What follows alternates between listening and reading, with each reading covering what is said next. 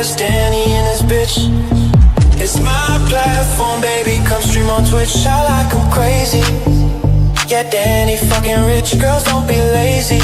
Put some energy in that clip. Go buy a hot tub, strip down, shawty loves the fit. And Danny's 60, but still wants some off that drip. Don't worry about safety, Twitch con, young, wild and free. These baddies chase me, but don't bring security.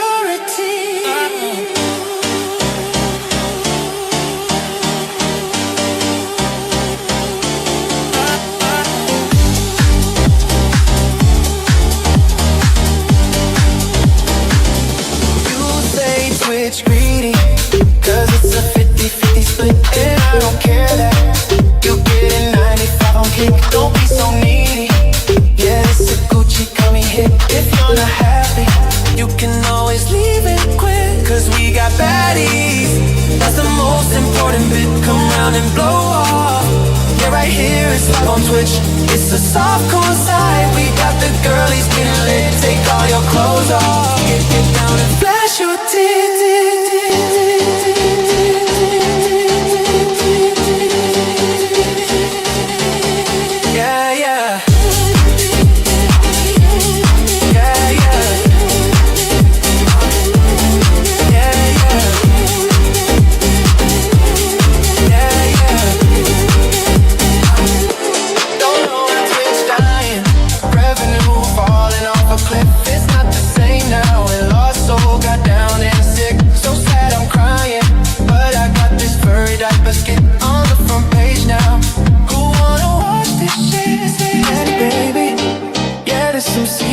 Type shit, my life a movie. TwitchCon was off the grid. I'ma watch some streams now. Chill out, cool off a bit. See you in the next one. Gucci marks generated the shit.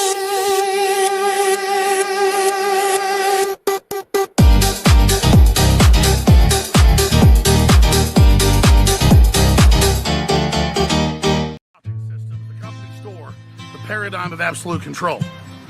And that's why we're just out here doing simple things, pointing out that we're meant to be in nature and be natural. And this is where we find the source that God made to transcend the New World Order. And that's why they want to try to keep us out of it. I'm angry. I've had enough of these people.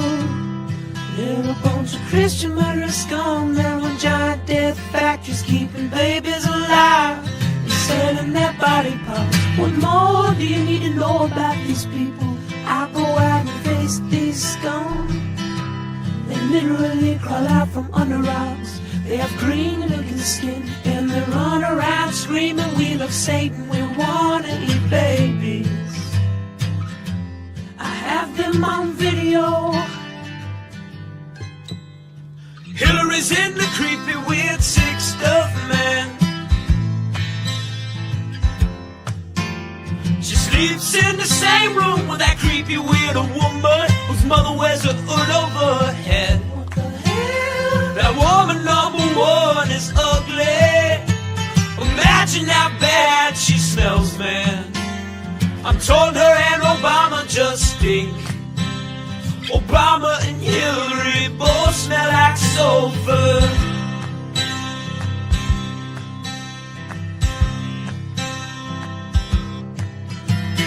Literal vampire pot, then the goblins are hobbling round, coming after us.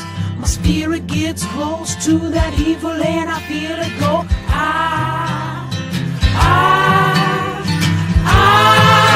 We're such self-centered crap, we don't even notice hell itself rising up against us. Millions of pointed people of the very worst type, and I'm so pissed. We're gonna stab your daughter at the mall. We're gonna stab your wife, your son. We're gonna stab you with a butcher knife, and then the police chief is gonna say, we love our Somalis, we love our Muslims. Oh, they're so good, oh, they're so sweet. What are you doing here? I came to apologize and make out with tongues. I don't know where your tongue's been. Oh, wait. Yes, I do. I didn't mean to kiss Joseph. It was just that he was so sad and tall. And you're so loose and cheap.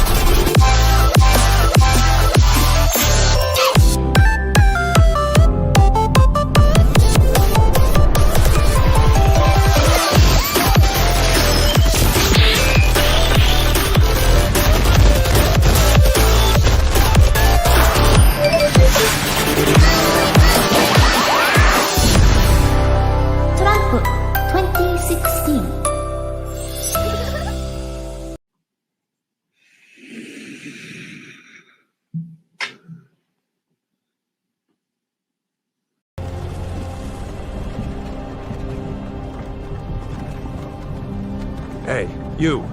You're finally woke.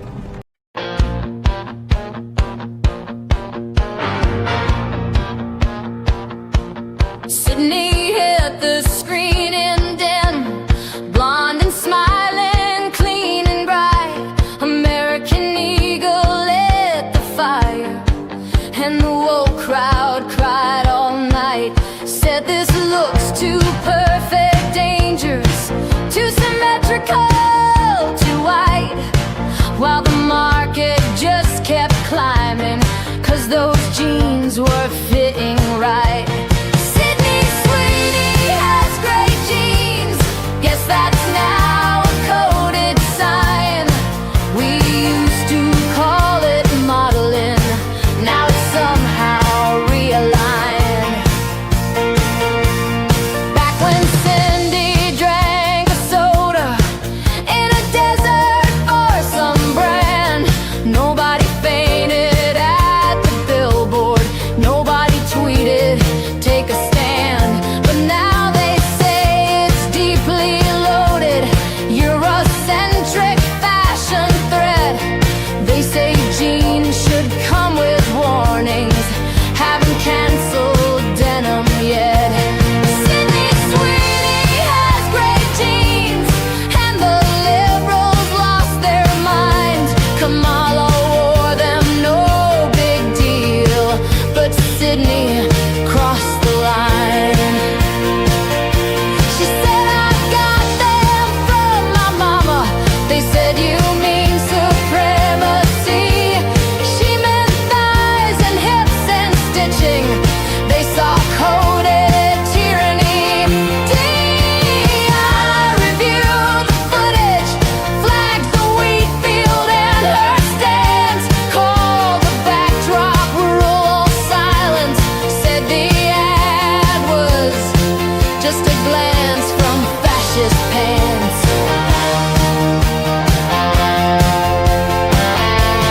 Sydney Sweeney has great jeans,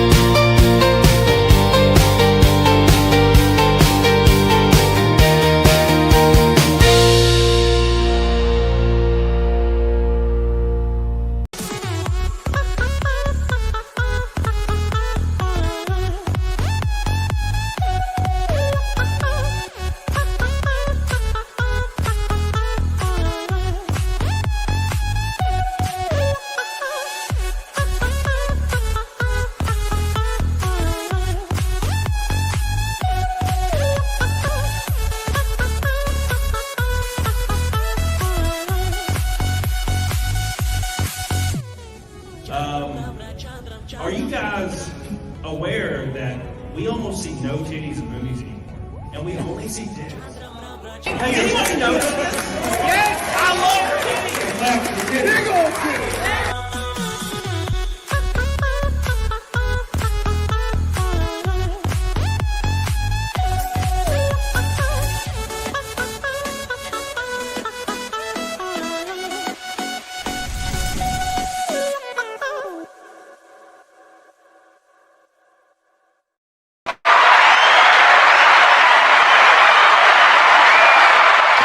What's up, you big old bitches? Hold on. Damn it. Why did I do this? Hold on. I have something in my mouth. So, I put on a new shirt, and it had one of those tags on there.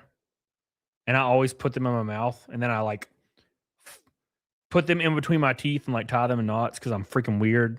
And then they're stuck in there. And I totally forgot. How you guys doing? Welcome to the show, boys. I know it's a Tuesday. I'm very excited. It's going to be awesome. Awesome as hell to hang out with my boy Hypnotic. He's the man with a plan. We're going to have a lot of fun tonight talking about all the spice. So I hope you guys are ready for that because we're going to have some fun and it's going to be great. So make sure you like the stream. Don't forget, very important, like the damn stream. I forgot to turn on the vertical dual stream. So rest in peace to those folks. Oopsie daisy. I don't know if it helps or not, but I like to just have the option.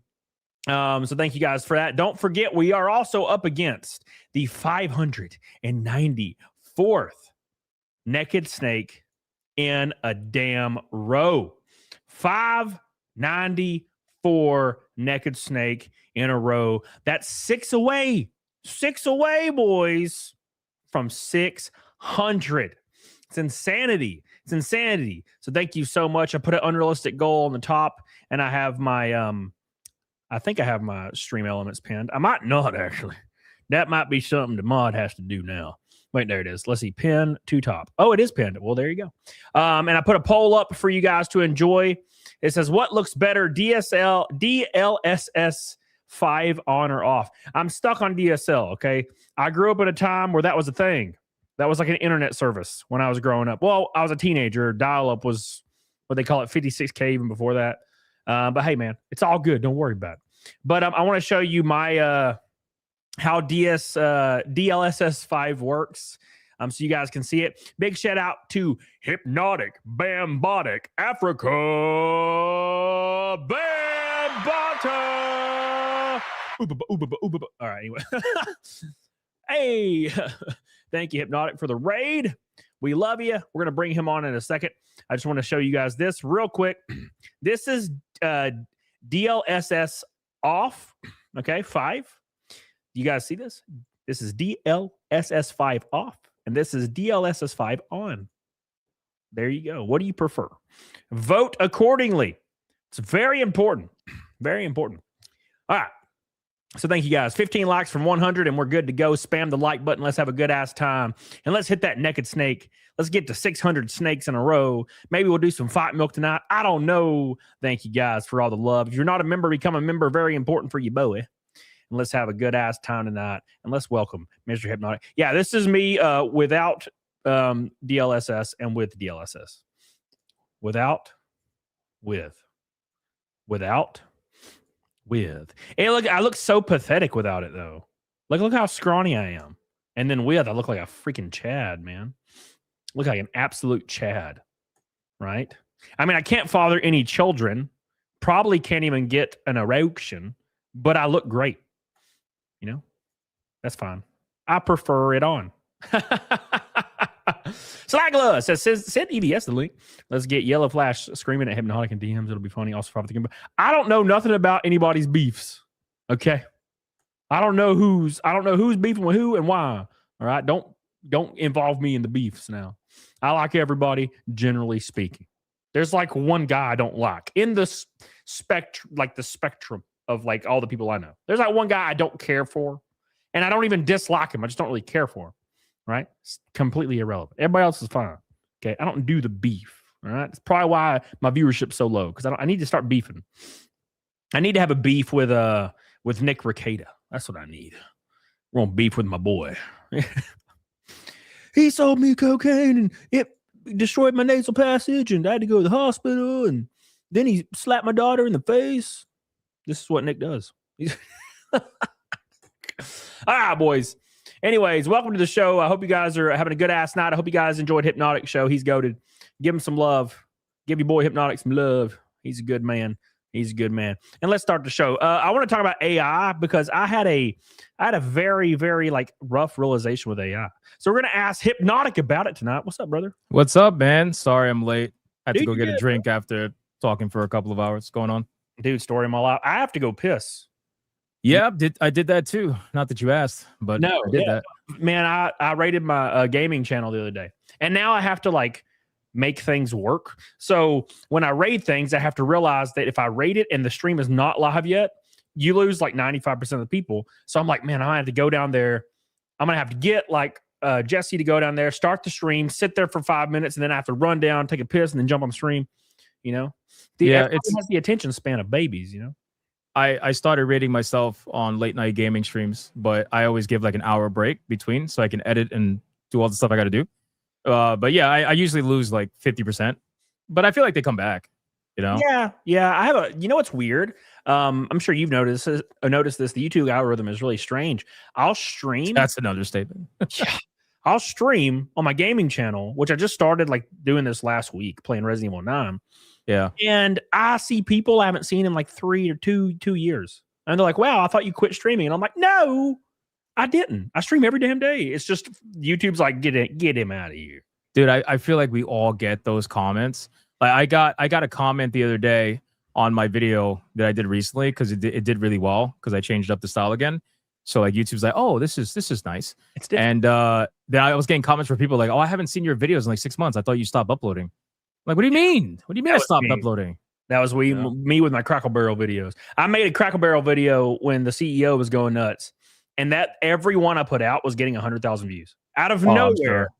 I was getting like 6K per video, and then I put like 5 Crackle Barrels in a row, and it was like 100K, 100K, 100K, 100K.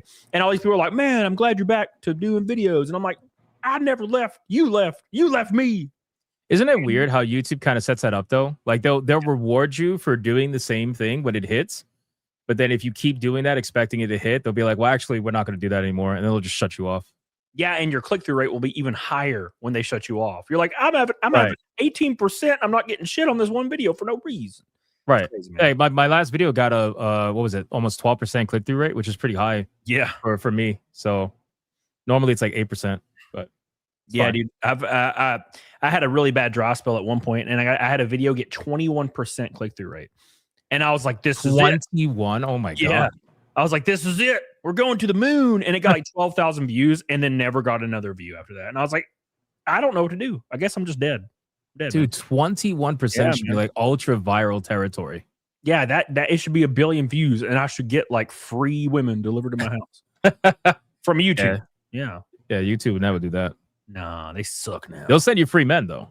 Yeah, for real. That's approved by the structure. It's like, dude, did you see that X is adding they talked about it for a while, but I think it's tomorrow they're officially adding the region block. Yes. Oh. And for messages too, right? So like it's not just content, it's messages too. All the fake OnlyFans girls gone. No more Indian content creators? Oh no. Yes. And look, I don't have a problem with India. No. Okay, look. All right. I'm not a fan, but I don't have a problem. But it's on X. Dude, I'll be scrolling and it's like, what would you do in this situation? And it's like a tiger attacking a guy. And I'm like, look, dude, I would just die. And then I have to mute them. And I'm tired of muting these. And of course, they're all from India. And I'm like, bro, stop this bullshit. I mean, the last video I saw from India was a guy shooting himself accidentally in the chest. I saw that. Yeah. I thought it was like a joke. You know, I've noticed that I'm starting to see like a metric fuck ton of death videos. And I'm like, please stop. I usually don't, which is so weird. It's like, why is this popping up? At first, I thought that like something funny was going to happen at the end. You know, I didn't realize, because I don't think the guy said that, you know, that the guy shoots himself. It was just one of those like, look at what happens kind of things. And then I watched it and I was like, oh, this is not good. He's really not going to shoot himself. And the next thing you know, flat. Yeah. Like, oh, okay. Well, there you go. And unfortunately, I watched that whole video. So now I'm getting like death videos every once in a while. And I'm like, it shows a little kid playing in the street. And I'm like, nope. And I just keep scrolling because I know he's about to get turned into red freaking pink mist. Yeah. Twitter's like, so you like death. I'm going to give you more death.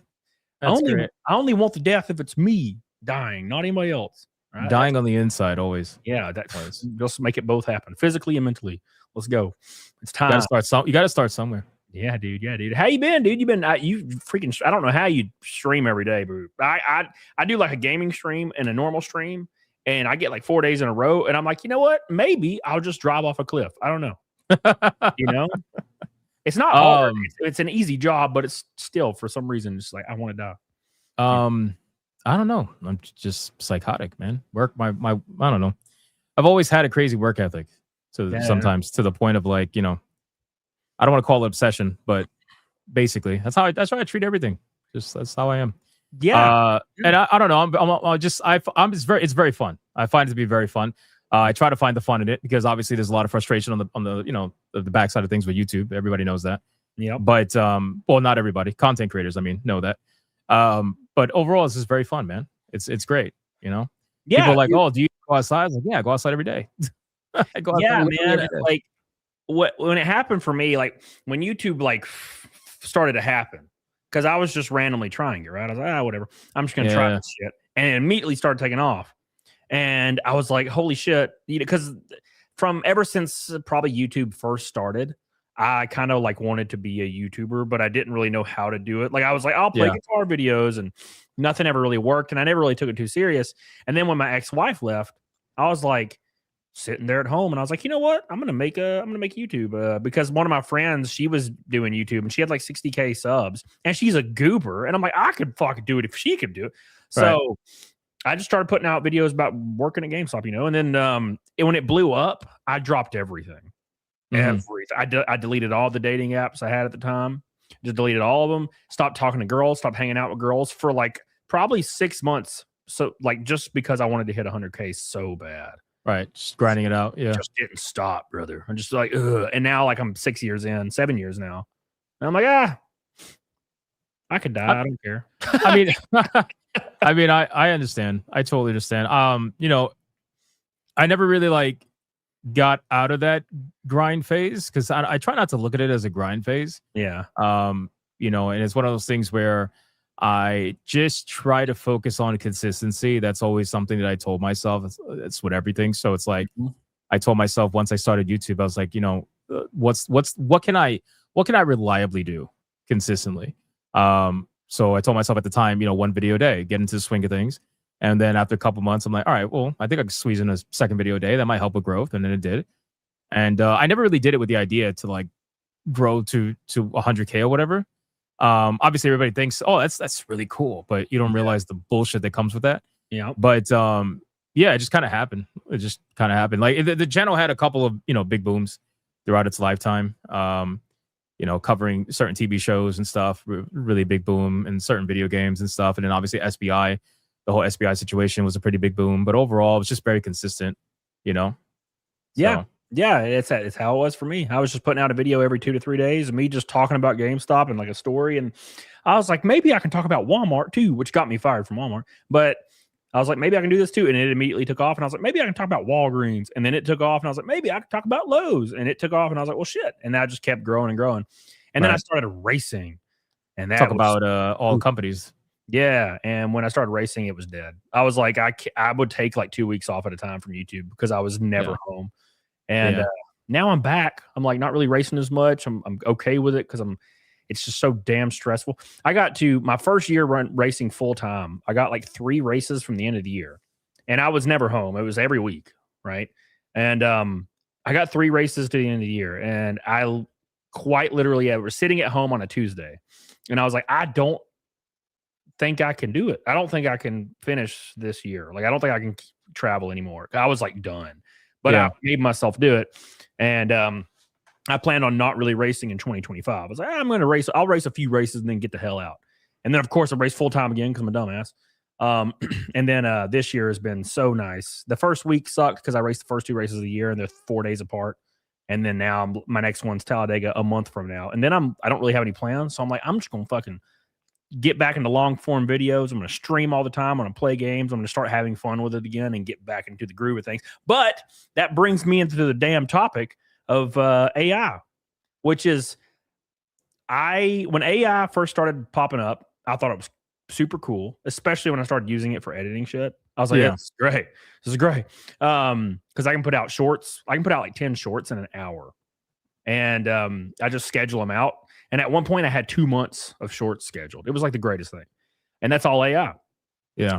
But it's progressing so fast that I live in Huntsville, Alabama. It's like they call it the Rocket City, and it's just nothing but engineers, software developers, software engineers, mechanical, electrical, everything across the board. And everyone I know is like 50% of their company, like their engineers are getting laid off because they're all investing in AI. And these are like around here where I live. And I was like, oh shit. And then I see Apple and Amazon and Meta and all these companies laying off 80% of their workforce for AI. And I'm like, what's about to happen when AI they're able to get into almost like the labor force? Are we looking at like a universal basic income, like UBI? What's going to happen? Because it seems like it's progressing really fast, and it looks like it's the end. Even for me, I won't even be here. There'll be a dumbass AI version of me making money off of everything, and it won't even be me anymore. I feel like what's going to happen is, number one, people are going to have to adapt, right? Because this happens all the time. Yeah, where you had people even back during the Industrial Revolution, they had certain jobs that were prominent back then, and then they got replaced by machines, and they ended up having to pick up a trade, learn a trade or something like that, and adapt and do something that you can't just, like, sometimes things happen in life where unfortunately you can't just do the thing anymore that you were doing all the time. You gotta adapt. That's number one. Number two, AI is just the new gold rush. Like that's what it is. And 2026 is going to be the gold rush of AI. I've been saying that for a while. These companies are all investing massive amounts of money, and a lot of them are going to go broke for it. And then the ones that go broke are going to get absorbed by the ones that didn't go broke. And those companies are going to absorb the smaller ones to basically take their AI infrastructure, whatever they built, and add it to their own. And then it's going to be whoever's left standing, which is going to be probably just the big companies, right? Like your Microsofts and, if you're talking gaming, your Sonys and stuff like that, like all these massive companies are going to be the ones left standing. It's really going to just be on the complete opposite ends. It's going to remove a lot of the middlemen from a lot of these companies, and it's going to leave either major corporations with massive AI data, centers, or it's going to help out tremendously the small guy who back in the day couldn't make a video game or couldn't do something without investing a lot of money or hiring a lot of people. He is now able to do everything on his own, or at the very least with a much smaller team because of AI. So these two drastic sides are going to get a lot of help from this particular technology. How they utilize it, well, that's up to them. A lot of them are going to use it for bad, and some of them are going to use it for good. But yeah, it's going to be a not it's not going anywhere. It's going to breed a lot of innovation. I think I'll go into the field as a sex bot tester. That's what I'm gonna do.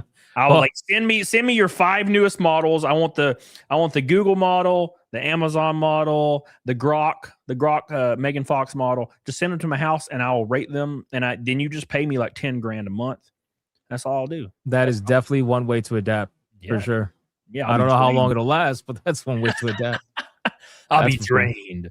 I'm gonna make it happen. That's what we're gonna do. Billy says, "Let's get snake gold bigots." Thank you, Billy, for your gold boy, an orange, pink, and a red from a rainbow knot. Billy says, "Do not redeem. Hypnotic, why are you redeeming?"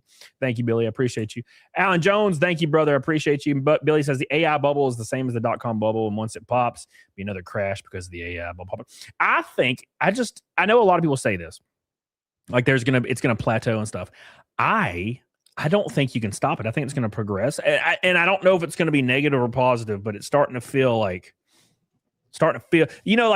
for example, who's really screwed, Hypnotic? Middle-aged white women. Why? Because what do they do when they start feeling unfulfilled in their marriage? A, they get a divorce, or B, they become a realtor, right? So all these white ladies that are becoming realtors, they're fucked. Because did you see the story? Yes, I did. I know who you're talking about. Yeah. Yep. Dude, he did a whole deal with just ChatGPT or whatever. He sold his house with ChatGPT. ChatGPT set up all the listings, everything possible, all the contracts, and it just sold his house. He sold his house in 5 days and didn't have to give a 6% commission to a realtor. You know what I'm saying? Yeah.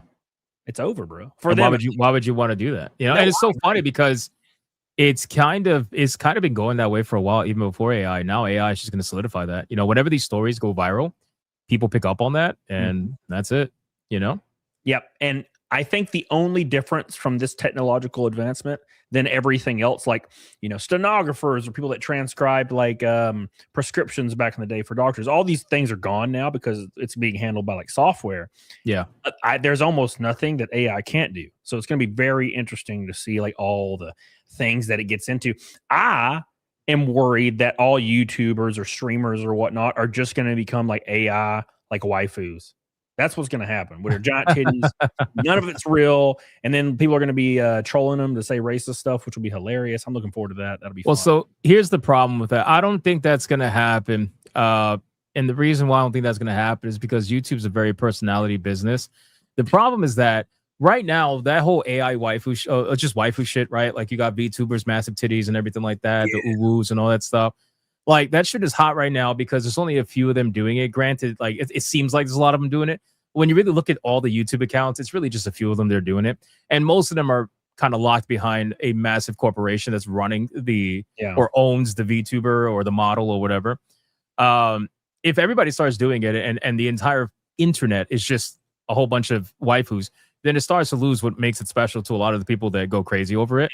And then people just get bored of it. And then all of a sudden something else is going to start sticking out and whatever, and standing out. So I don't know. I think that, yeah, you're going to see AI being utilized a lot in different ways by YouTubers because it does let them go much further than they were able to. I mean, I'm able to do a lot of things now that I had to either pay people for or desperately try to find somebody for or deal with fucking Indian scammers on Fiverr.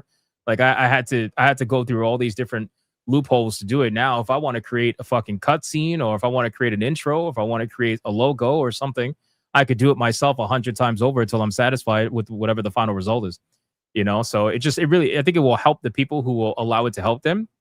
And then the people who are just kind of getting by, then yeah, maybe they will be replaced by AI. Who knows?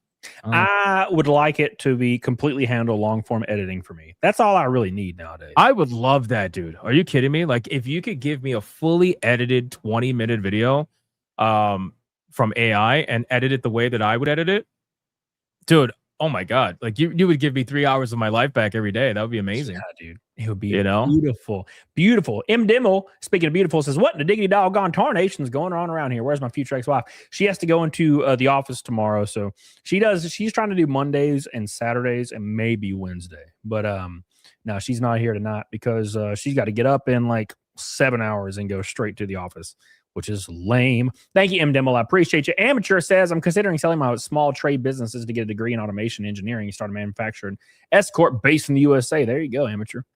Get in before the door closes, brother. I know my happy ass ain't gonna do nothing. I got like the intellect of a rock. I'm screwed. A big thing to get into right now is basically what do you call it? Like making things that AI data centers need.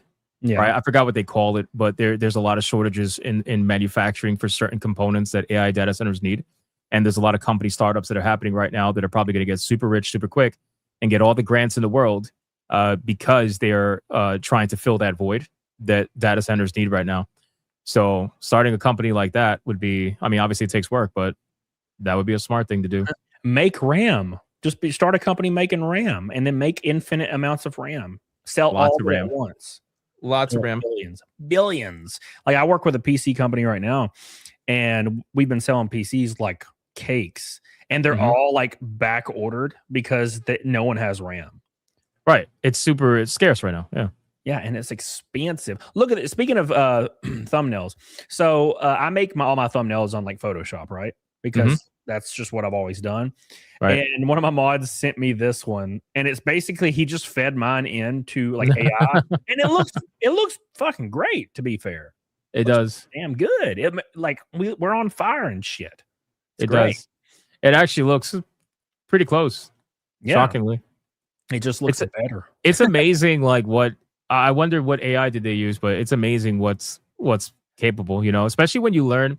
See, the thing about AI is that you can't just like throw something into it and expect a great result. Yeah. If you know how to speak to the AI, if you know how to prompt the AI, you could really get some crazy shit. Really crazy shit. It just all depends on how you prompt it.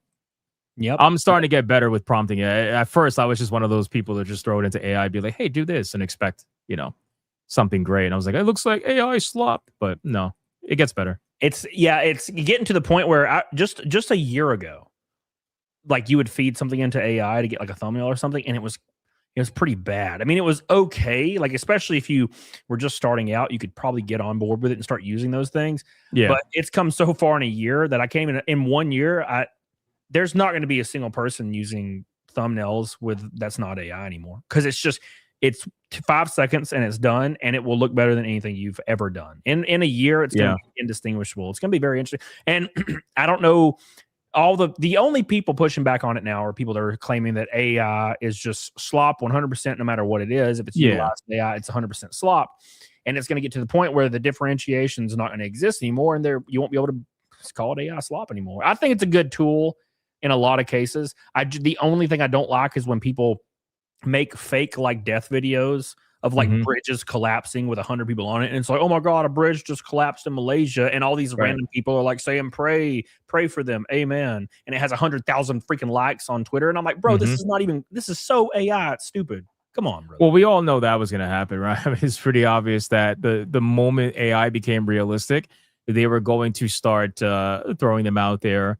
They're going to start throwing like fake ass content out there, just for whatever bare minimum clicks, which is why they're. It's interesting. A lot of these platforms are trying to fight that, but it's like, how do you fight that?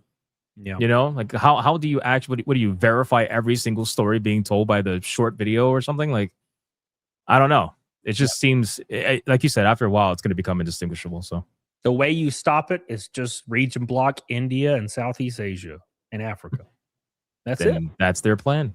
That's what I'm going to do. That's day one. I think it launches tomorrow. My happy ass is Southeast Asia and Africa. Done.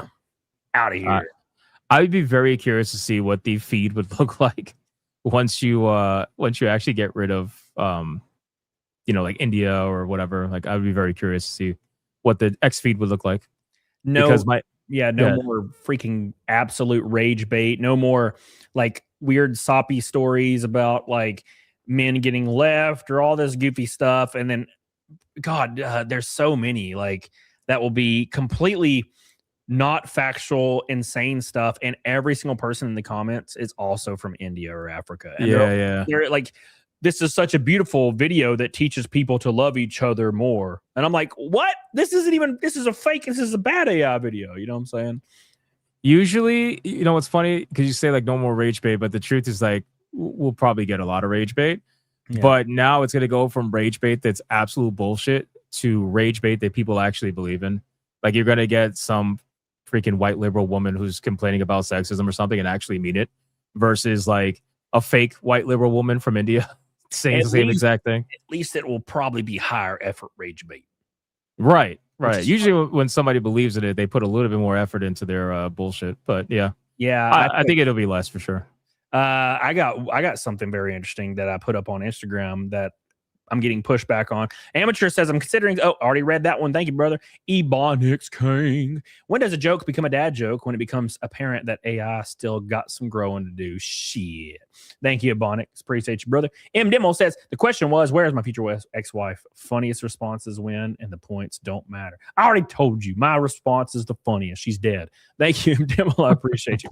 So I put you know what's really frustrating about the world? The fact that I'm going hyper viral on Instagram all the time, and Instagram is the one app that doesn't pay for fucking reels. It's the one app that doesn't pay you for reels, and it makes me want to die because I'm like doing so well on it. And I'm like, can you do well on something else so I can get paid?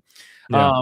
But I put up one where this blue hair girl, she's like 17, she's in high school, and she puts on social media that she's going to kill her teacher because she's just fucking freaking out. Genius. Yeah. Genius. She obviously gets arrested, and they go to her school to arrest her, and they're confronting her, and she's crying, blah, blah, blah, whatever. There are people in the comments that are so unbelievable, and I feel like it has to be rage bait. And they're doing the whole thing where they pretend not to understand what freedom of speech is. They're always like, what about freedom of speech? And I'm like, bro, like, are you really going to pretend that you don't understand the parameters around freedom of speech? It doesn't mean you can just say, I am going to kill this person on social media, because you can't also complain that there's school shootings in America, but then also say, oh, where's the freedom of speech? Because the whole reason that people are getting arrested this day and age for these kind of things is because school shootings are a very real thing, especially when you see the people getting arrested and they look like the culprits. You know what I'm saying? Yeah. Well, they'll try to use your values against you just to quiet the conversation, because they're getting owned in the conversation normally. Because if they realize they can't scream at you and win whatever the debate may be or a conversation, they'll be like, well, don't you advocate for this? Like, that's all I'm trying to do. It's like, no, it's not. You're full of shit. No, they're absolute bullshit, and I'm tired of them. I'm tired of all of them. We're not even gonna pass the Save Act, which has 80% of the support from people. I'm just tired of people, man. I'm just tired. I'm tired. I'm fatigued with politics. I'm fatigued with everything. You know, the internet, social media has ruined political discourse. Yeah, I really do believe that. It's also it's brought people into political discourse that otherwise never would have had it to begin with. Yep. Like, you got all these young people in high school pretending like they care about politics. You really think they fucking care about politics? Nope. They don't. They just realize that gets them attention now. They care about attention more than the politics. They just, now the politics gets them the attention. Back in the day, it wasn't politics. It was something else. It was being emo. It was being whatever. Like that will get you the attention. Now it's politics. Once politics stops getting them attention on social media, you'll see the political conversation disappear from people who normally don't care about it. I've been saying we have the same damn mind. I've been saying the same thing. This like obsession with politics is the new thing, but it's like lasting way too long. Like emo kids were like 2 years, and then it was seen for like 1 year. I don't know what it is now, but like it wasn't very long, and it became. The social contagion actually dipped into like trans for a while there, and it started to go away hard. And you saw that drop off. Oh, like yeah. In identification as trans, like it dropped off like at the 80% or something stupid like that. Major drop off. Yeah, because it became the not cool thing anymore. Like, right. You got the new generation, which is very fun to see. The new generation, like the youngest people right now, they're like teenagers. They care about fitness and like bettering themselves. It's the weirdest thing I've ever seen. Like my gym for the first time ever, I think starting in like January or maybe like late last year, my gym, which is usually men that are like 35, women that are like mid 20s working out. It's a meathead gym, so it's fucking everybody's jacked. And it's out in 3 months' time. Half of my gym is like 18 to 20-year-old like women and men, like that are all real skinny, and they're like working out and like asking for advice. And I'm like, I've never seen this in my 10 years of working out. I've never seen anything like this. It's like the body positivity movement fucking gone, the trans movement, as far as the social contagion, gone. All these things are gone because they're just not as popular anymore. Now the popular thing is, what are they rebelling against? Hypnotic. Like every generation rebels against whatever is status quo. And for the last 10 years, status quo has been tiptoeing on eggshells and adhering to whatever anybody has to say. Yeah. And now kids are rebelling. They're like, fuck that. I'm going to say the F slur. I'm going to say the N word. I don't give a shit. And they're going to go, and they're just going out and doing it. And it's becoming more and more popular. I don't know if that's necessarily a good thing, but at least they're not obese anymore, which is a good thing. Yeah, I think it's also a lot of these streamers that are, I don't even know, what the fuck do the kids call it, bro? Like when some fucking guy pretends to be a Chad and what do they call that? I think somebody in chat said it looks maxing or whatever. What the fuck does that even mean? Anyway, I think because of that, a lot of these kids are now trying to like follow that same trend. So now they're like going to the gym, trying to be the same like looks maxing guy or whatever. And it's just, hey, at least they're going to the gym, so that's cool, but isn't that good? There's definitely drawbacks to this, like clavicle or whatever. But drawbacks to everything, yeah. There's a net good there, because going to the gym, getting into good shape, hanging out with women as a man, that will just naturally make you more stoic and confident. And like confident in a real way, not confident in like a way where you force and fake it. Confident in a way that you're actually confident because you're doing all these things to better yourself. And then they'll grow past all this streamer bullshit and they'll just be solid ass dudes with a fuck ton of stoicism. And I think that's better for the world than a bunch of like fat, annoying children that are like complaining about everything on Reddit, just crying. Talking about how they're so happy that their wife's boyfriend bought them a Switch 2. God. I mean, you would think that it would make a lot of men confident and stuff, but sometimes It depends, dude. You'll get guys that go to the gym just to try to get swole and shit to protect their fragile fucking egos. But I think that most most will probably end up a lot better. I think you definitely end up a lot better than compared to like the other alternative. Basically, is what I'm saying. You know, yeah, the other alternative is being fatter than hell, and I'm tired of it. I'm tired of the fats, Hypnotic. I'm tired of smelling them. That's I hate that shit, bro. Why are you smelling them? You can't not. They walk by on wafts. Go the other direction. God, dude. And look, to be fair, when I see a bigger dude coming to the gym or a bigger woman, I'm like, hell yeah, let's go. Base. That's cool to see. Right? That is cool, yeah. You know, I never understood the people that made fun of like fat people at the gym. It's like, bro, at least they're there trying to do something. Let them fucking do something, you know? Yeah, bro. I'm all about that. The only people I don't like are skinny dudes that can't bench a plate. I'm like, all right, now you need to fucking figure this shit out right now. Okay. Yeah. Because Jessie, PDH, who is a small blonde woman, is benching over a plate. Okay. This is stop being weird. It's weird. Yeah. It's a lot of interesting dichotomies in the social space, but no, I do think that, like you said, things are trending in a better direction, at least from a physicality standpoint. Hopefully, anyway, that continues. We'll see. Yeah. Hopefully, going back to the AI thing, hopefully AI will bring me Bloodborne 2. And that'll be a not happening. Stop coping. Not happening, man.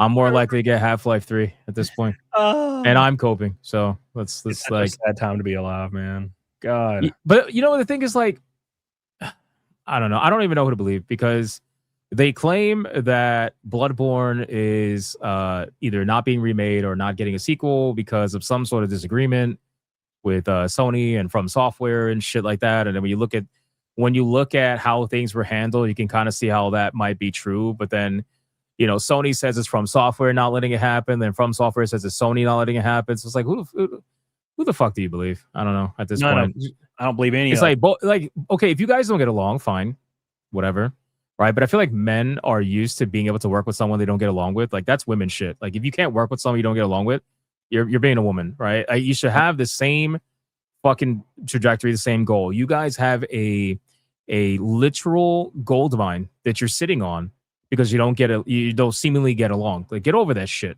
Get along, figure it out, and release a game that is going to sell unbelievable numbers. Like, you thought Elden Ring sold crazy numbers, like Bloodborne 2 would sell, I think, better than Elden Ring, which is saying something. And just make it in the style of Elden Ring. So it's like Bloodborne, but it's like open world kind of, and it's all gothic and Victorian and shit.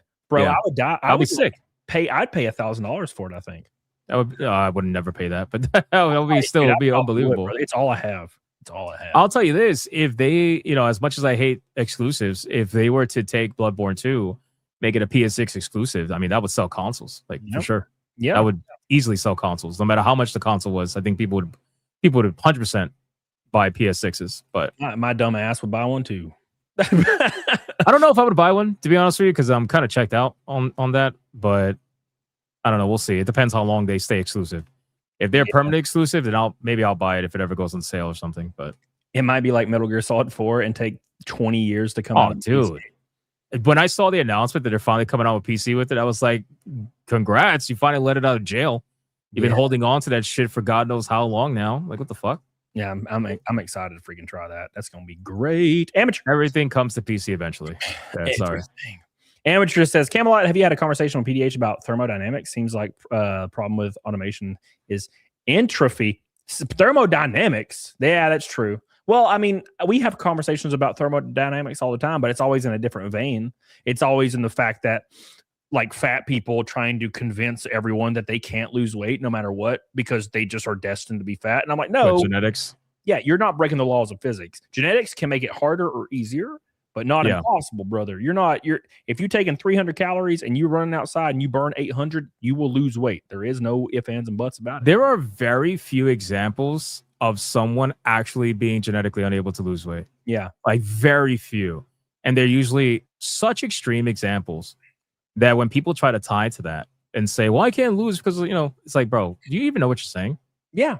Yeah. It's like the same thing as the gender conversation when they rest on the fact that, like, hermaphrodites exist. And it's it's such a small percentage that it almost is negligible. And they will always go back to that as a defense for, like, giving somebody a gender at birth. And it's the exact same way with the like thermodynamics thing. It's like people will be like, oh, well, there's 0.03% of people actually have a real genetic or hereditary or like medical condition where they actually, it's almost impossible for them to lose weight. But it's such a small percentage that it almost doesn't exist. And the guy saying it doesn't even have that genetic disposition. He's just fat. Well, it's kind of like that trend. I don't know if you remember the trend on TikTok where basically every woman who claimed to be non-binary was suffering from, I forgot the name of the disease, but basically it was the thing that makes it think they have like, they called it systems, I think, where it's like they thought there was 8 different people inside of them and they all had names and personalities, and then they could switch on the fly somehow from all the different personalities. I forgot what it was called, but it was like called a multiple personality disorder, or it's called like PCOS or. I just remember them calling it systems. That's all. And I was like, yeah, sure. So you guys can all split, like just choose one of your 8 fucking personalities on a fly. One of the rarest diseases in the world, and all the women on TikTok have it. Like, yeah, all right, that makes sense. Yeah, sure. Oh yeah, that reminds me of the fake Tourette's girls on TikTok. Oh yeah, that was a thing too. The fake Tourette's girls, and you also had the fake Down syndrome girls that would use the filter. Oh, like the hot girls that would use the filter to pretend to be fucking Down syndrome. Like, bro, you guys are insane.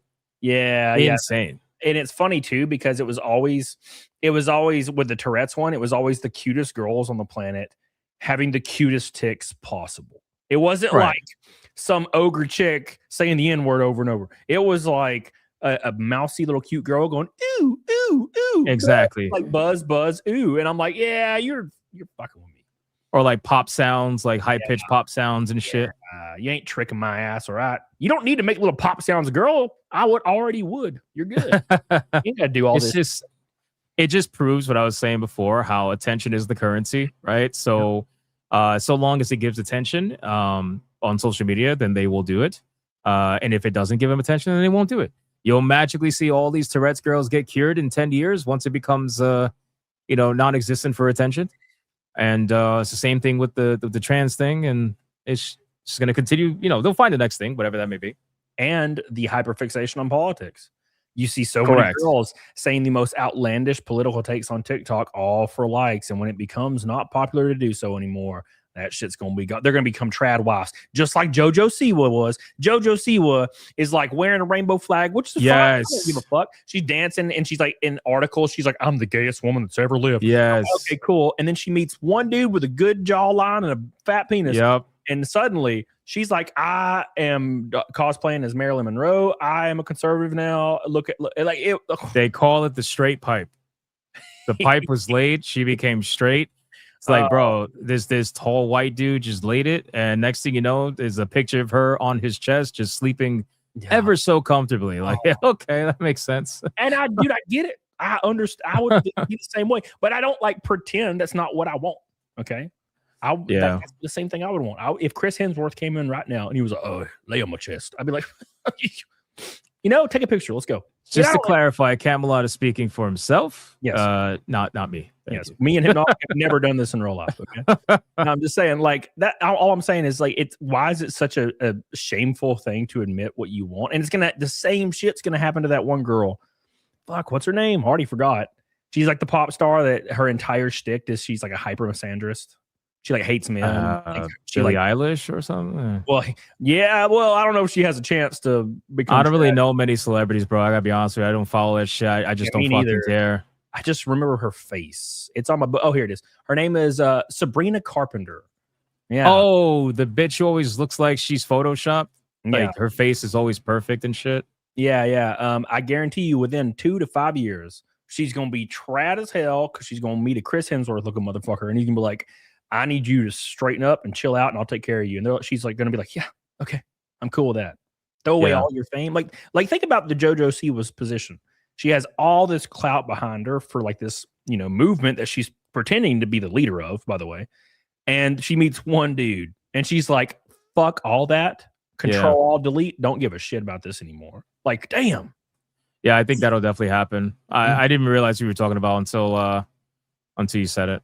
Yeah, she'll definitely end up like JoJo. But you also got to remember too, man. It's these people are products of their environment, as much as they also lean into it too, for obvious reasons, attention, money, opportunities, whatever. They're products of their environment, man. These young girls grew up in Hollywood, and they know the game to stay important in Hollywood. You gotta say the thing, do the thing, and that's what they're doing. They're all saying the thing and doing the thing. And once they find someone who's gonna be able to take care of them, if they stop saying the thing, well, then they stop saying the thing. Yeah, you best believe, brother. And I can go the opposite direction with it. If some billionaire was like, "Hey, Cody, here's $20 million. Just go on your stream and say you are a devout leftist," my happy ass would go out. I'd be like, "I love Biden was as sharp as a tack. Let's go." And then I go buy a Ferrari and I just get off the internet. That is fucking funny. Hell yeah, brother. Fuck them. I'll take their money. Go on. Take the money. Sad thing is, you say that as a joke, but there are like lefty millionaires and billionaires that are funding things like that. Yeah. To get where do you think all these paid protesters come from? Yeah, dude. Where's my check? Come on. And they pay pretty decent too. I think they pay like a couple grand a protest or something like that. Bro, like you pay me like $3,000 a day. I will go out there with a picket sign. I love all everybody love all. Let's go. You got to start collabing with Hassan. I'll go fucking hang out with Hassan. He doesn't shock his dog. That was actually a totally non-shock collar. It's totally fine. Look how handsome he is. Please give me. Yeah, brother. Dude, I'm all about it. The dog just screamed because it was dreaming or something. Yeah, it screamed for no reason. That's what that breed does. It just screams sometimes. I don't know. It's weird. Insane. Yeah, brother. I'll sell out. Come on, let's give me for a couple $1 million. Yeah, dude. I'll do whatever the hell you want. I'm all about it. I need a fucking Ferrari. Monkey Man says, "What key can't open a door? A turkey. Why have you started doing this, Monkey? What the hell, bro?" He's done that on my streams for probably a year now. Oh, that's almost, he was in my streams, and then he fucking left me like Sonya and went to your shit and started telling dad jokes. That's some bullshit. Well, they got that from ABF, so. Oh, Ebonic says Half-Life 3 is coming. I saw it on my Twitter feed. Definitely not AI. Thank you, Ebonics. Millie says, "Does Hypnotic play Mega Man games at all? I've been playing a lot of games. I'm playing on Game Boy Advance as a kid recently. I stopped at Mega Man 4.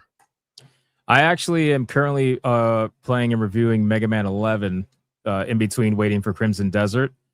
I made it up to Wily's Castle, almost up to I got felted at the first fucking level, so I'm waiting for that. But no, I'm almost done with that. But in terms of like Mega Man games in general, I really like the Battle Network games. Those are my favorite by far. Like I feel like those are legendary Mega Man games. I had all of them on Nintendo. Like I had like 2, 3, and 4, I think, on Nintendo, maybe when I was like real young. And there were certain ones I couldn't even play. Like I don't remember which one it was. It might have been 2 or 3, but I couldn't even like start any level. I just die immediately. And then there was one that I could get all the way to the Wily, like the first of the Wily stages. And I think it was 4. It could be wrong. And I was like, why is one of these so hard and one of these are totally reasonable? And but that's as far as I ever played. I don't know. X. Yeah, go ahead. I think it was X, the first X game. X is great, yeah. I don't know if I feel like I love Battle Network for a multitude of reasons, mainly because they were available on probably my favorite handheld, which is the GBA. But even so, I mean, they were just fantastic games, like super great story, RPG focused, turn-based combat. I feel like it just hit everything. It was great. So hell yeah, dude. I'm just needing me an Elden Ring 2. Never gonna happen either. Hey, by the way, guys, don't forget we are up against the 594th Naked Snake in a row. Nice. Don't forget, very, very important to keep the streak alive. Don't forget, we're also 1 orange, 1 pink, and 1 red boy $100 super chat away from a rainbow night. Can't rely on GoFlow every night, whoever the hell that is. There's somebody that comes in every night and drops like $200 to get to the snake streak and then leaves. And I'm like, who the hell is this? So I've been trying. Maybe they just want to see the snake and that's it. I mean, probably. But also, who the hell is it? Because it's somebody in my chat that's like made an alt and they're like, I'm going to fucking stay secret so people don't think I'm a simp. You know what I'm saying? Yeah. I mean, I don't know. I don't question it after a while. Just kind of let it be. Oh, shit. I didn't question it for the longest time until I got hit with like $7,000 in chargebacks. I remember that story. How did that resolve? It just stopped happening. Like, I mean, I never got the money back, but it stopped happening. So I just got wrecked for a while. And it was really bad because I was like on the cusp of like barely surviving, like coming out of the race season and trying to get my money back into a good place and like getting into a good solid place where I can relax. And I was like, it's all working out. Yeah. And then the chargebacks hit. And I was like, oh, ooh, I'm fucked again. So it took me another 3 months to survive that. And then racing started. And I'm just like, Why would they do that? Like, first off, why would the person do that? Second off, why would they even be approved? It's crazy to me. Crazy. YouTube, coincidentally, no, but like the card company though, like they would have to fight it from a card level first, right? And then the card would go to YouTube. Yep. So basically, what YouTube said is because I talked to YouTube, I actually finally got a person on the line, and they were mean as fuck. But that's irrelevant. So I was creating a stink, like, and it was like viral on Twitter. People were angry. I remember. YouTube like DMs me, and I'm like, okay, finally we're gonna talk to somebody. And the guy's like, oh, it appears you had chargebacks. I'm like, yeah, I know. It's been 3 weeks. I already know this. But apparently YouTube's new policy as of October, I think, or like August of last year, they just approved 100% of chargebacks now across. That's weird. So they don't even argue it. They're just like, here you go, fuck them. And I was like, well, what do I do? And I was talking in DMs with this person. And I made another Twitter post, and it blew up. And the person unpromptly emailed me again. It was like a guy works at YouTube, and he was like, "Hey, just letting you know, there's nothing we can do to fix this. And if you email us again about anything relative to this, we will not reply to you." And I'm like, "Oh God, wow!" It was awful. It was absolutely awful. They didn't give 2 fucks. It was very sad. I don't see what the fucking what the point of that is. I mean, what are you proving? Like, what are you doing? Like, first, I don't know. I was gonna say something, but I have no idea. It just seems stupid to me. It's sad. It was very sad, and they just don't care. Chai T says pregame stripper dollars because I got them from Hypno. Hell yeah, thank you, Chai T. Nice. You. Thank you. I appreciate that. I got this interesting video I want to pull up about. Well, there it goes. So this guy was at a Berry Fresh, and they called the cops because his motorhome had a Trump wrap on it. Oh my God! This is the UK? Oh, I doubt it. No, that is. I don't know. Nope, this is not UK. It's their property. They're asking you to leave. I'm going to ask you to leave. Oh, even the police are getting them out of there. Oh, that's interesting. Well, because the business has a right, like, not to defend the business, but any private business has a right to serve or not serve you. Yep. Right. So obviously you can take it to court and claim discrimination and all that stuff, but that's not for the police to decide. Mm-hmm. So the police are always going to side with the business. If the business says, we want you gone, you're trespassing, the police they're gonna get you gone. And then they'll talk to the owner, obviously, after the fact, but they're gonna focus on just getting you gone and de-escalating. Yep. So yeah, that's not to defend again the business, because I think they're fucking retarded, but that's where that falls. It's one of those things where, I mean, I've had something like this in the past. I'm gonna play it a little bit more here. I got it. Okay. So we'll stand out there on the sidewalk. Perfect. Okay. That's fine. All right. Make sure you're in a parking spot or whatever. Well, where do you park something like that? I hope he didn't pay for the food. Very good question. You can't park it there. It's a fire. That lady is an absolute unit right here. Look at her. That is the peak physical form. I don't know what you're talking about. She is a straight up bowling ball with a head. We have amazing requirements. I understand you're just doing. How do you even get past PT training? No, I agree with you there. Brother, like I said, she's the peak physical form. We did PT training when I was in high school, and I almost died. And I was like 240. I wasn't like 300, brother. My high school gym teacher was a fucking Nazi general, I swear. This guy would make us go until we damn near vomited. Yep, same thing. Mine beat the hell out of me one time. I never happened to be, thankfully. I grew up in Alabama, brother. So we have corporal punishment here. We probably don't now, but when I was growing up, I'll never forget. I was just sitting on the kickball field, kicking some balls, brother. And I was on the outfield, and I don't give 2 shits about sports, especially not back then. You know, I kind of like it now, but back then I didn't care. I was a fat kid. And my other friend, who was also a fat kid, we played Mortal Kombat on Sega all the time. So we're like reenacting the moves, you know, in the outfield, like over here and blah, blah, blah. And we're having fun. And I guess the coach thought we were fighting. I don't know. And he comes and grabs me by like my shirt and lifts me up. Oh no. He's a giant man, and takes me into the gym, because we were outside. Takes me into the gym and pulls out a paddle and just beats the fire out of me. Paddle. Oh, shit. And I'm screaming like a little bitch. And yeah, my parents were they approved of it too, because that's my parents eating for. They were like, beat him. We can't leave our jobs to come get him, beat him. And so that happened all the time, dude. I got beat all the time at school. There was one coach.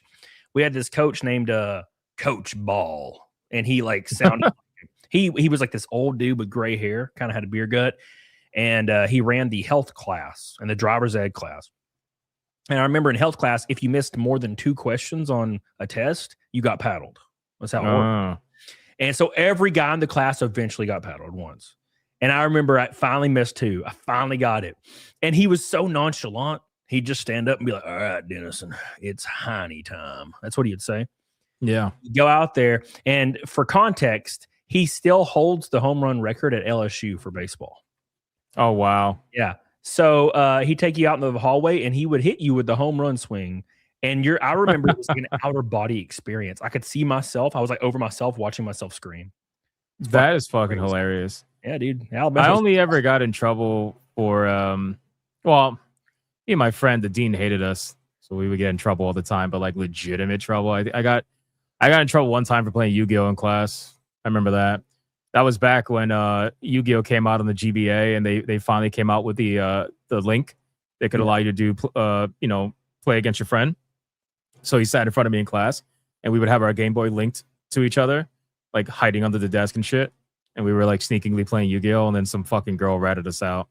I was like, fuck you, bitch. That You same shit happened to me. I'll tell my story here after M. Dimmels. Orange Boy, he says, fuck's sakes, I'll commit to the Orange Boy. Twist my arm, why don't you? Billy Hatcher, you silver-tongued devil. Oh, hey, Cody, I didn't see you there or something on it. Thank you, M. Dimmel. I love you. I appreciate you, brother, for your Orange Boy. Now we're a pink and a red from a rainbow night. Oh, my God. Thank you, buddy. M. Dimmel's goated. Sonia says, Orange Queen here. Love you, mi amor. Yeah, I used to call her the Orange Queen because back in my gaming stream, she dropped fucking Orange Boys like candy. She should change her name to the Orange Queen instead of Sonia. I don't understand. Thank you, Sonia. I love you. I appreciate you. She's finally back. So my story about this exact same situation was I don't know if you're as old as I am, but we were in the computer lab with these like CRT old ass computers with Windows 98 on them, but it was new at the time. And I remember it had it had a Flight Simulator 98, I think, on it. And I remember that. Yeah, dude, it was awesome. And we would just fly fucking Cessnas around and hit shit. And I remember we found out how to LAN connect. And of course, all the PCs in the computer lab were connected. So we were telling all the kids in class how to LAN connect. And there was just like 100 planes fucking flying around. It was the coolest shit ever. And there was a local chat. And I remember finding the local chat. And me and my buddy were just talking back to each other. And we were quoting Scary Movie. No.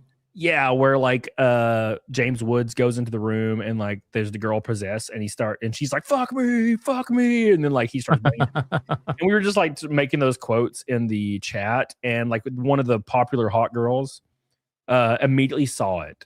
And she was like a hoe. And we were in like 8th grade and she's a hoe and she's fucking mad about this. So because she just wanted to get us lit up. And we got fucking taken out of the room and I got paddled because it was like my 5th offense. And then if my friend didn't get paddled, I got paddled because I always did. And it's good though because now she's like 400 pounds, and divorced. So it all worked. Shit. So you dodged a bullet then? Yeah, makes sense. Yeah, I won in the end. Now she's. I mean, I never like literally did anything in computer class because the teacher never wanted to like. There's not like what you can't. What are you going to teach me? You know, like when I was in high school. I was already typing like 130 words per minute. Like, what the fuck are you going to teach me, bro? You know, and my teachers, they would never believe me. And then they would test me because, you know, every fucking teacher, the ego, they're like, yeah, I don't believe you. Do this test right now. And then I would fucking blitz the test and they would be like, all right, just go sit in the fucking corner and you know, be busy for a half an hour or something. So that's just what we did.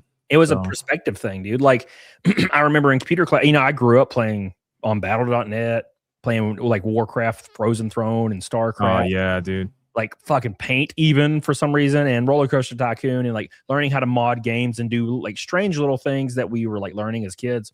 Yeah. And then we would have our computer class, and it would be a 75-year-old woman teaching the computer class. And she had this perspective that we knew nothing about anything going on. So she would be like, I'm going to teach you how to do this like operation on the computer. And I'm like, I already know how to do this. So I would do it. And she would get fucking pissed that I skipped like all the steps and didn't wait for her to explain it. So we were always getting in trouble. So we would just sit in the corner of the room and like pull up another window and have everything done on that side and just like paint like penises and send them to each other. Because dude, you just reminded me of a fuck story, bro. Yeah, I'm telling you, we all have the penis drawing story. I do have one. It was an English class, I remember, and I was fucking bored, so I started drawing like stick figure Kamehamehas or like stick figure Dragon Ball Z at the top of the corner, and then I stupid me didn't realize that I was drawing it on the sheet that I was supposed to give the teacher, so I just gave it to him. This motherfucker thought a stick figure Kamehameha was a dick literally coming on the corner of the sheet. I'm like, are you stupid? Like, are you fucking dumb? How are you an English teacher, bro? But I used to get into fights with the teachers all the time. My dean hated me because he wanted me to shave my beard because I had a beard, like a crazy beard. Even being younger, I still had a fucking beard. Like, and most of my classmates didn't really have like a full on beard. So, they had a rule where you're supposed to, shave it down to like either a, what do you call it, like a fucking mustache or whatever, or just go clean shaven. I was like, I'm not doing that, bro. Like, I'm not shaving my fucking beard. So he would give me fucking detention like every fucking week, trying to get me to shave the beard. I'm like, bro, we could do this all the time. Like, I'm not shaving the beard. Eventually he left me alone. Mind you, this man who's telling me to shave my beard has a full on fucking beard. Like, I'm talking just stacked, So I'm like, no, I'm not doing it. I'm like, you shave your beard. He just wanted control. That's what it was. Yeah. No, I got, this is funny that you say stick figures. I got suspended for a week from school in 5th grade because I was drawing stick figures. And we made a comic suspended book. Yeah, I got suspended for a week because we made a comic book. And basically there was like 5 different like comic book sketches in it. And it was like all of our friends. It was like my friend group. So it was like me, my buddy Trey, my buddy Austin, my buddy Joe. We all had these like sketches in this comic book. And they always were like army men, like shooting, like they had little guns and they were stick figures. Yeah, I've done that. Yeah, they were throwing grenades. It's like army. Like we're kids, we like army stuff because like little small soldiers and shit. And they thought that the fact that the stick dudes had guns and like grenades meant we were like threatening to shoot the school up. Oh my god! Yeah, so they had a long talk with us. My dad was there, and it was like the first time my dad had ever defended me. He usually just says, well, "They're right, beat them," but at this time, he was defending me because it was so asinine. And so he was like, yeah, just get suspended. We'll just go fishing and shit for like a week. So I got suspended for that. And all my buddies did too. And it was my buddy's fault because he's a dumbass because he went up to the principal and was like, look at this comic book we drew. And the principal like looked at it and was like, oh, they're violent. They're violent shooters. Yeah. I had to show my my principal, I had to show her the fucking Dragon Ball Z so that she could understand like what I was trying to draw with the English teacher because she was stupid too and she thought I was drawing the same thing. I'm like, you clearly haven't seen a dick in many years, which is probably why you think this is like a dick. But let me show you what it actually is. But hey, that's just everybody's got that story, bro, of just school, especially high school stupidity. Yeah, I actually unironically drew dicks for a whole semester one time, and I didn't get lit up for it. It was in my math class or my science class, and it was like one of those science textbooks that had like illustrations of little characters everywhere. Like, it'd be like a guy with an axe, and then a bunch of fishes, and it was like real pictures. And I just drew dicks on 100% of everything in the book. So like the lumberjack had a dick and he was like cutting it off with his axe. And then the fish all had little dicks for some reason. Yeah. And at the end of the year, they're like, all right, we're going to hand in our books. And it was usually like, they don't tell you. It just at the last day you hand in your book. So I was going to prepare to remove all of it, or I haven't really thought about it. And then she starts grabbing the books. And I'm like, fucking going through and erasing as hard as I can, as fast as I could. And I erased all of it, but you could see them. I mean, there were fucking dicks everywhere. And no one ever said anything. Thank God. But dude, even the fishes had dicks, bro. Oh my God. I just couldn't be stopped. And that's why that scene in Superbad, when I saw it in theaters years ago, I literally almost passed out from crying. The dick drawing scene. Yes. He's like, there's a small percentage of boys that just have this illness where they can't stop drawing dicks, and I was like, oh my god, it was me. I was a dick drawing kid. I've been vindicated. I was just sick the whole time. Yeah, it was a disease. It was something I couldn't control. M Demo says lit up or loaded. Number 400. Thank you, M Demo. I appreciate you. Billy Hatcher says computer classes in schools were so boring. I knew what to do without them teaching. All I did was play on an N64 emulator. Well, I didn't go that far. I don't even think emulators existed when I was in school. This was in high school, I was a PC gamer. Like that's when Steam first started. So, for me, it's like I was already well versed with computers. And I mean, not that I knew everything, but I definitely knew more than what they were trying to teach me. But, you try to tell a teacher that and they're not going to like that shit. So, yeah, they were like, and they would always teach you like the most ass backwards way to do stuff. They would try to teach you all the macros for a certain program, like Control ZT to open the file thing. I'm like, what the fuck? I should click that bitch. I already got this handled. It was always they were reading off some document that was given to them by another person that had no idea what was going on with computers. Oh yeah, it's like you want me to sit here and fucking type the letter A in lower in capital like 100 times. Yeah, that's really. Oh yeah, dude. That's really gonna be great. God. Use of my time. Yeah, it was awful. M Demo says I wasn't even doctor, so just juvenile to draw dicks everywhere, Cody. So Cody admits he rubbed off all the dicks. Well, yeah, of course I did. What you got to do, man. I thought I was gonna go to jail, man. Like I was like, oh no, there's dicks everywhere. There's dicks everywhere. Let's pull up this video of this lady getting arrested at the IHOP because for some reason she thought it was a good idea to grope a customer. Now, to be fair, the woman. Yeah. And I'm like, I'm to myself, if it was me, it depends on what she looks like, That's such a woman thing to do. Yeah. Well, women literally do that. Women be like, is he ugly? It's rape. If he's good looking, I'll let it slide. No, when I first got in like really hyper shape when I was 25, I think I was 25 and I got down to like 147 and I was just absolutely shredded to the gills. And I went to Vegas, my first time like out, because I went to Vegas because of the GameStop Managers Conference. Okay. And I went to a club because like a bunch of the managers went to a club. And I'm like, I've never really been to a club. Maybe like once when I was 18 at a weird like 18-year-old kid club. And so I go to this club and I'm in a tight ass, like I think it was I still have the shirt, but I can't wear it because it's basically like for a baby now. So small because of shrinkage. But it was a Raccoon City shirt, like an RPD shirt. Mm-hmm. And I remember I had it on. I went to this club and I'm just standing here and like there's just people fucking everywhere. And there's like tables though. There are people like having drinks at their tables. And this girl walks up to me and she's like, hey, drunker in hell. She's like, can I touch your chest? And I was like, yeah. And then she's like rubbing my chest. And then she like looks at her friends and laughs and she like tells her friends to come over there. So I had like these 4 ladies. Not all of which was attractive. One of them was probably attractive. I can't really remember, but they were all just rubbing all over my fucking body. And I thought it was cool shit ever. Of course. The greatest thing that's ever happened to me, So I was totally. I don't see why you wouldn't. Yeah, it's great. It's double standard to stuff. It's fine. But this chick is about to get arrested. Let's see why. Hi. Are you Abby? I'm Allie Mae. Allie. Okay, you're the waitress here? Yes. Can I talk to you? Yes. Do you want to go inside or come outside? Okay.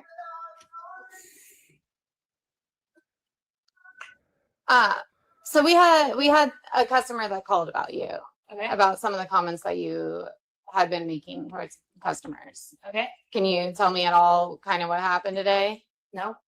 At any point, have you been talking to customers? I talk to customers all day long. I like how she says no and she keeps questioning. Yep. Here? No. At no point you made any kind of called anybody specific names, anything rude, anything inappropriate. These are all legal things. Right. This is complete. You can call anybody you want, like a bitch ass motherfucker, but you might get fired, but it's probably because it's leading up to something else a little bit drastic. Right. Like, I'm here for a reason. Yeah, I get that, but I'm not going to call myself out on saying something specific. Okay, so I had someone call and said that you had made inappropriate comments. Okay, my apologies. Do you know at all what I would be talking about? Do you No. know what These are what you call customers might leading have- questions, boys. Yep. Did you get into a booth and sit down with anybody, any of your customers today? A couple times, yes. Hi. At any point What? when you were doing that, did they welcome you into the booth or did you just sit down? I'm gonna stop asking. I'm gonna stop answering questions. I don't know. You don't want to answer any more questions? Yes, Do you have your ID? I do. Do you wanna? She must have touched somebody's penis, right?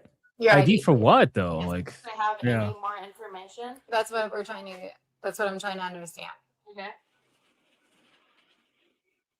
I'm a little confused. I'm not gonna lie to you. Yep, me too. No. Like at the end of the day, if somebody says some dumb shit to you, then complain to corporate, You're not complain to like involved? the company, you know? Okay.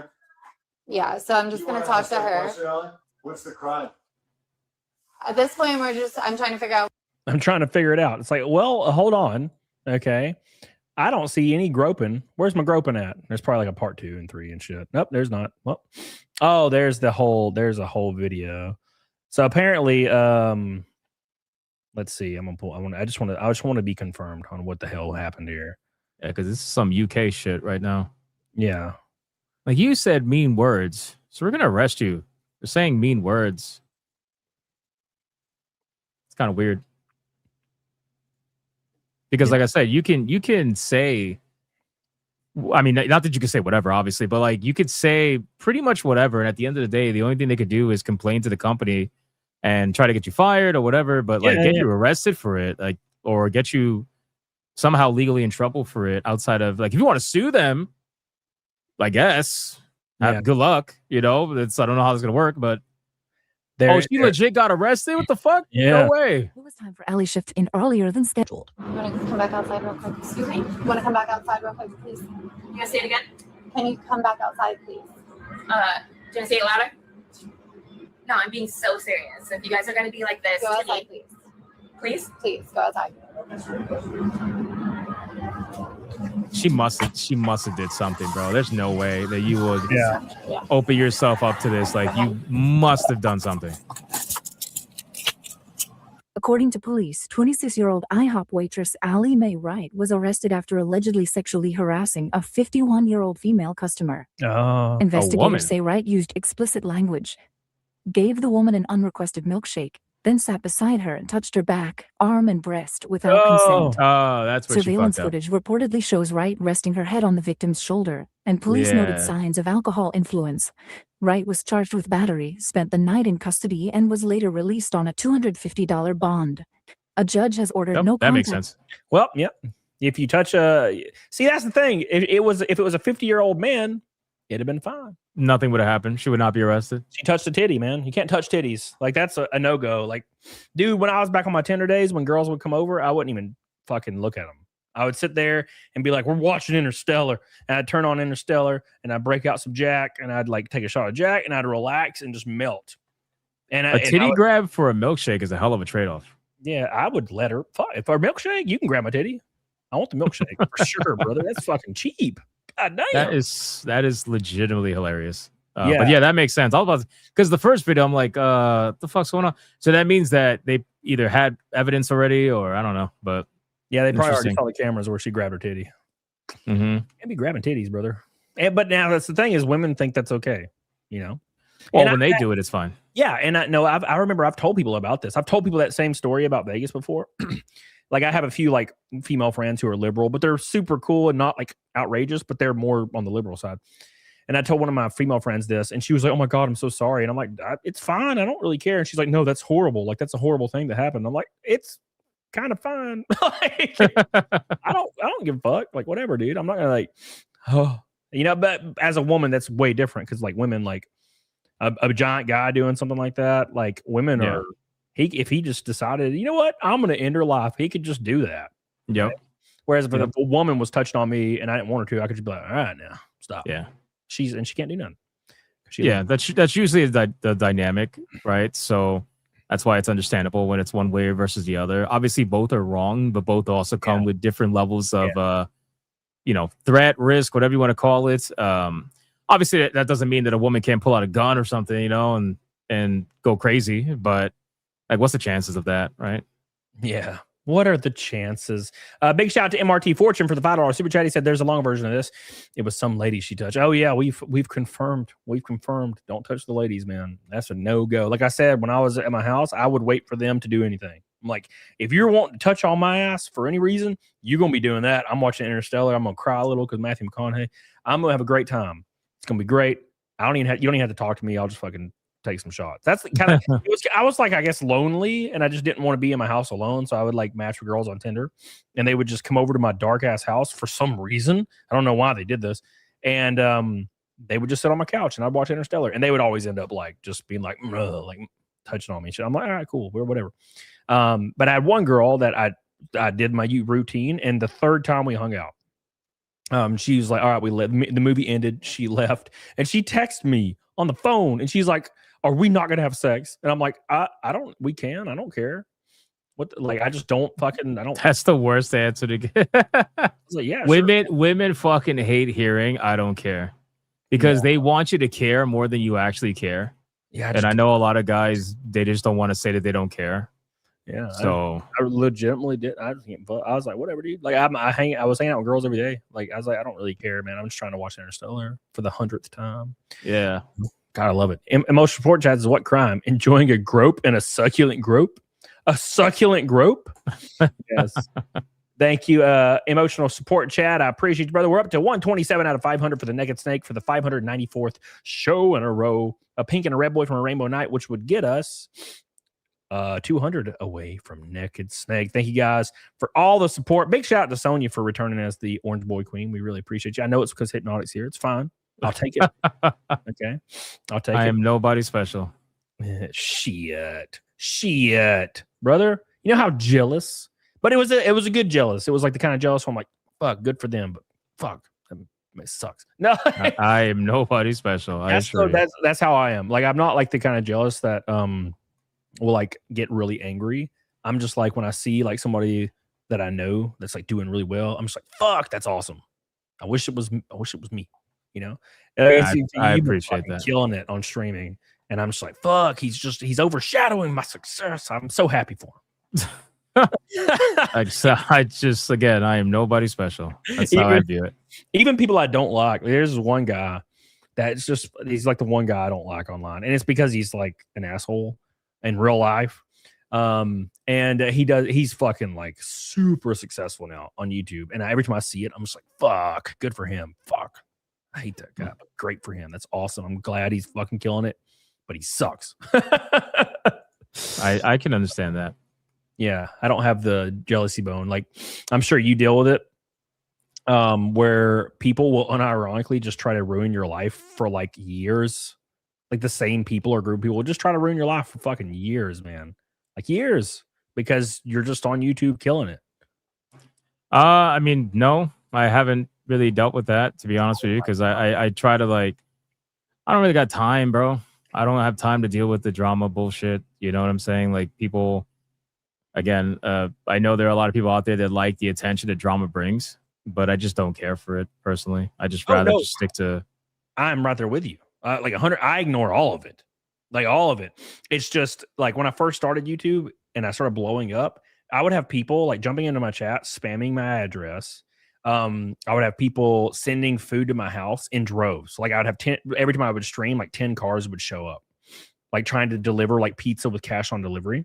Yeah. And it got to the point where I started getting swatted pretty often. Mm-hmm. And I'm like, and I never really acknowledged it until the guy got arrested finally. Then I was like, yeah. But that was like years. It was like 2 years before he got arrested. And then he disappeared forever. But man, there was like entire threads of people like trying to find out like where I was, and like my parents. There was people like messaging my parents on Facebook, like saying that, like literally just making shit up. Like there would be a fake Facebook profile that was messaging everybody that knew me or was friends with me on Facebook.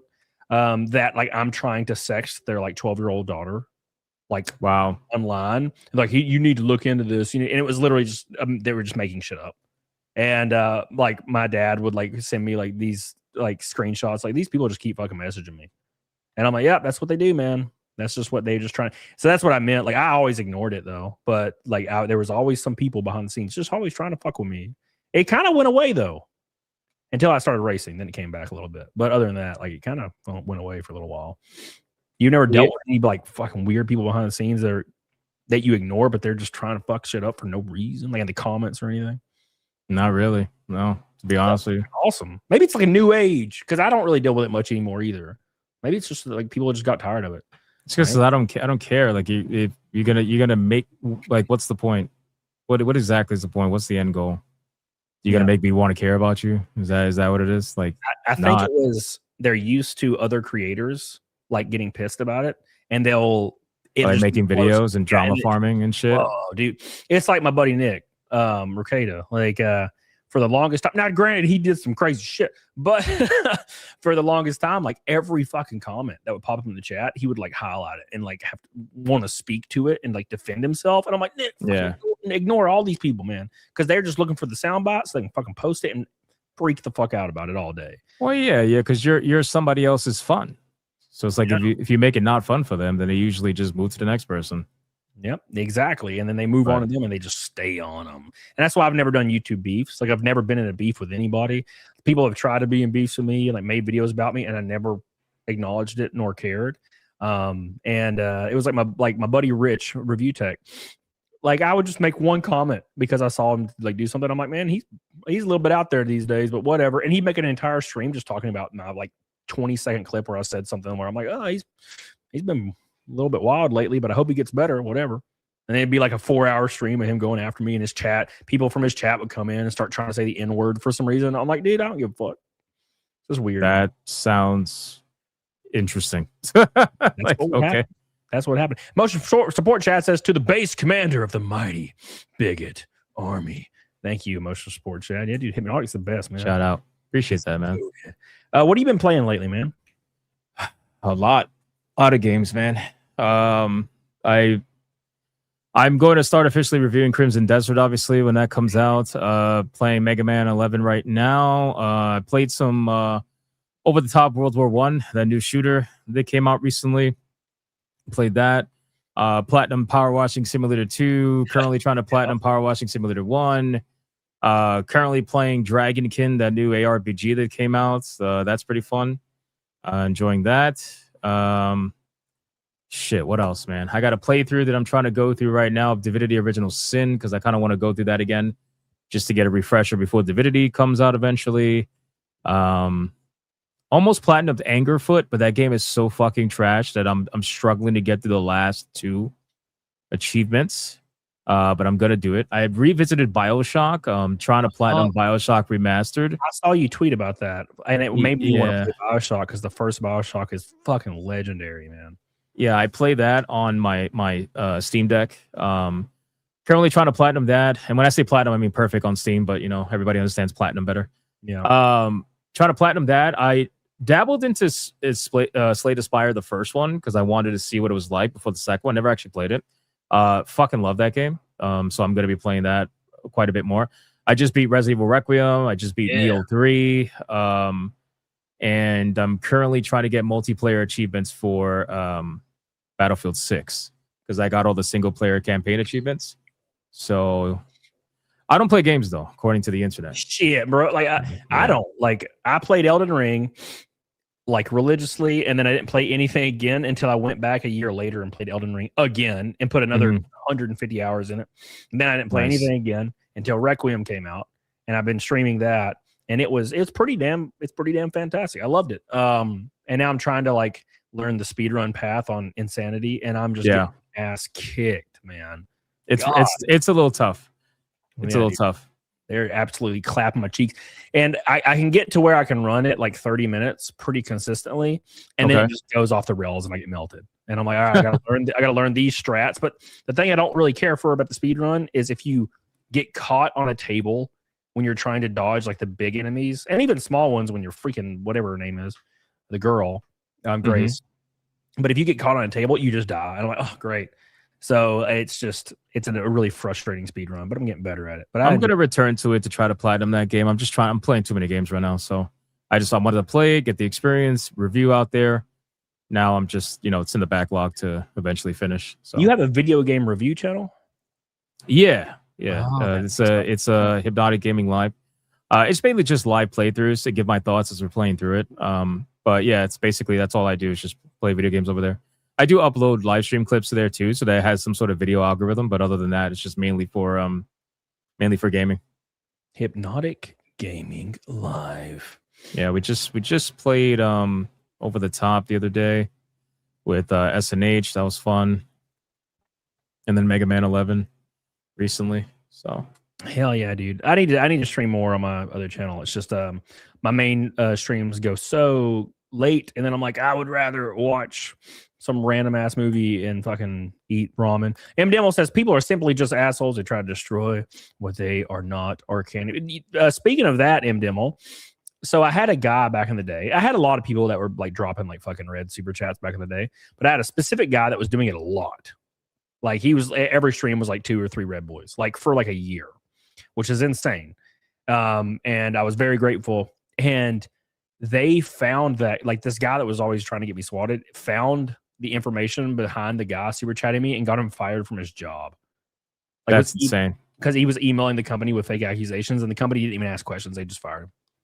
And I was like, "Well, that's fucked up." That's insane. Yeah, that guy was crazy. That guy used to go after me. 1-2 cents. And oh, go ahead. No, go ahead. No, you're good. You're good. He says people were mad at me because we didn't talk shit about RTU like they thought we would on stream. Shit's nuts. Yeah, they just want they want the clips, they want the taste, they want the tea. Speaking of tea, make sure you like the stream, you bitches. What were you gonna say, Hypnotic? I was gonna say, what's so funny about the people that go above and beyond like that? When you sit them down and you ask them, so what in your life actually changed after doing all that? It's like nothing. Nothing changes. Like the life that they secretly hate so much is the reason why they act like that. It never changes. Nothing ever changes. Canceling XYZ YouTuber didn't make your life better. Canceling XYZ person you hate didn't make you suddenly more wealthy or better off or anything like that. Like nothing changes. Literally nothing changes. So yeah, they'll say, well, it made me feel better at the moment. So it's like, okay, so you have the emotional capacity of a woman. That makes sense. But still, nothing changes. Yeah, it's because every moment they're not doing that, especially if they see somebody they consider more successful, it unintentionally puts a mirror in front of them, like symbolically, and they have to face their own inadequacies. So they just want to lash out and destroy everybody else to bring them down to their level. You know what I'm saying? Right. And I talked to this guy through email one time, the guy that used to go after me all the time. And I was like I said, like you said, I don't really care. So I'm just like wanting to like, what's your motivation here? So I was like, yeah, like what exactly is your issue? And he was like, I don't like you shouldn't be allowed to like profit with your lies and blah blah. And I don't even know what it was that he thought I was lying about. It was like just over my GameStop videos. I don't know what the fuck he thought I was lying about. But he's like, you shouldn't be paid for this. And I was like, oh, so you're against like monetization for content creators. That's what I asked him. I was like, oh, well, that makes sense. Like, I'm sure there's people out there that don't like the fact that like YouTubers make money when other people are working hard and not making as much maybe. And he was like, no, specifically you. He's like, because I was like, so you're against monetization for your own channel. Because he had a channel at the time and it was just clips of me fucking existing. And I was like, so you wouldn't want to be monetized. And he's like, no. He's like, I deserve to get paid for bringing the truth and exposing your lies. And I was like, oh, so this is all bullshit. This is just you're lying. It always, listen, as much as people don't want to admit it, it always comes down to envy. And I know people hate that fucking answer, but that's really what it is, man. Like in 98% of scenarios in social media. And that's what I've realized over the years. That's why I kind of just stopped. Like I stopped caring. Like, yeah, I used to do like conversations with people or like mini debates with people like a year and a half ago or so, or 2 years ago. But I stopped because I realized that the internet is filled with people that pretend like they want to have the conversation, but realistically, they just want to find something to justify whatever the idea of you in their mind is, so that they can have justification to continue attacking that version of you online. Even if you consistently prove that that's not you through your actions or your conversations or your videos or whatever, they are still looking to make that version of you real. Yep. So that it's justified in whatever they try to do online, you know? It's kind of like, you know, the lefty strategy of let's call you a Nazi, not because you're a Nazi, but because that way it's justified when we kill you. Like that's kind of what it is. So for me, I feel like success and just continue to do what you do every day is just more than enough to counter the bullshit that people do.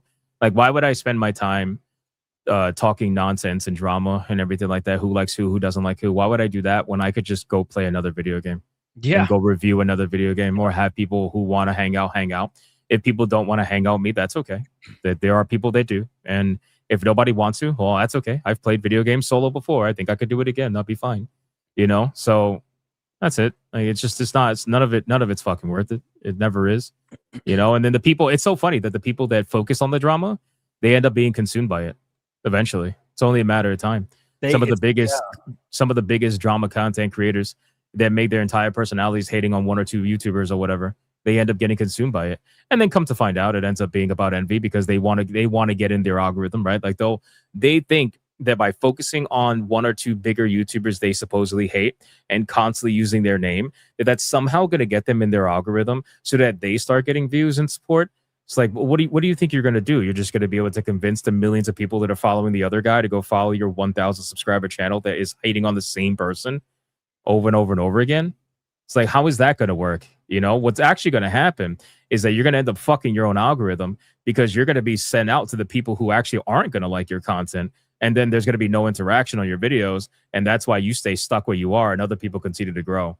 But no, it's because XYZ person on YouTube exists, right? It's like, oh, you know, if this person just wasn't on YouTube, we'd be in so much better place. You know how many people try to say, oh, if it wasn't, I don't usually get named in these lists because, again, I just stay away and play my video games. But normally you get lists online that mention like Vera Dark and fucking all these other like gaming YouTubers. And it's always, you know, gaming would be so much better if these people didn't exist. Brother, the conversation would still be the same if these people didn't exist. Okay. The conversation would still be happening. It's a typical Nazi strategy where you think if you kill the source of the conversation, that suddenly the conversation stops. It's not going to happen. Conversation is going to keep going. People are still going to make fun of your fucking video games that look like trash, right? If it ain't her doing it or somebody else doing it, it'll be another person doing it. When one person falls, 10 people rise doing the same shit. Like, stop, man. Stop the bullshit. Get over yourselves thinking that if one person goes away, everything changes. Look, they fucking killed Charlie Kirk. Did anything change? No. They're still complaining about the same shit that they've been going through and complaining about every day. They thought killing someone like Charlie Kirk would be able to be the end all be all. Yes, we killed one of the biggest, like, that shit didn't work. Nothing changed. You're still complaining about the same shit every single day. It's somehow someone else's fault every single day for your problems. Nothing changed. Yep. There was a guy that used to, a different guy that used to make only videos about me, and he ended up having like a complete mental breakdown. Like posting about how he was like losing everything and losing his mind and just going like absolutely insane because he got consumed by it, like you said. Like it consumed every like facet of his life, and he just eventually lost everything and then disappeared into irrelevancy, which was weird because we were making similar content and that he would have agreed with before. But then when I started getting a lot of views, he just started making his whole channel about going after me. And everybody that was sub to him was sub to me. So they were like, his whole comment section was like, what the fuck are you doing? Why are you just like, because he would like claim to know stuff about me. He'd be like, I forgot some super crazy details about Camelot. I'm going to expose him. And it would get like 20,000 views, his video. Yeah. And then he would just not say anything. Like in the whole video, he'd be like, just saying I'm a liar again with zero evidence around anything. And his whole comment section would eat him alive. It would be like 99% dislikes. So like, what the fuck is this? What do you ever see those memes online where they're like, go on vague posting king, you know, tell us what you really want to, say. Like it's vague posters. They try to farm the engagement, saying that they have something on someone and then it ends up going nowhere, Yep. Yeah, it was a long time, Art. It was a long time ago, Art. It was like it was a very weird time, and it was funny because there was two different creators that was kind of in the same wheelhouse I was in that were doing okay with it, and one of them like reached out to me and was like, "Hey, we should do a stream together and talk about all of our experiences in retail." And I was like, "Yeah, let's do it, brother," because I was like, it was new to I was wanting to collab. I was having a good time, and the other guy went the other way, and the other guy was gone within 3 to 4 months because his content went from what it was to just being anti-me. And this other guy just continued to grow and like hit 100K subs and was streaming all the time and doing great. And not saying that like being my friend makes it better. It's just like this guy would have agreed with me in any other situation, but just because he was mad for whatever reason, he just fucking like threw it all away. And then people started exposing him that were from my comment section. I never asked for this, and they were like posting pictures of his wife who was like 400 pounds, and I was like, oh, that sucks. I never commented up, though. I never said anything about it. I don't bring other people's family into this shit, you know. This was like 7 years ago, but like I was like, dude, they're ruining this guy's life, and I was like, well, this sucks, you know. Like I never talked about him or even acknowledged him once or even said anything. I don't even think I've talked about him, but like once in like 7 years. This is probably like the second time I've even mentioned that this guy exists. I've never said his name or anything. It was just a really weird ass time. Like, why does this guy hate me? I didn't even do nothing to him. He's just weird. But yeah, his channel died. It fucking died like overnight. You can't be anti one person forever. Like that. That people are gonna get bored. People are gonna get tired, and they're gonna move on. You got to do what like CoffeeZilla does and like expose scams from all these different people that are legit scams and do a good job doing it. That's the only way you're gonna get his videos are high quality. Yeah. It's the only way. You got to be real, and everything you're saying, you have to bring a lot of evidence, and there has to be some legitimacy to it, or else you're gonna get fucking tore apart.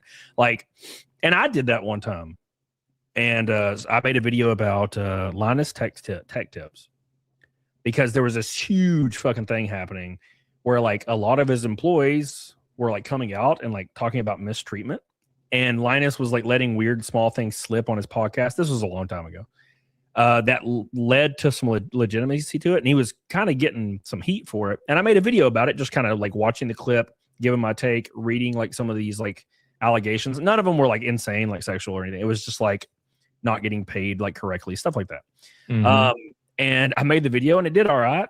And then out of nowhere, at like 3 a.m., my video went from like 99% likes, like it always is, to like 80% dislikes in like 2 minutes. And I was like, what the fuck just happened? Somebody posted it somewhere, or they shared it, and like, we're fucking going after me. And I was like, oh, I don't even dislike this guy. Fuck, I just made a video. Shit. You know, I'm just talking about a video about a workforce that people are saying they're getting mistreated in, which is what I do, you know? So, yeah, we're not happy about it. Speaking of not happy about it, make sure you guys like the stream in honor of the Bigot King, Mr. Hypnotic. And don't forget, we got about 15, 20 minutes left before I let Hypnotic go and play fucking some Mega Man or whatever. Something like that. I would play Dragonkin. Game's pretty good. So don't forget, we are 360 from Naked Snake for the 594th time in a row. So don't forget, a pink and a red boy from a rainbow night. Keep the dream alive. So what do you got planned, Hypnotic? Because you seem to be, like you said, you're a workhorse. Do you have any like kind of project that you're like fucking thinking about starting or working or curating or something? Nope. I just keep doing what I do every day. I mean, I changed up my editing style on my videos, which takes a lot longer. You know, I was doing it before, found success with that, but I really wanted to get extra gaming streams in, so I ended up sacrificing those edited videos to do more gaming streams, but then I just kind of missed doing the edited videos, and they just perform better. So, and a lot of people seem to miss it. So now I'm doing those again, but instead of doing them daily, I'm just going to do it every few days. So it gives something for people to look forward to, and that way I can keep doing my gaming streams. So no, that's pretty much it. Nothing too special. Nothing too crazy. Well, hell yeah, dude. Yeah, I'm boring. Well, apparently not. Like, you know what I've noticed? This is kind of unrelated, but kind of related. Have you noticed that if you go to your YouTube homepage, like there is no live section anymore, and it doesn't show you there like the live, like usually what it used to be is all the live streams that I'm subscribed to would always be at the top of my feed. Oh yeah. No, like, not anymore. All gone. Like it's even on the sidebar, it used to have everybody that was live like highlighted all in a row, and now it's none of them are. It's gone. All of it's gone. Yeah, I only get, honestly, not even people I watch consistently anymore. Really, I barely get anybody. It's almost always shorts at the top, which is weird because I don't watch shorts. Yeah, but it's almost always like shorts at the top, and then like a row of videos, and then shorts again, and then a live stream. You know, it's kind of strange.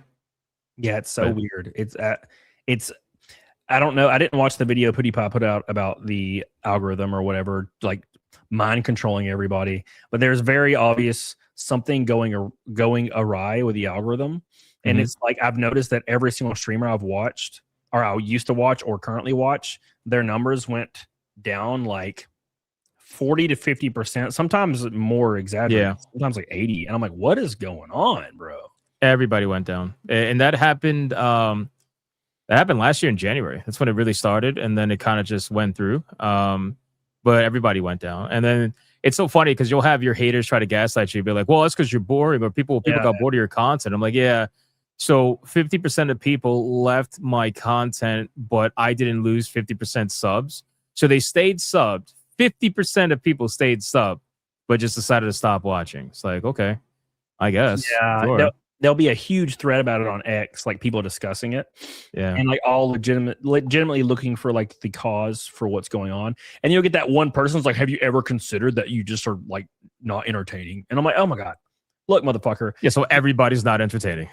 Everybody's not entertaining. Okay. My like when I was streaming, Monday, Wednesday, and Saturday, I always had 500 to 700 people, always.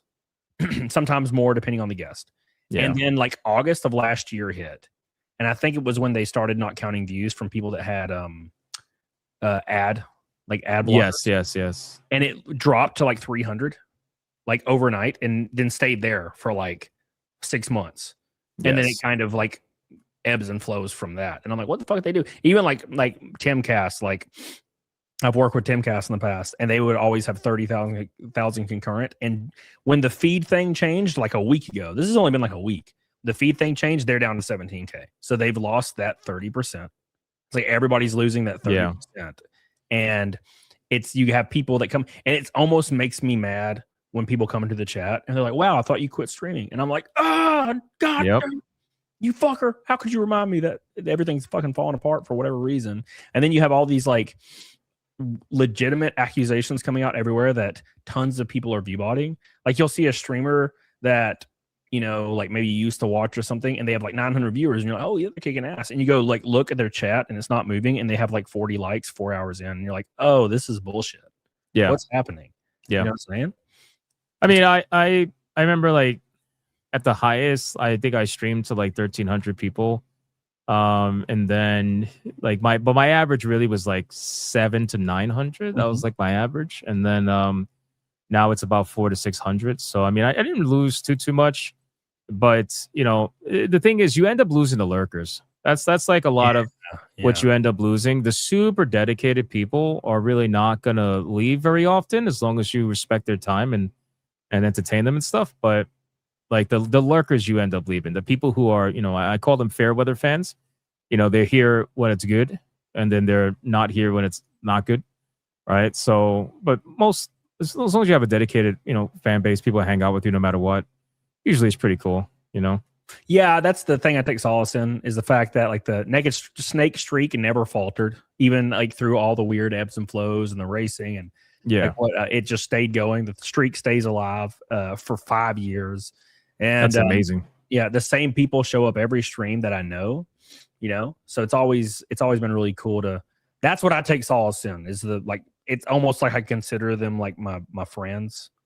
I had a video like a few years ago where I talked about this, and it fucking went nuclear. And I named it something pretty spicy though. I named it "I'm 31 years old and I have no friends," or 32. I remember, yeah. That shit went nuclear. And it was about that. It was about the fact that like, I don't know if it's age or something. I'm 36, and like all of my friends, they got married and they completely stopped talking to me. And I think this is how it is for a lot of people. But I'm the kind of person that always like would text one of my buddies like every other day, be like, "Well, what's up, man?" Like trying to keep engaged. And then like I get in one of those moods where I'm like fucking like, fuck, I'm texting my boy all the time, and then like we won't text anymore. And so I'm like, I'm just not gonna text him. Like I get petty like a bitch. And I'm like, I'm not gonna text him and see how long it takes for him to like be like, "What's up?" And I would notice that there were a handful of friends that I would stop texting. They wouldn't text me for like 6 months, man. Really? And I'm like, God diggity damn. So I just I kind of stopped caring about all that. And I basically don't really have any in real life friends in person that I see on a regular basis, with the exception of Mike, my buddy Mike, who moved here from Florida recently. Yeah.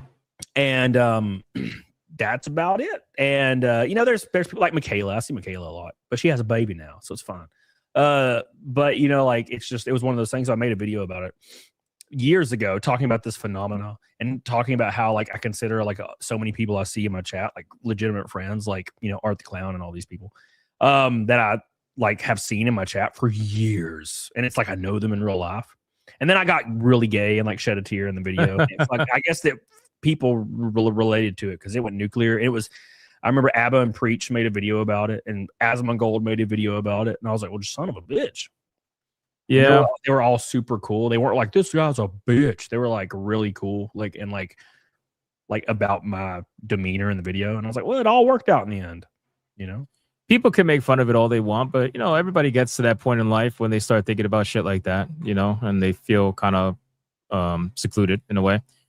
But I try to maintain a very busy real life. I mean, I have a very busy real life, so that's why it's like, you know, this internet shit don't fucking mean a thing to me, bro. It really doesn't. Like in terms of the drama and stuff like that. Yeah. I actually really like that. I have the more dedicated group now versus just like filled with lurkers.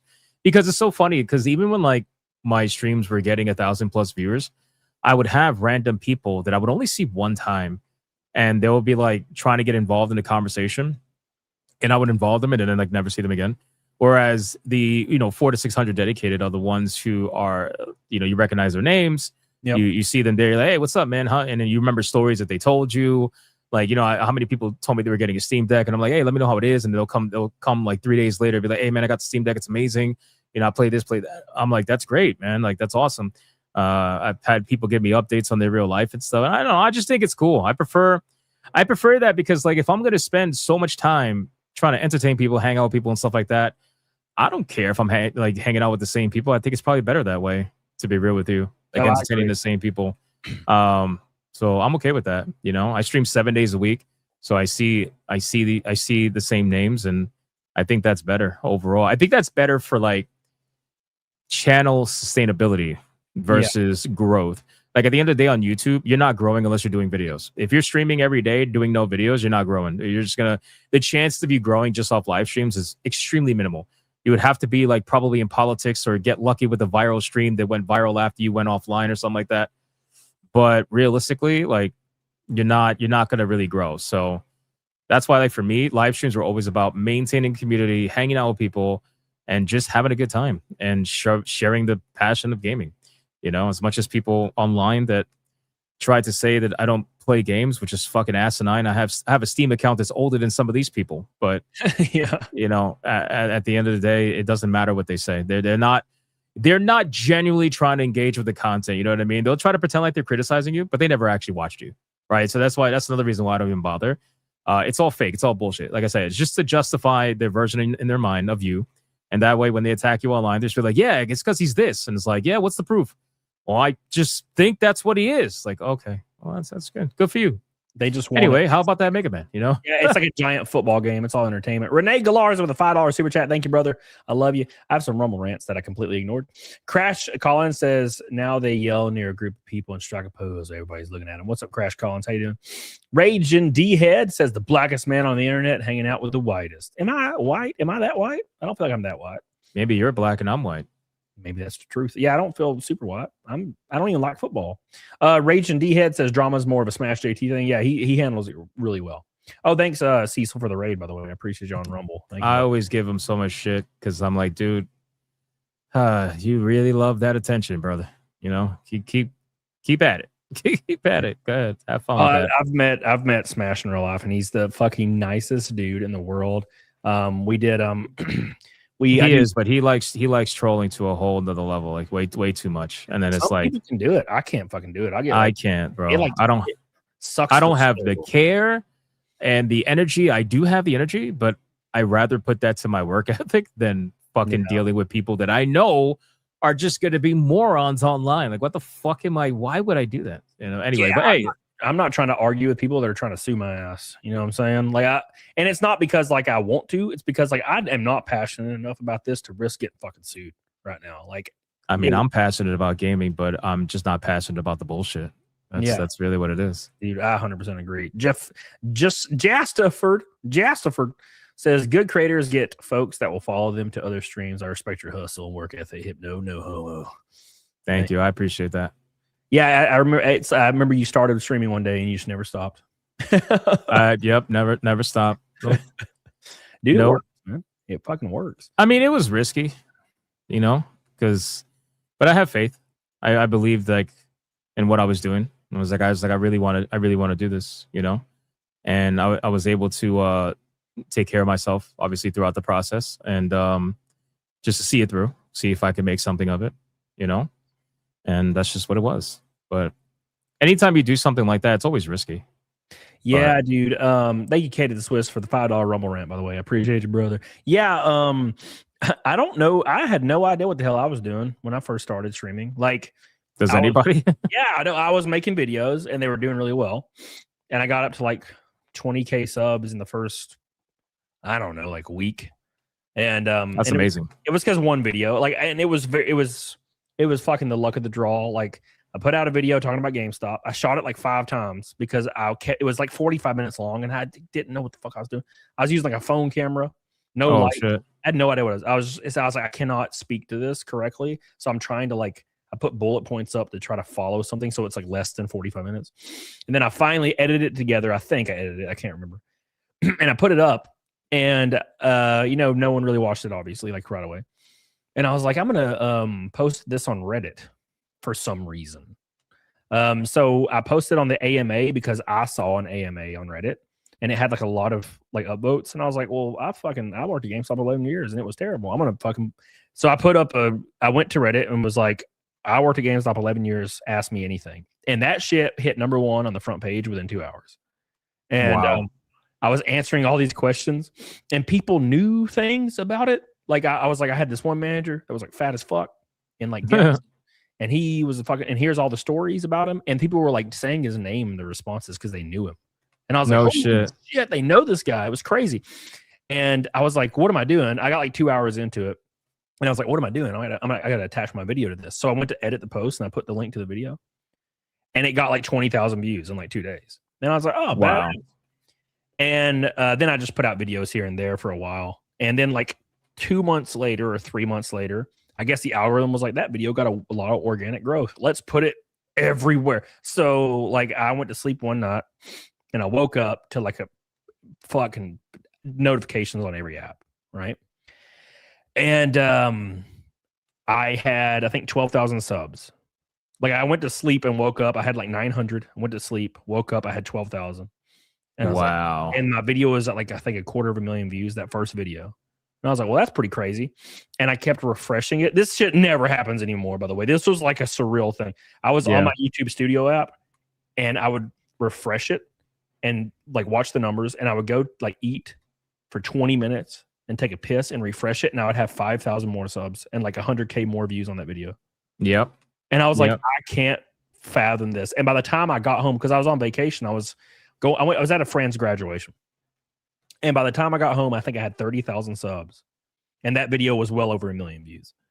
Wow. And so I was like, I wonder what would happen if I just started putting out GameStop videos like I was doing. Because I had taken a break because no one was watching and I was working full time. And every video I would drop would get 100,000 views in like 3 hours. And I was like, wow. I was literally like in the gym lifting. I was like, I fucking did it. I made it. Praise you, Jesus. And I was like, I should live stream because I used to stream on Twitch to like 10 people and I would just play Resident Evil. And I was like, I wonder if I could live stream on YouTube. So I like turned on a live stream and there was like 1,000 people watching. And I was like, this is crazy. And the chat's fucking rolling. And I was playing Elder Scrolls Oblivion. Nice. Like what the fuck? And this guy named Jesus Christ, like that was his YouTube name, Jesus Christ. He had like did a collab with PewDiePie like pretty recently, back then. And he was like, turn super chats on. And I was like, what the hell's a super chat? And it was like something that had just been introduced like a couple weeks prior. So I turned super chats on and I made like $800 in like 2 hours. And I was I'm sure your mind was like fucking blown. I was like, oh my God, is this like, can I do this? Can I just do this? So I just started streaming every day, like playing like random games, and it just never really slowed down until like I got like a year in, and then I was down to like 80 viewers, which was fucking still amazing. And I was still, making revenue. I was like, this is great. And then I just kept blowing up for like I did like a video where I listened to a conference call from it was like a GameStop company wide call when COVID hit. Because COVID hit what, like 6 months after this, 6 months after this whole thing started with YouTube for me. Okay. And GameStop was having a company wide conference call about COVID. And somebody gave me the login info to fucking listen in on it. Oh my God. I was making GameStop videos. And I listened in on it and I recorded it on like I think my mic. I just turned it up, put it on speakerphone and recorded it. And it was like I was listening to the call and I was like, oh my God, I'm gonna be famous. Because they were saying the craziest shit. They're like, well, we're not gonna close stores, but if you go home sick for like 2 weeks, we're not gonna pay you either. So sorry. Like not everything is perfect. This isn't a fantasy. They were like being assholes. And it was like the president of the fucking company. And I was like, holy shit. So I made a video, obviously, right after I got off the call. And I posted it, and that shit went fucking nuclear. It was everywhere. It was like on what's that shitty fucking Kotaku? They said a YouTuber released a conference call. Didn't say my name nor provide a link because Kotaku sucks. They'll never do it unless you're a lefty. No. And that video, so like every fucking giant creator made a video about it. So I got another 100K subs, and it just never stopped rolling. And I was just releasing conference calls and shit. And it was fucking crazy back in the day. It was a lot of fun. But now like everybody thinks GameStop's cool now because their social media right manager's funny on Twitter. So now they're based now. And I'm like, oh, they suck. I mean, you got to give them credit though. They definitely turned it around on social media. They did, even though they're doing awesome on social. They make my ass laugh on social media. It's funny, but it doesn't help that they're down to like 1,400 stores now. I they know. went 6,000 5 years ago. A lot of people thought they were going to go blockbuster pretty quickly, but yeah, that Reddit thing saved the shit out of them. The fucking sure did. Yeah, if it wasn't for that, they would have been gone in probably 2022. They would be a fucking what do they call it? A relic of the past. Yeah, that's what they'd be. But they got a few more years, but they are getting wrecked right now, and just no profit, fucking dropping like a rock. And I mean, it's just how everything is right now. Like you go into one of these stores, half the stores like pop vinyls and like plushies and Pokemon cards, and all these gaming stores are doing Pokemon cards, all of them. Yep, like literally all of them. So. Yep. Apparently, GameStop had this thing like either today or yesterday, where all the managers are required to ship back this certain Pokemon card pack on camera. They have to like stand in front of the camera and like show that they're shipping it back for some reason. And I haven't read much into it, but it just happened. Really, something shady that as hell is going on there, and people take it really serious. Like Pokemon cards are fucking like ruling the damn world right now. Apparently, it really is. I don't get it, man. I mean, I do and I don't. Like, I don't understand why it went to this extreme. Yeah. Where all these scalpers started getting involved and stuff. But I guess they realized that, Pokemon is going to sell no matter what. So might as well take advantage of it. Yep. I mean, might as well. I mean, the profit margins can't be that great though. But I mean, it's definitely not because they're not keeping their stores open. Like it's still going the same way, and being funny on social media is not going to keep them alive much longer. I mean, they had $1 billion of on hand cash after that stock boom, and it's been years, and they only lose money. The only time they ever have a net adjusted profit is what it's called is when they liquidate and close like 500 stores. So technically, since they fired all these people, all their salary budgets dropped by millions of dollars. So technically they made a net adjusted profit. So everybody's like, oh, they profited. I'm like, no one bought anything. Yeah. They just don't have to pay any of these salaries anymore. Therefore, the number went up. Right. You're not profitable because you're losing people. Yeah. And it's because, I mean, it's physical games, man. And I have all my PlayStation 1, 2, 3, 4 games behind me. I love physical. Sometimes I take out my Resident Evil 3, like perfect copy from PS1. I smell it. Like, I love it. But I haven't bought a physical game since I think Metal Gear Solid 5. I got the collector's edition. I think it's the last time I bought the game. That was like fucking 7 years ago, 8 years ago, 9 years ago. Yep. And like when I preloaded Requiem and fucking so I would have it the second it released. I'm just like, I don't want to go anywhere. I'm tired. I don't want to see people. Fuck, I hate people. I don't want to see nobody. The convenience sells for sure. It's just too convenient now. It's But like that's the plus side to Steam, right? Because if you're not going to own anything and you're buying digital only, then I expect that shit to be fucking cheaper. And if Yep. that means I got to wait until that thing is, $5 or $8 or something, I fucking will. I absolutely will. I think there was an Elder Scrolls thing where it was like the entire Elder Scrolls collection was like fucking $10 at one point, like for one like sale. And I was like, Yeah. fucking buy that. And I already had like I think Skyrim on my PC from Steam, and I was like, not buying all of them, so I have every damn one of them. Because it's just so damn cheap. Same thing with I think there was a Valve pack that was a couple dollars, and I those are always super cheap. God, it was awesome. It's like, yeah, God, I can't freaking beat this. I remember trying to tell my back in the day, my console friends, they're all PC players now, but I would tell them about Steam sales, and they'd be like, "There's no way they're really that good. Like, you're just fucking lying to me and shit."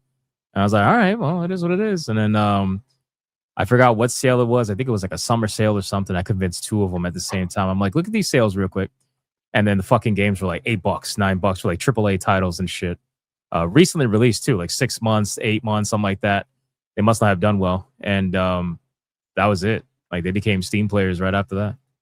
Yeah, I mean that's all it takes, man, is to just have your eyes opened to how cheap things can be, how beautiful it can be. Right. I became a Steam player for Counter-Strike. That's why we played.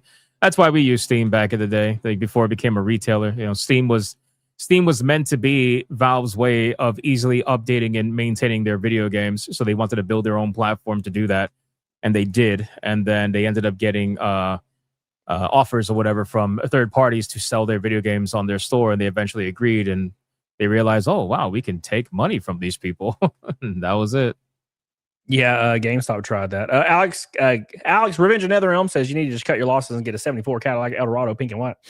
Meanwhile, Hypno can get a badass GTO. Bro, I can't even, I'm selling my truck because I can't even. I do not want a GTO.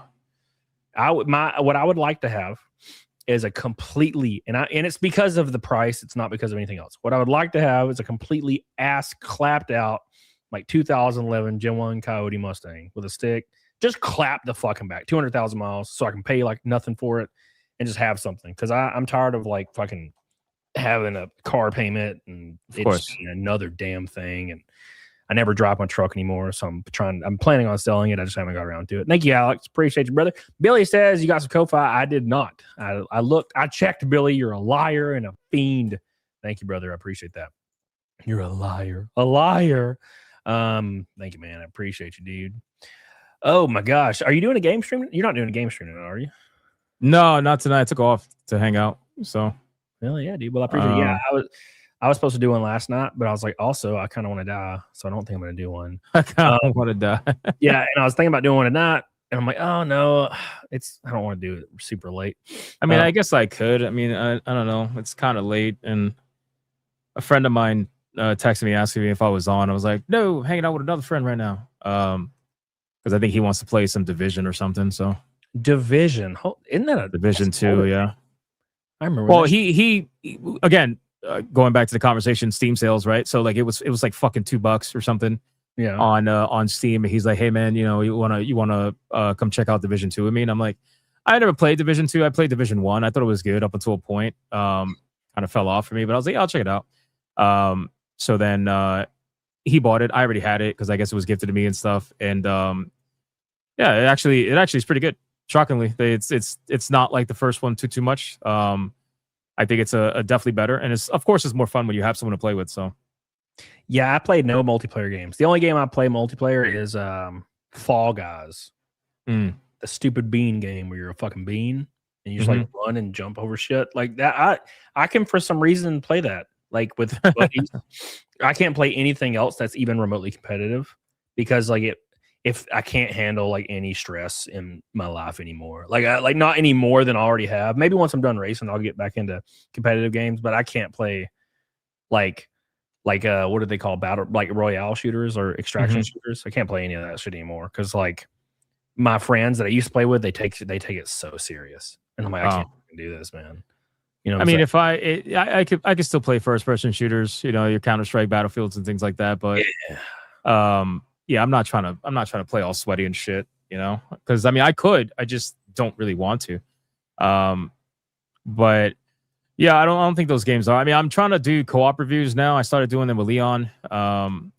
Words of Paradise. We started doing co-op reviews. We're playing Reanimal right now. We're almost done playing that. That shit's awesome. Fun game. So I do want to check out more co-op games, but not like stream slop games. You know, like friend slop games. I mean, they're fine. Don't get me wrong. I just kind of want to experience real games that happen to be co-op. Does that make sense? Yeah, 100%. Like a full-on experience, but with a co-op. So yeah, that's the only thing I would like to play. And like I would like to play with my girl Jessie, who's like my co-host.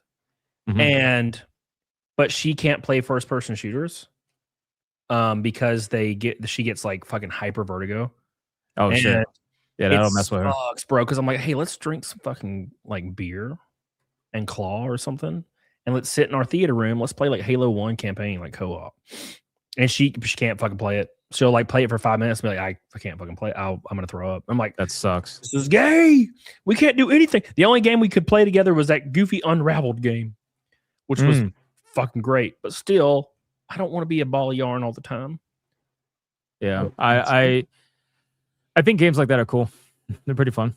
I love it. No, it was great. It's just like sometimes I want to be fucking Master Chief and I want to crush some damn grunt skulls. Bro. I want to relive my past, but like I can't play anything with her because it'll make her sick. She specifically has to like take a certain medicine. Really? Just to like be able to like survive. Like I think it's like the same thing people have to take when they're on planes and shit. Shit. And so like she's gonna watch me play Resident Evil 9. Like, okay. But that's as far as she could go. Now, she did play. She used to stream games back in the day, and she played Village, like Resident Evil Village, and she did fine. So I don't know. I think she was taking the medicine though at the time. Dramamine, yeah, that's the shit, man. Dramamine. 12 Cent says your clapped out Mustang will still be slow to me. Of course it will. It's a fucking rear-wheel drive Gen 1 Coyote, bro. Those things are fucking. You just burn tires, bro. I had a 15. And it just burned tires because, you know, it's compared to my R8. The R8 would rip your fucking gooch off when you went gears because it's all-wheel drive and it's a rear-engine car. Way better weight balance. Yeah, bro, you just fucking tear ass. Like my Mustang, I think it technically had the same power as my R8, roughly, but you give it the beans and it just spins. Just spins fucking. It sounds great though. That's the whole point. Is I want a shitty fucking Gen 1 clapped out Coyote. Because they just sound great. Their exhaust note is the best on the planet by a fucking mile. Just but that fucking sound great. Put a stupid ass rap on it, like with anime girls or something. I don't give a fuck. Oh my god, hell yeah, brother! Just fucking fat titties. I thought only Honda drivers did that. Yeah, no, we're gonna change it. We're gonna upgrade them to a V8 Mustang that's just fucking spinning out because you got ball tires. I wrecked my 15, and I didn't do anything. I was just driving. And my happy ass waits till like the last second to get new tires. They have to be cording, and I'm like, all right, I'll get some new tires. And I was just driving down the interstate, and it was kind of rainy, a little bit, and I'm just going like 40, like pulling onto the interstate, going straight, and that shit just does this, and I'm just like, oh, what's happening? I just started going, and I just like slowly went into the forest. That is insane. And the insurance company sent somebody to come pick it up, and then they brought it back like. I think 2 weeks later, and it looked brand new. It was just like kind of like scratched the fucking back, and like the rear and front bumper were dented, and like they brought it back look better than it ever did. It looked better than it did when I was like, damn, they did a great job.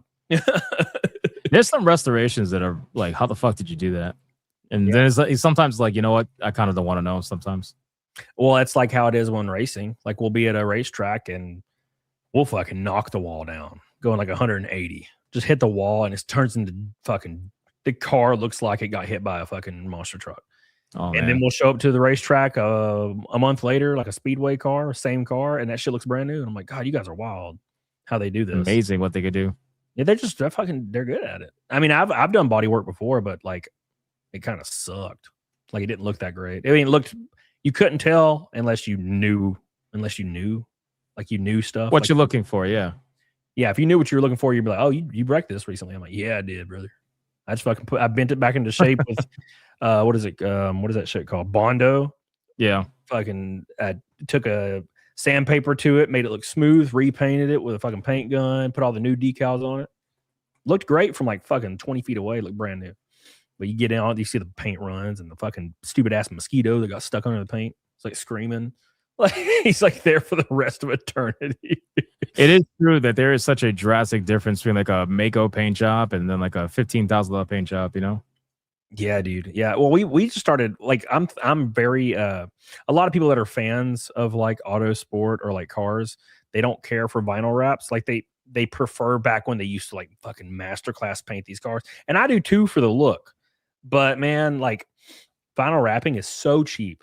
It is unfathomably cheap. And you can get your fucking whole race car wrapped and it looks fucking shiny and beautiful. And we would do that every other week with a vinyl wrap. And it's like $1,600. And they just fucking wrap your car and it looks fucking beautiful. Yeah. And, yeah, painting is just not lucrative anymore. It's because you're like, oh, I got to put some primer on it. Then we got to put this paint on it. You're looking at like $8,000 minimum. Yeah. You know, that's got to be your forever car if you're going to do some shit like that. Yep. Because the vinyl wrap, and we raced like 3 races and the vinyl wrap is fucking tarnished from just debris. Sure. Yeah. Just like the whole front end is just like peeling off like a fucking like a melted skull. 1-2 says, miss my 16 GT, but don't miss it in the winter. Yeah, I wouldn't drive it in, like during icy weather at all because you're just going to die. Like there's no risk it. No saving it. No. Emotional Support Chat says, I'm one of the few still playing Halo Infinite PvP. That's wild. I played the beta for like 20 minutes and I was like, all right, that's all I need. Forever. Yeah, Halo, I feel like is well past its prime. Yeah, well, it's when they show a picture of the dev team, you realize you're like, oh yeah, this is gonna be terrible. Yeah, and then they'll try to convince you these are totally the same people. What are you talking about? Yeah, I saw that post the other day. It was like, oh, there's totally people still that worked on Halo, that worked on Marathon. And I'm like, which Halo? Right, they'll mention the Halo that nobody fucking cares about. Yeah, which Halo you talking about? And it was actually 2 people that like didn't actually do anything. They were just there. It's a guy. It's one of the guys that got coffee. He was there for Halo 3, bro. I promise. Like, right. Like, what exactly did you do on Halo? You know, because there's a lot of women that were coming out on those posts too, and they'd be like, "Hey, I'm a woman and I worked on Halo." And then you ask them what they did. It's like, "Yeah, I'm the one that kept the paperwork in check." It's like, okay, sure. You didn't do shit. Did you create fucking Cortana's fat titties? I doubt it. Right. That's what I liked. God, Halo it's 1. Stolen valor, man. Stolen valor. Yeah, Halo 1, man. Like, God, you couldn't beat that shit. Like the Cortana shows up randomly and she's just naked and blue, and you're like, "This is fucking awesome. This is hollow great." titties." Yeah, dude, it was awesome. And then it just got garbage. I couldn't even play 4. Like I played 4, like I played it because 4 was after 3 and 3 was goated, and I felt like I just owed it to myself to play 4, and it just wasn't that great. And I'm like, nah. Are you gonna play the remakes? What are they? They're remaking Combat Evolved, right? Yeah. I don't know.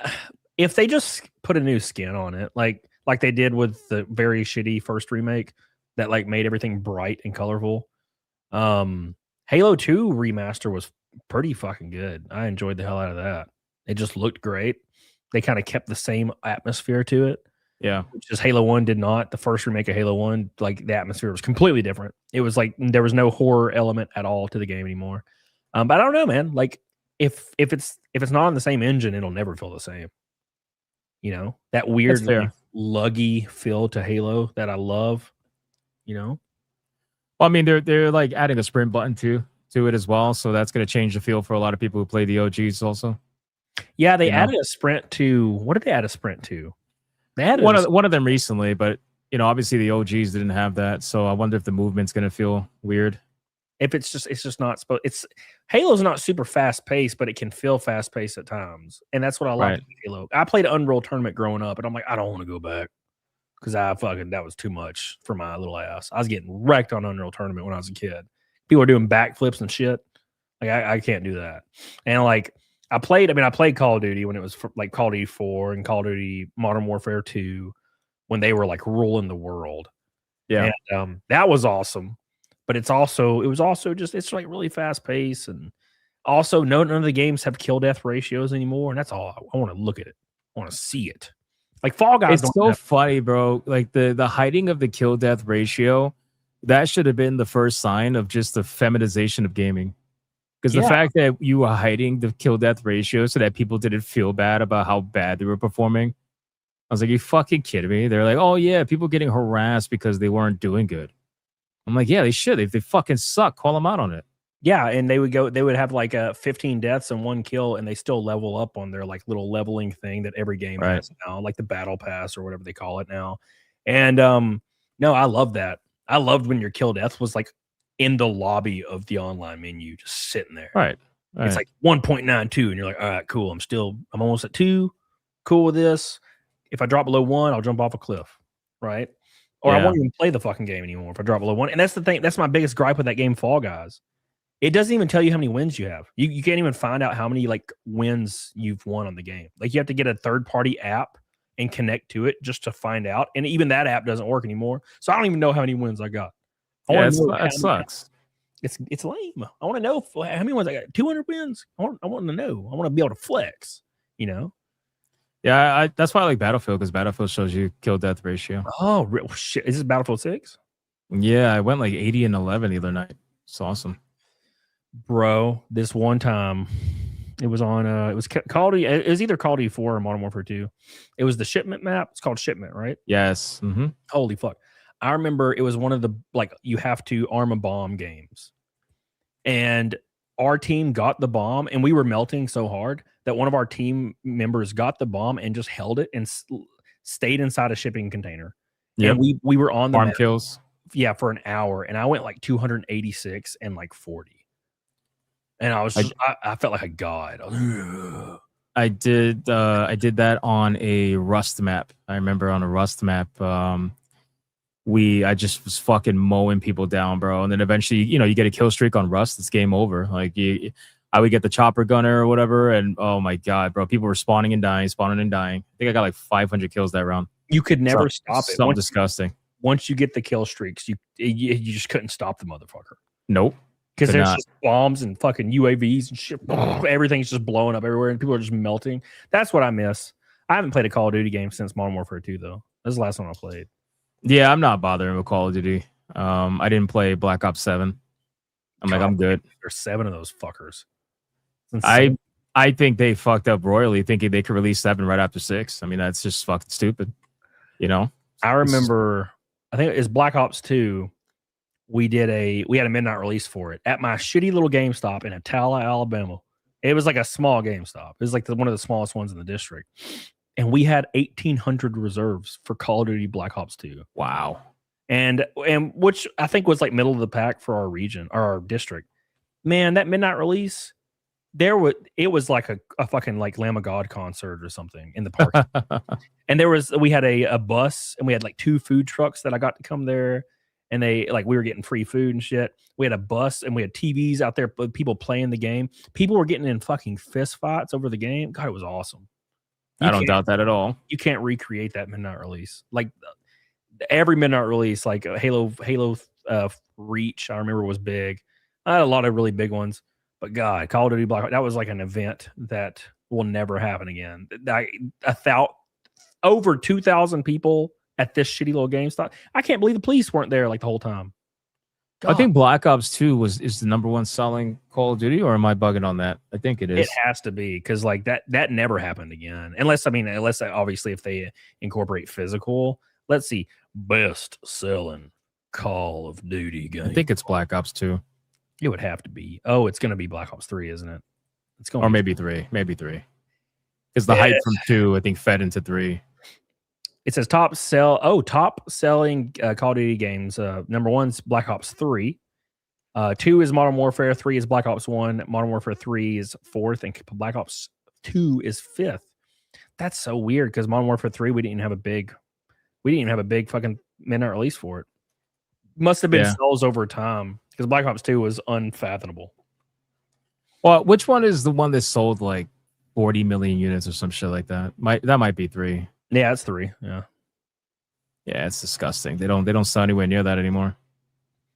Yeah, not the Call of Duties anyway. Like, I mean, shit. Elden Ring sold like 20, which was huge for it. Let's see. Elden Ring. No, Elden Ring is way higher than that now. Oh, it's at 30. Yeah, as of April, almost 40. Year. So it's at almost 40 probably now. Yeah, damn, that's huge. Elden Ring is stupid high. But see, again, the problem with a game like Elden Ring going mainstream is that it brings in people that don't understand.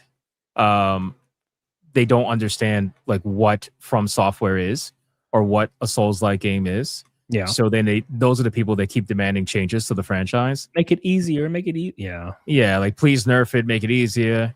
All this shit, and it's so annoying. They're the ones asking for difficulty options and stuff, and from software games, and they're like, my experience doesn't change yours. And I'm like, yes, because once the developers start having to think about making things easier for you, then they start inherently changing encounters for everybody else. They might decide to pull a punch here, pull a punch there. And before you know it, the bosses become easier overall because they're trying to make it more accessible, even if it's not part of your fucking difficulty setting or anything like that. It's just, it changes the design philosophy little by little.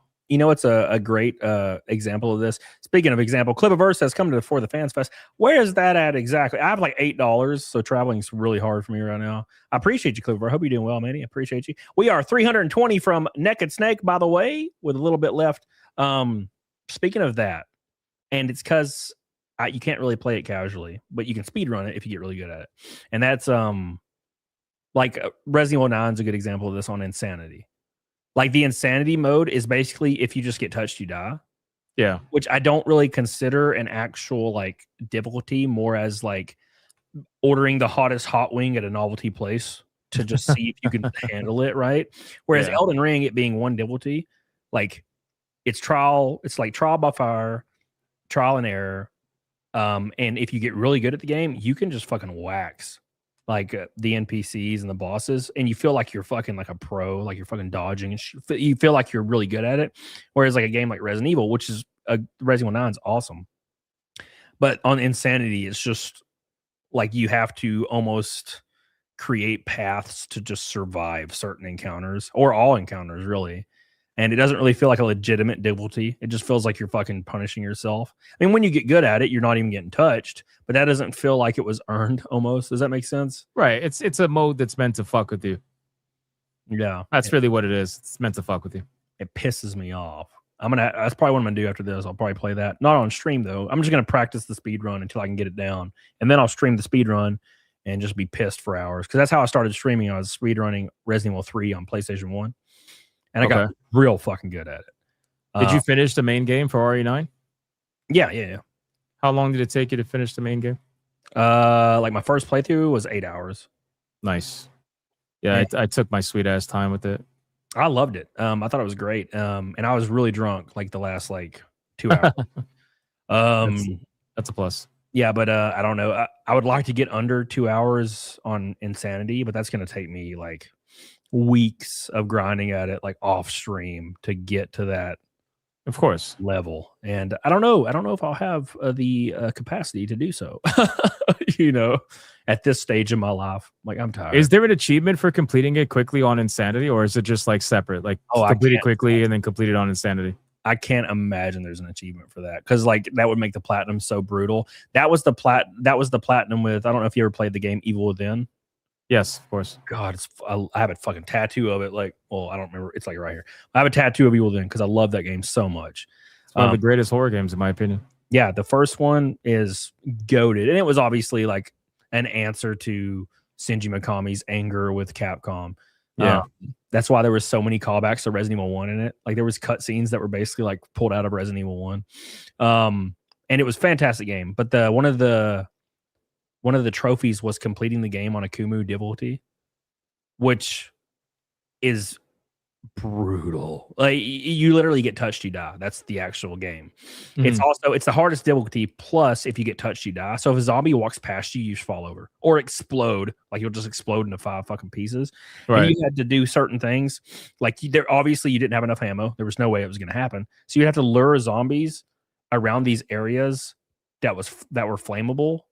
And you would throw like matches on stuff and hope they catch on fire because it would one hit kill them. Oh God, that took me. I think I died over 500 times on the Akumo difficulty. Yeah, Even Within was a lot of fun. The first one is way better than the second one. I don't like how they went to like that open-ish world, bullshit in the second one. Yeah. But there was moments where the second one was pretty cool. I much preferred the structured experience of the first one. I think that's where it shined.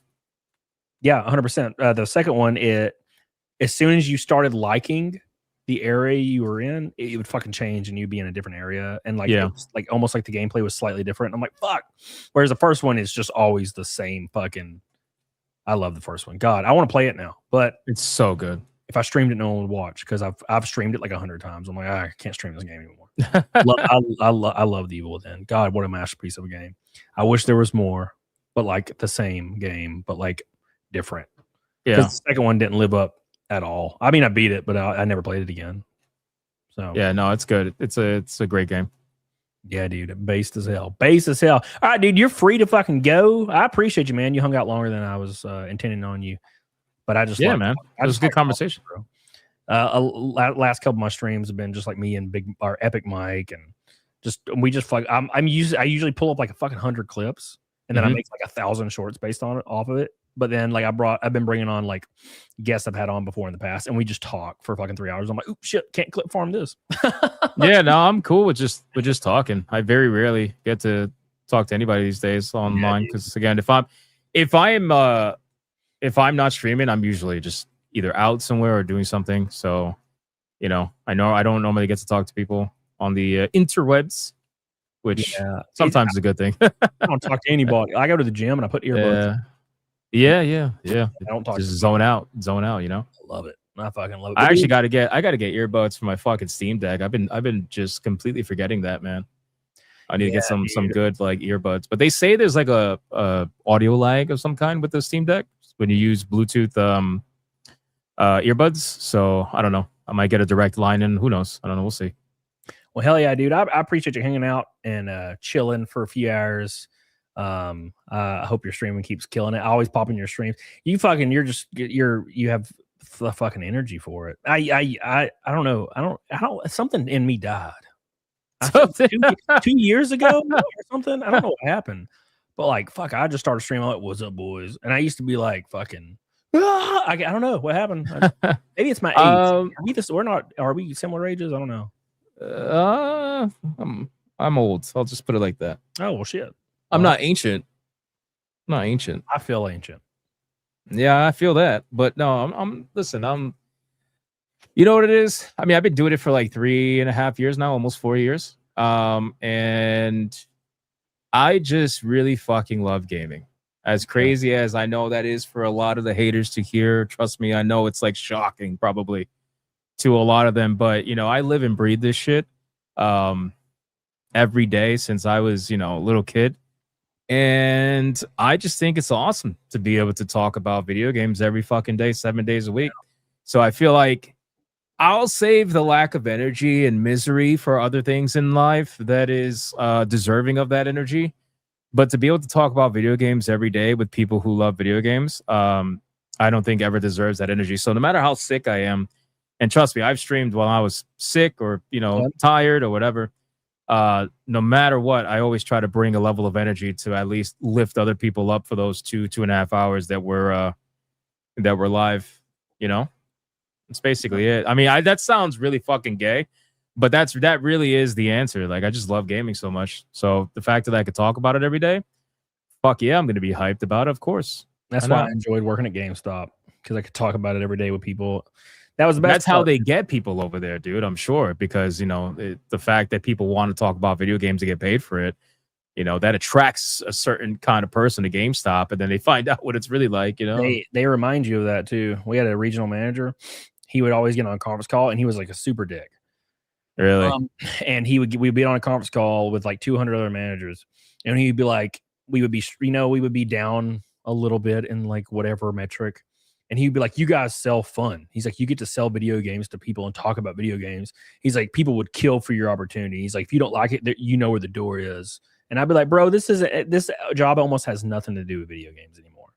It's all upselling like bullshit." Mm-hmm. God, I hate it. Attachments and shit. Yeah.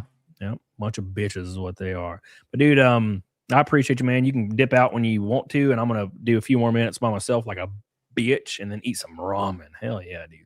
I need to get some real ramen, like not like bullshit ramen, but I need to go to like a fucking like a real place. I've been saying this for a while. Like, I want to go to a real place and just get some real ramen. Yeah. Where I am right now, the population is increasing insanely fast.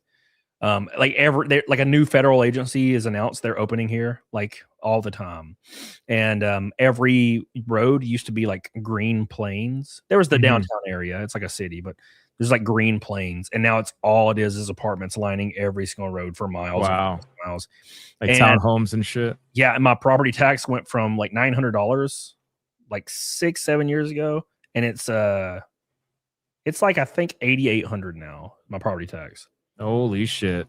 Yeah, and like wow. the homes here that were like 110 grand are now like 400. It's getting fucking crazy. I'm just Sounds glad. about right. I'm glad I live where I do. It's just the mortgage keeps increasing because property taxes just keep increasing. It's just rough, dude. It's fucked up. But we have ramen. Like there's ramen places every fucking. It's always a trade-off to something. Yeah, we get ramen, but we have to pay high taxes for it. So yeah, man. But I appreciate you letting me hang out, man, and just shoot the shit and talk. I know I'm not as exciting as two blonde girls, but you know, I try.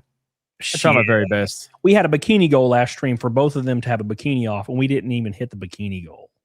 Really? My whole chat's gay, apparently. No way. The naked state goal is almost 600, and the bikini we couldn't have two hot blondes getting in bikinis. Wild. No way. And I asked myself, why is the streak of me taking my shirt off so big, but two girl bikinis can't happen? That's how you know. Oh, yeah. It starts getting suspicious. Yeah. Yeah, it all makes sense now. Listen, man, let the gays have their fun, man. Let them have their fun. We love them. Yes. But yeah, man, thank you again. It was fun hanging out as always. I appreciate you coming by the stream whenever we're live. I always see you in there. I shout you out. Dude. And yeah, keep doing what you're doing, man. As always, been watching you for who knows how long. So fucking years at this point. So yeah, dude. I appreciate you, man. Appreciate you, brother. All right, you be good. Chat, thank you again. And I'll see you guys on the next one. All right, thanks, man. All right, bye. Bye. Complains about chat being gay, spends high school drawing. That's true. Maybe I'm one of the gays. Maybe I am the gay. And I'm okay with that. Okay. Ain't nothing wrong with. I mean, look, if like I said with Chris Hemsworth, I might date that guy. I don't know. He's getting a little bit older though nowadays, but he's just a little bit of Botox here and there. He'll stay in shape. You know what I'm saying? To keep going to the gym, keep fucking running tests, a little bit of growth hormone. Be all good, brother. Be all good. Backbone. All right, I'm gonna get off here at 1 a.m. in 15 minutes. I put a gold boy goal at the top of the stream for the power hour. $10 super chats. Appreciate you guys for always loving on your boy. I'll be back tomorrow with Nyanus. Anus will be here. We're gonna have a lot of fun. I'm excited. What's up, Junebug? How you doing, brother? Cecil raid. I saw it. I called it out, the ninja. I said thank you, Cecil, for the raid, brother. For the raid. Thank you, boys, for keeping the streak alive for 5 years, 593. And today it looks like it's gonna fall. Finally. The naked snake streak is like it's like your old grandpa who's like sitting in a chair with like 80 different illnesses and dementia, and you're like, why won't he die? Why won't he die? Oh, he's finally dying. Thank God, Grandpa. Get out of here. Give me your inheritance. It's time, baby.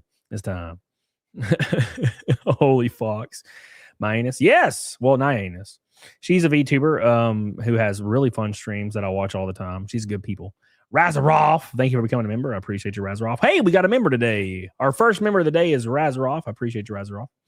Thank you. I love you. I'm going to get back into a long form content. I filmed 5 videos today that I'm going to edit probably like 2 a day because it's going to be the old style of editing where I do it myself. And they take me like an hour and a half on a good one, about an hour and a half to edit a video. So I'm going to edit all those together and start scheduling them out. Some fun, classic ass long form videos because I'm getting into it because I'm starting to feel like what is the word? The boot, like come off a little bit, like in real life, if that makes sense, even though everything's still like the same. I don't know, like clarity, you know what I'm saying? So I appreciate you guys. The Ninja says YouTube sucks. Yeah, man. More, yeah. Well, they do. Yeah, they do, Billy. Appreciate you, Razaroff, for becoming a member. I love you. Big shout out to all the boys today. Big shout out to the 2 orange boys, M. Dimmel and Sonia. I appreciate you guys for coming in strong. And M. Dimmel was a gold boy as well. I appreciate you, brother, for the gold boy. I love you. We got a few minutes left. We got a 20 gold boy what is it? What is the word? 20 gold boy goal on the top left of the chat right now. So get on it, diggity doggone it. Thank you, Billy. Appreciate Saint Patrick. Oh, we're gonna lose the streak on Saint Patrick's Day. God, now I don't like them anymore. I don't like the Irish. You know what? I was on the Irish people's side. No more. No more. I no longer support the Irish. Y'all are a bunch of bitches. Hell yeah, brother. All right, boys. Looking forward to the filter for removing what in the hell? Okay. All right now. You ever see one of your like creators, your like favorite female creators that's not huge, not like a big one, like a small female creator that's really pretty and cute and refuses to do nude content. You know, she tries to keep it real, and you're like, based. I respect that. And then you scroll past Twitter, and their first lewd pops up, and you're like, no, baby. Now, to be fair, she can make a lot of money, but still, no. Why? You were supposed to destroy the dark side, not join them. Was that what the quote is? St. Patrick drove the naked snake away, that green bastard. How could you? How could you? Oh my gosh. I haven't been keeping up with the Save Act. But I'm pretty sure it's not going to pass, which is whatever. I mean, did anybody actually expect it to pass? Not me, not I. Rest in peace. Very sad. Very, very sad to see. But I mean, the politicians actually doing the will of the people, that's like not a thing that happens. So I wasn't expecting it to happen. So it's very sad. But that's where we're at in life. Hey, make sure you guys like the stream. I appreciate you guys. Love you. Revenge of the Sith, baby. Hell yeah. Hell yeah. All right. Oh God, it keeps showing me the lewd. Stop. You're hurting my feelings. You're breaking my heart, baby. You broke me. You broke me in half. Everybody's shitting on me because of the Michael B. Jordan eating at Whataburger post. Apparently, it's super humble to go to Whataburger and after you win an Oscar and eat among the peasants right before you go to the VIP after party, right? Sad. Sad times we live in. You know what I'm saying? It's very sad. That's just where we're at, man. It's where we're at in life. Oh my God, the lewd keeps popping up. What is happening? What is happening? All right, hold on. Hey, look at that. Jim. Thank you, brother. I appreciate that. Jim.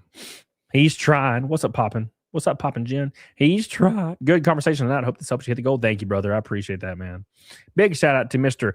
Jim for the gold boy. What a based ass individual. Thank you, man. You expect it to pass, Jim? Ooh, I don't know. Thank you, Jim. I appreciate you, brother. Jim is goated. Jim is based. Jim is love. Jim is life. Thank you, dude. All right, let's read this. I want to pull this up real quick before we log off here. Oh, stop sharing it. Yeah, no, I did. This is in honor of Billy Hatcher. It says, I'm straight, but I mainly have sex with other guys because it's easier than girls. It says, I'm attracted to women, but women think I'm ugly. And twink femboys are way nicer and easier to talk to and way hornier. Plus, they're cute and feminine enough that I can convince myself they're a girl. So whenever I want to get laid, I just find a twink to have sex with instead of a good-looking girl because I know I'll never find one. Well, I have news for you, brother. I got news for you. You're gay. And that's fine. That's completely fine. That is true, though. I mean, if you want to have sex, yeah, you can find a guy, and it will happen. Because I mean, look at your perspective from being a guy, right? Guys are just always open to it. Thank you, Jim. I appreciate you. Poppin says, "Do you think there will ever be a computer, be it mechanical or electrical, that will replace the computer? And what do you think the next big invention will be?" Oh, it's all. I think everything's going to turn into like hyper solid states and all AI data centers, and we're done. We're done. Thank you, Jim. Why all the hate? There's no hate at all. I'm cool with gay people. I have no issue at all, brother. I grew up in the 90s, man. I'm cool with that gay people. It's there's a weird stigma though. Like people are afraid to like accept that they're gay, I think, right? Like, dude, fuck it. Who cares? Just if you're gay, be gay. Be proud of your gayness. I'm all about it. I support it. You know? That's it. Be gay. I think everybody can agree that's totally fine. Well, I guess most people can agree. You know? Uh-oh, here we go. I got a good video, boys. You guys excited? I'm excited. Yes, I am. Thank you, Jim. I appreciate you, brother. First goal boy, best goal boy. Thank you, brother. I appreciate that. I'm not surprised given how high up women are nowadays. Those bastards. Just a little gay bash. Nah, come on, brother. Come on, brother. Man, as someone who goes both ways, men are way easier to approach. Oh, yeah. Oh, yeah. 100%. Right? Are you Raz and Roth? Are you a woman or a man? I feel like if you're a woman, they're way easier to approach. Unless they're like really Reddit brained, then they might like shit their pants. And they won't know what to say. Any girl that approaches me, I'm just like, hey, what's up? I'm totally cool with it. Right? But it doesn't happen. No, I actually have an interesting story about this, Razroff. I was at the gym for years, and there was this girl working the front desk that was hyper attractive. And this is obviously like she was there while I was married, and then after my divorce, she was still there. And I would always catch her like looking at me and like kind of smiling, but as a guy, you're like, oh, she's probably just fucking, like as a guy, you just assume that whatever, nothing's happening. And she moves to North Carolina, and I didn't see her. She went into the military, and then she did her 4 years. It was either 2 or 4 years, I don't remember. And she got out, and she came back to the gym. But I remember she texted me like when she was in North Carolina, and she's like, "Hey, how are you?" And I was like, "Oh shit, what's up? I haven't seen you in years." And she's like, "Yeah, I'm in the military." I was like, "Oh, okay." And she's like, "Yeah, I always had a huge crush on you." And I was like, why are you telling me this now when I'm not anywhere near you to hang out with your ass, right?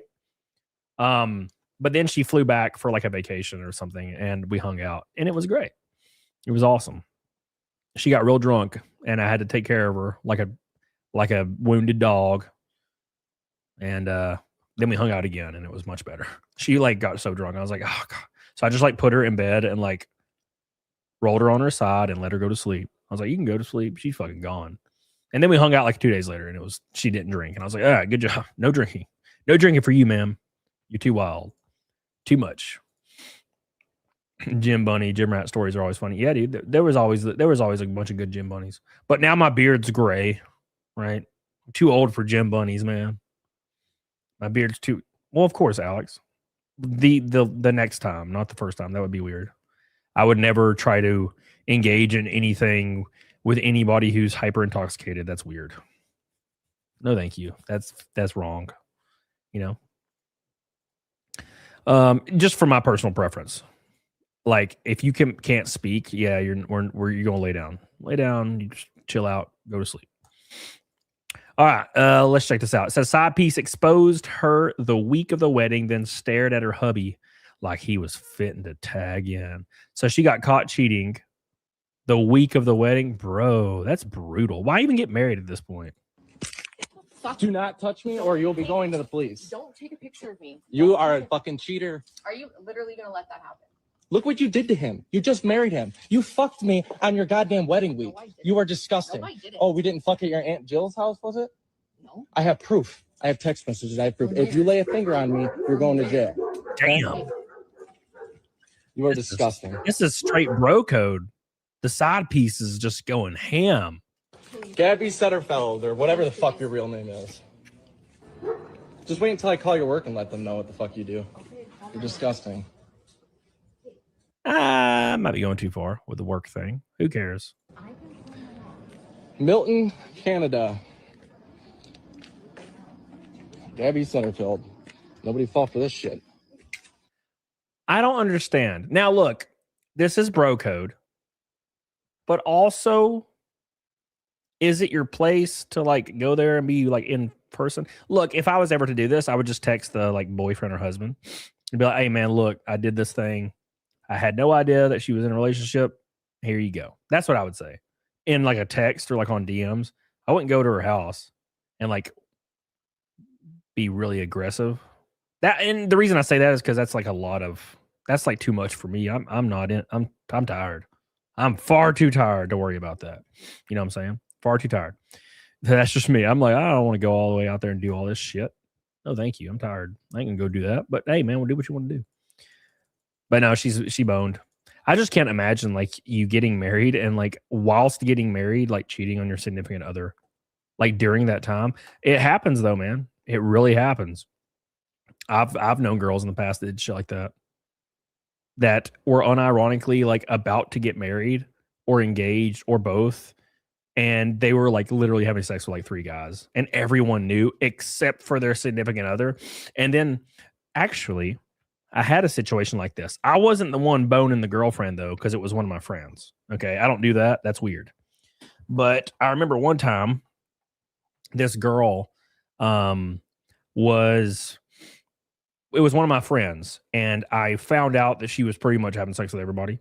It was pretty easy to see because if she ever came to like a house party, she was like all over whatever dude she was like eyeballing. And like her dude couldn't see it. He could like not see it. The weirdest shit. It was like he was blind. And I told him about it. And by the way, like they never had sex. Ever. Like he would always complain that they haven't had sex for like a year. And I'm like, ooh. So I told him one day, like I sat him down and I was like, hey man, have you ever considered that maybe she's having sex with other men? And he was like, no. And I was like, does she go anywhere for extended amounts of time? And he was like, well, every like 2 weeks she'll go like up to her family's in Tennessee to like for the weekend, you know, every 2 weeks. And I'm like, bro, she's fucking somebody else, my man. And I watched him connect all the dots in his mind. I could see it happening in his eyes. And he was like, oh my God. And I was like, yeah, dude. And I guess he confronted her and then he never talked to me again. And then they got married like a few months later. I was like, well, but it was one of those guys, right? Like he's one of those guys. You can always tell like when it's one of those guys that adjust every opinion.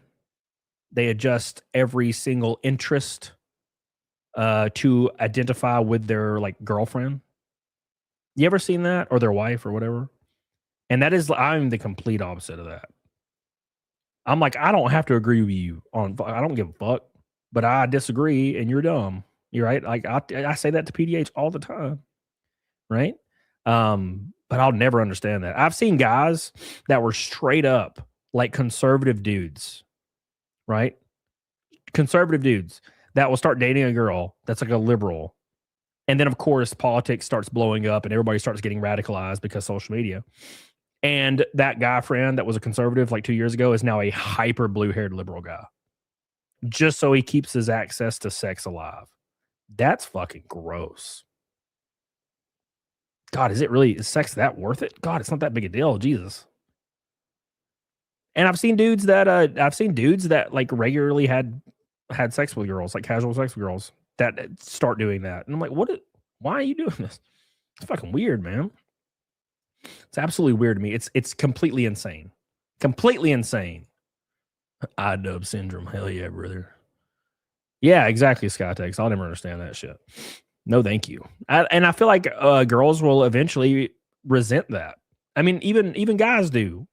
When girls like give them fake compliments and like want to be interested in all the stuff they're interested in, guys will start resenting that because they're like, look, you're not being yourself, right? Like that's why all these relationships always end in divorce, because the girl will start resenting the fact that there's no challenge here. She can walk all over him for any reason over anything, can just walk all over him. And he'll say, yes, ma'am. That's not fucking fun, nor is it natural or human. So they'll start resenting it and they'll bump into a guy at work that isn't afraid to challenge them just a little bit. And suddenly they're fucking sopping and they're ripping their drawers off in the damn storeroom. Right?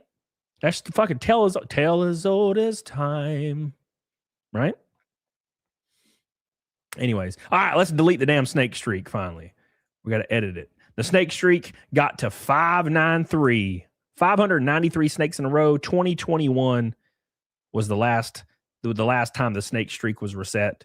So we made it all the way to March of 2026, 5 years. And it's been on its deathbed for the last 3 streams. I don't know how the fuck it survived the last 3 streams. So I appreciate you guys for keeping it going this long in super chats. Insane support. So I appreciate that, guys. It can't let all good things must come to an end. They must come to an end. Thank you. All right. The bikini shirt. I don't know why I have a 1 on there. All right. Thank you guys. I appreciate you guys. Let me pick a raid path. The snake streak is now zeroed out. Let's see how long we can make it next time. All right. Let's see who we gonna raid tonight. Who we raiding tonight? Damn, Nick's live. Jesus Christ, what are you doing that? Nick's live. All right. Who we got? Oh my gosh, I hate this. I hate the new feed. I can't even find live streams anymore. It's so frustrating, dude. So frustrating. Let's do. Oh, Zombies Goes Numb is playing. Resident Evil. We're gonna do that. How long has he been live though? Let me make sure. He's been live for 2 hours. He'll probably keep going. Let's do Zombies. He's good. He's good, dude. Good man. Where you at, Zombies? Zombies Go Numb. Where the hell are you, you bastard? He's not on my list anymore. Man, YouTube's all borked. It's like borked as hell. I mean, I have to freaking type in his link. There it is. All right, we'll rate him. Thank you. Hey, Renee Galarza. Thank you, brother. I appreciate you for your goal, boy, buddy. Zombies Go Numb. Renee Galarza. Thank you, man. I appreciate that, buddy. I love you. I appreciate you. Goated as hell. Thank you for your goal, boy, man. Appreciate that, dude. You are the man. The man. Thank you, Renee. I appreciate you, man. Appreciate you. Don't forget, guys, we are racing at I'll be racing at Talladega in the NASCAR deal down there at the end of April. And then I don't think I'm going to be racing much after that. Because, sponsorship rules the world, right? So we'll be racing Talladega.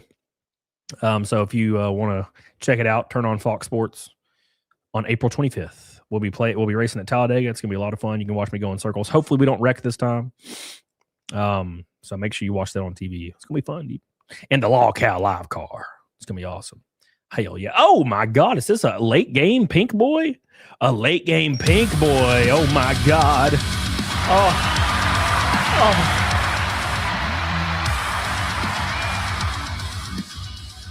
Thank you, man. I appreciate it. Oh, by the way,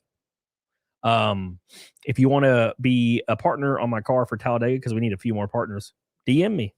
We can put your YouTube logo or YouTube link on my race car, and depending on the funding, we can make it big, small, whatever, and it will likely end up in the new NASCAR video game this year, so that'd be fun. All right. Why does people only count as one? I don't fucking know. I don't know. Thank you, Renee. I appreciate you, brother. You tried. We got halfway there. Hell yeah. We got halfway there. Halfway there. Bro, I'm about to freaking throw up, dude. We got literally exactly halfway to Naked a Snake. Look at that. Thank you, Renee. I appreciate that, baby. I really do. Thank you for sticking it out for so long. I know you've been here for years, man. Like years. I appreciate that, dude. I really, really do. Thank you. Retro Gamer, what's up, brother? I apologize for forgetting you were live. Oh, it's all good, man. Do not puke, yeah, man. I got spitted on with my vape. I need to quit vaping like now. I've been vaping for like probably 6 months or a year, maybe now, and it's time to be done with it. It's all good, Billy. Maybe this time in 2031 we'll have a chance of beating the Naked Snake streak. 2031, if I'm still alive. Which that 5 years is a long time. You don't know. I might get hit by a bus or some shit. So I don't know. Just smoke cigars? Shit. Since I started my cut, yeah, you're right. So it was like November. Was when I started really heavily vaping. So thank you again, Renee. I love you. Appreciate you. I love you. Credit? The hell you mean credit? Thank you. I smoke cigs. Yeah, I smoked a cigarette one time. Well, I've smoked 2 cigarettes my whole life. Right? I smoked a cigarette on the 4th of July last year. My first cigarette I've had since I was I think I was 4 years old. when I smoked a cigarette for the first time and last time until I was like 35. Small little story before we log off here. Thank you, Renee, by the way. I love you. Halfway to Naked Snake, my boy. So I had a babysitter that was babysitting me, and she made me and my sister smoke cigarettes because it was funny, I guess, for her. I didn't know at the time. You know, I was a kid. I was like 4, and I ended up like throwing up, right? Didn't I give you sick? No. I was like, I have a vape, remember? I think. I might be wrong. Anyways, so she made me smoke a cigarette and I threw up or something. And then she left. My parents came home and she left. And then next thing I knew, she got arrested because I think my sister told. My sister was like 6 or 7, so I'm pretty sure my sister told my parents. And then of course they corroborated it with me. And when you're a 4-year-old, you just say, "Yeah, I did it," you know. And she got arrested. So, hey, hey, it all worked out, right? Vapes better than cigarettes. I agree. I do like vapes, but vapes. The vape is it's like making me develop this post nasal drip that is infuriating.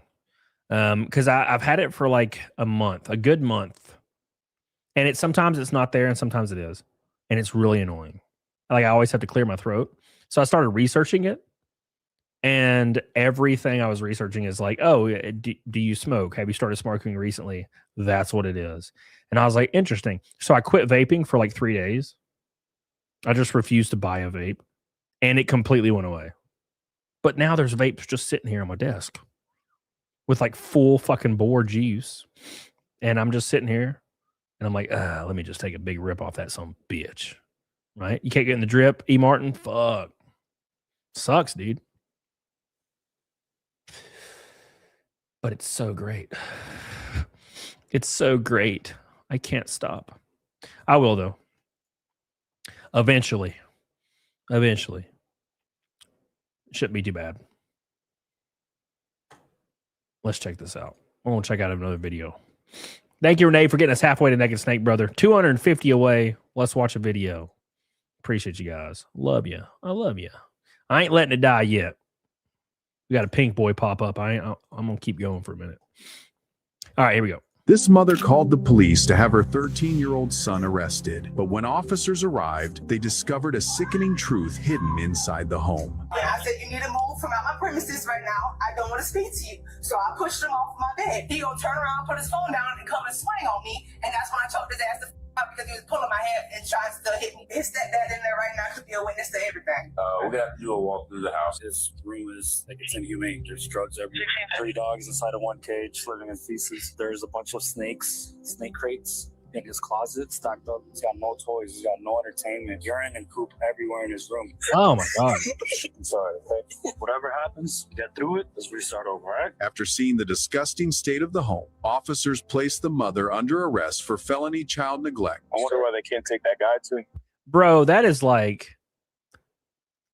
the Darwin Award. The Darwin Award. You call the cops and you have just drugs all over your house. Right? That's like Walter White getting in a fight with somebody at the Coke facility that Gus Fring was running. And he calls the police on the guy he got in a fight with, and they show up to the meth lab. What are you doing here, sir? Nothing. Yeah, you're under arrest.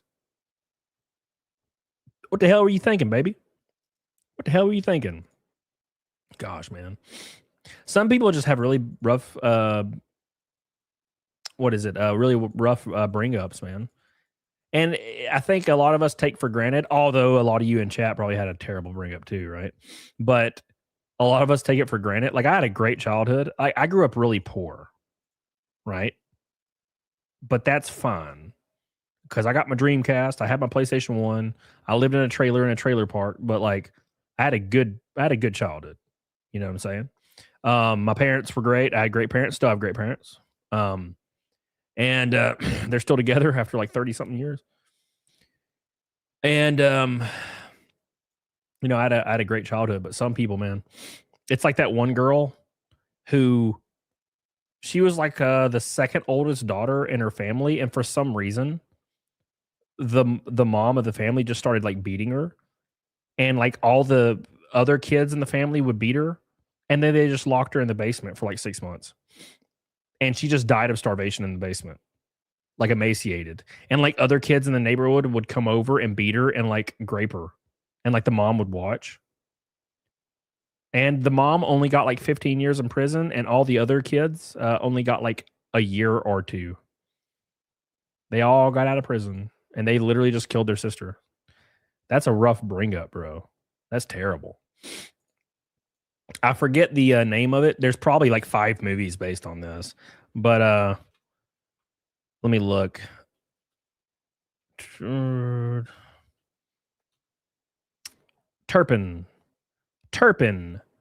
Is that it? Who tortured their 13 children ranging from 2 to 29 years old. No, that's not the same one. Not Turpin. The Turpin sisters. It's not them. It's it happened in like the 60s or something. Well, I get it's only bringing up the Turpin case. Anyways, yeah. I watched a documentary on it recently, and it was fucking brutal. Absolutely brutal. You had an NC4 and a Saturn. Hell yeah, brother. 30 years of marriage is awesome. Yeah. They've been together longer than that, but I'm just saying 30 years. They're probably like 35 years. I mean, they're 59. They've been together since they were like 16 years old. I think they got married at 18, my parents. How many years is that? It's like 38 years, maybe. I mean, they've been married as long as I've been alive. I'm 36. So, and my sister is like 40. So they've been married that long. Chai T says, as Dolly sang in Coat of Many Colors, one is only as poor as they choose to be. I never felt poor when I was a kid until I went to my friend's house for the first time. Right. So like I never really felt poor, but I remember one time I went to my friend's house when I was 16. And it was when I became a popular kid. Thank you, Chai T, by the way. Halo 2 came out, right? And I was really, really good at Halo 2 because I played online only. And a lot of the kids that I knew, they never played Xbox Live. They just played the game, like the campaign. So we had a LAN party, and one of the popular kids was like, oh, you play Halo 2? And I was like, yeah, I play Halo 2. And he's like, you should come to this LAN party. So I went to a LAN party, and I absolutely melted everybody there. Like it was like they had never played before. It was like they were newborn babies. So I won every match, and for hours. So I became a cool kid overnight. Like all the popular kids were like, Dennis, what's up, brother? And like they all loved me. And but I went to that guy's house for the first time, and he lived in an absolute mansion. And that was when I realized the first time that I was poor. I was like, holy shit. I lived in like a tiny trailer in like a room. My bedroom was like a third of the size of my studio right here upstairs. And yeah. I was like, oh shit, I'm poor as fuck. I had no idea. But it was fine. I didn't care. It was good. It was good. It was a good childhood, you know? So yeah, Garrett, I'm 36. We're getting old. What? I've always been kind of old. I mean, I started YouTube at 29, right? So, yeah, dude, I'm getting old as hell. I don't look any different, but I have like crow's feet and shit, which is fine. At least I'm not bald or anything. That's cool. So, I was in the best shape of my life like 2 months ago, but now I'm eating poorly again. But I got pretty good for a while there. My abs were pretty good, but then my diet ended. So now I'm like, yeah, food, give me my food. You guys know, this is the picture I took the other day. Hold on, or this is the picture I took in January. Here you go. This is the January picture right here. Yeah, what's up? What's up? Come on. You think you can handle the beast? Look at my traps. Oh my God, look at my traps. It's hilarious. It's fucking funny, brother. Yeah, dude. Miss my long hair. I don't miss. I used to have hair down to my ass. Well, not really. It was like in my middle of my back, right? You know. But yeah, I cut the fuck out of that when I was like 16 or 17. I was like, I'm done with this. I'm tired of like straightening it and washing it. You know, get to the chopper. Yeah. No, that's not really me. That's an AI image. If you guys haven't figured it out. No, if I look like that, I would die in like probably 10 years. No, this was the AI prompted image. That's the real me. The real me looks like a baby compared to the AI me. Look at that. What the fuck? It's insane. It's insane. It's funny. All right. Anyways. Oh yeah, the fat picture of Scotex. Yeah, dude. All right. Now I can end the Naked Snake dream. We got closer. Thank you, Renee. I appreciate you for the pink boy and the gold boy back to back and Chai Tea trying to get us there. We got halfway. It means something, damn it. It means something. It means something to me, damn it. All right. But I can't. We're closing in on 4 hours and I got to fucking do some stuff. Yeah. That's stuff I got to do. Blackgate says I'm bald. I'm not bald. Are you getting there? Yeah. I got lucky, man. Like my dad, my granddad, that I've never met, but I've seen pictures of him. My dad doesn't even have gray hair. It's weird. My dad has a full head of like my dad probably has better hair than me, right? Like my dad doesn't have a widow's peak, right? So my mom has a widow's peak, so I have a fucking widow's peak from hell. My dad doesn't. It's like straight, right? And he doesn't have gray hair. He has like a little bit of gray, like right here on his temples, and that's it. And he's like 60. His beard isn't even gray. My beard is like almost entirely gray.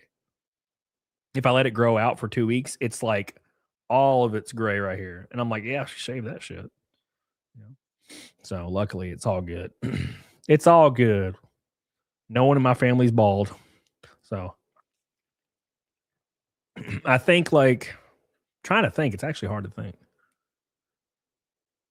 I don't even think my Uncle Gene was bald when he was like 80 on my mom's side. I don't know. So it all worked out, I guess. Got lucky. Very, very lucky. He served in the Army for 33 years. Damn, brother, it's too long. It's too long, boys. How old are you, Lesser Logic?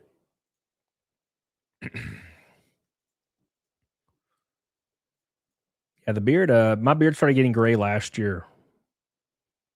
I think it was stress. It was very stressful. Last year was like hyper stressful. 41? Hell yeah, brother. But are you bald though? That's the kicker. All right.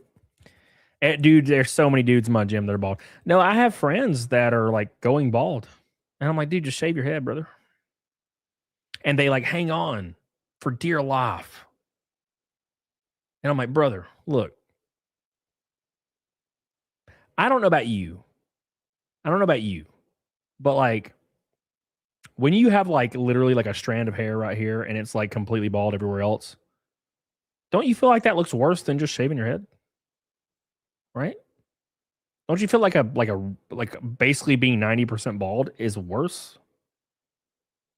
Because it looks unkempt, right? Like if I started losing all my like front hair, like I don't have any, I'm not bald anywhere, but I don't know, man. If I start losing my front hair and it was like you could see through it to where you could see my scalp right here, I would shave the fuck out of that. I wouldn't care. I'd be like, fuck it, I'm bald now. Let's go. Hell yeah. Hell yeah. Right? And I served one tour in balding. Damn, brother. Billy says I check PayPal. Yes, Billy. I get notifications. Okay. I ain't got no PayPal, brother. PayPal's dead. Thank you. Appreciate you, Chai T. Stop silver fox shaming. Embrace the gray. I'm not shaming nobody. I just don't like it. Okay, here's my thought process, Chai T. Okay. My thought process is this. If my beard was 100% gray, like white, like Santa, I might not be opposed to having a kind of like a 2-inch beard that's white. That would be cool. But like I have my right chin, like the right side of my chin is all gray. A little bit of the left side is black. Like the gray goes up a little bit right here, and then it's black, and then the gray, you can see the gray right here goes up like to my mustache, and then it's black over here. It just looks weird. It looks like I have fucking stripes all over my face. So either if it was all gray, I'd be cool with that. I'd be like, yeah, let's have a little gray beard. That'd be cool. But anyways, thank you. Appreciate you, Chatty. Irakias, my man. Wow. Look at this beautiful man. Shave your bald head with pride. Yeah, Irakias is our resident bald man, and he looks fucking great. He looks fantastic. I think bald looks great, you know? So that's just me though. Thank you, man. I appreciate you, Irakias. 220 toe naked snake. Oh my God. Oh my God. Thank you, man. I appreciate you. 220. Hot diggity damn. Cody goes bald at 4. I just shaved my head. I wouldn't care. Isn't that weird though? It's almost like God is like, you know what? I'm not going to give struggles to people that wouldn't care about the struggle. You know what I'm saying? It's like I could make this guy bald, but he's not self-conscious at all about it. So I'm just going to give him a full head of hair. Right? And then God specifically gives people that are self-conscious like balding. Hey, you take it. You like it, don't you, boy? And then they cry about it. I'm like, what the fuck? Like I have friends that are literally like, they have a 1-inch strip like right here that's like this wide on the middle of their head, and they just fucking don't shave their head, and their baldness goes all the way back. So they have like one little stripe, and I'm like, bro, what are you doing? Please shave your head, baby. Just do it, please, for the love of Jesus. Just get rid of that bitch. Thank you, Eric Haas. I appreciate you, brother. Appreciate you, man. Every orange boy, I'm gonna go a little longer. I ain't giving up yet. I ain't giving up, god damn it. I've been here for far too long to give up now. Jesus. Oh my God. I shave the sides of my hair for metalness. That's pretty cool.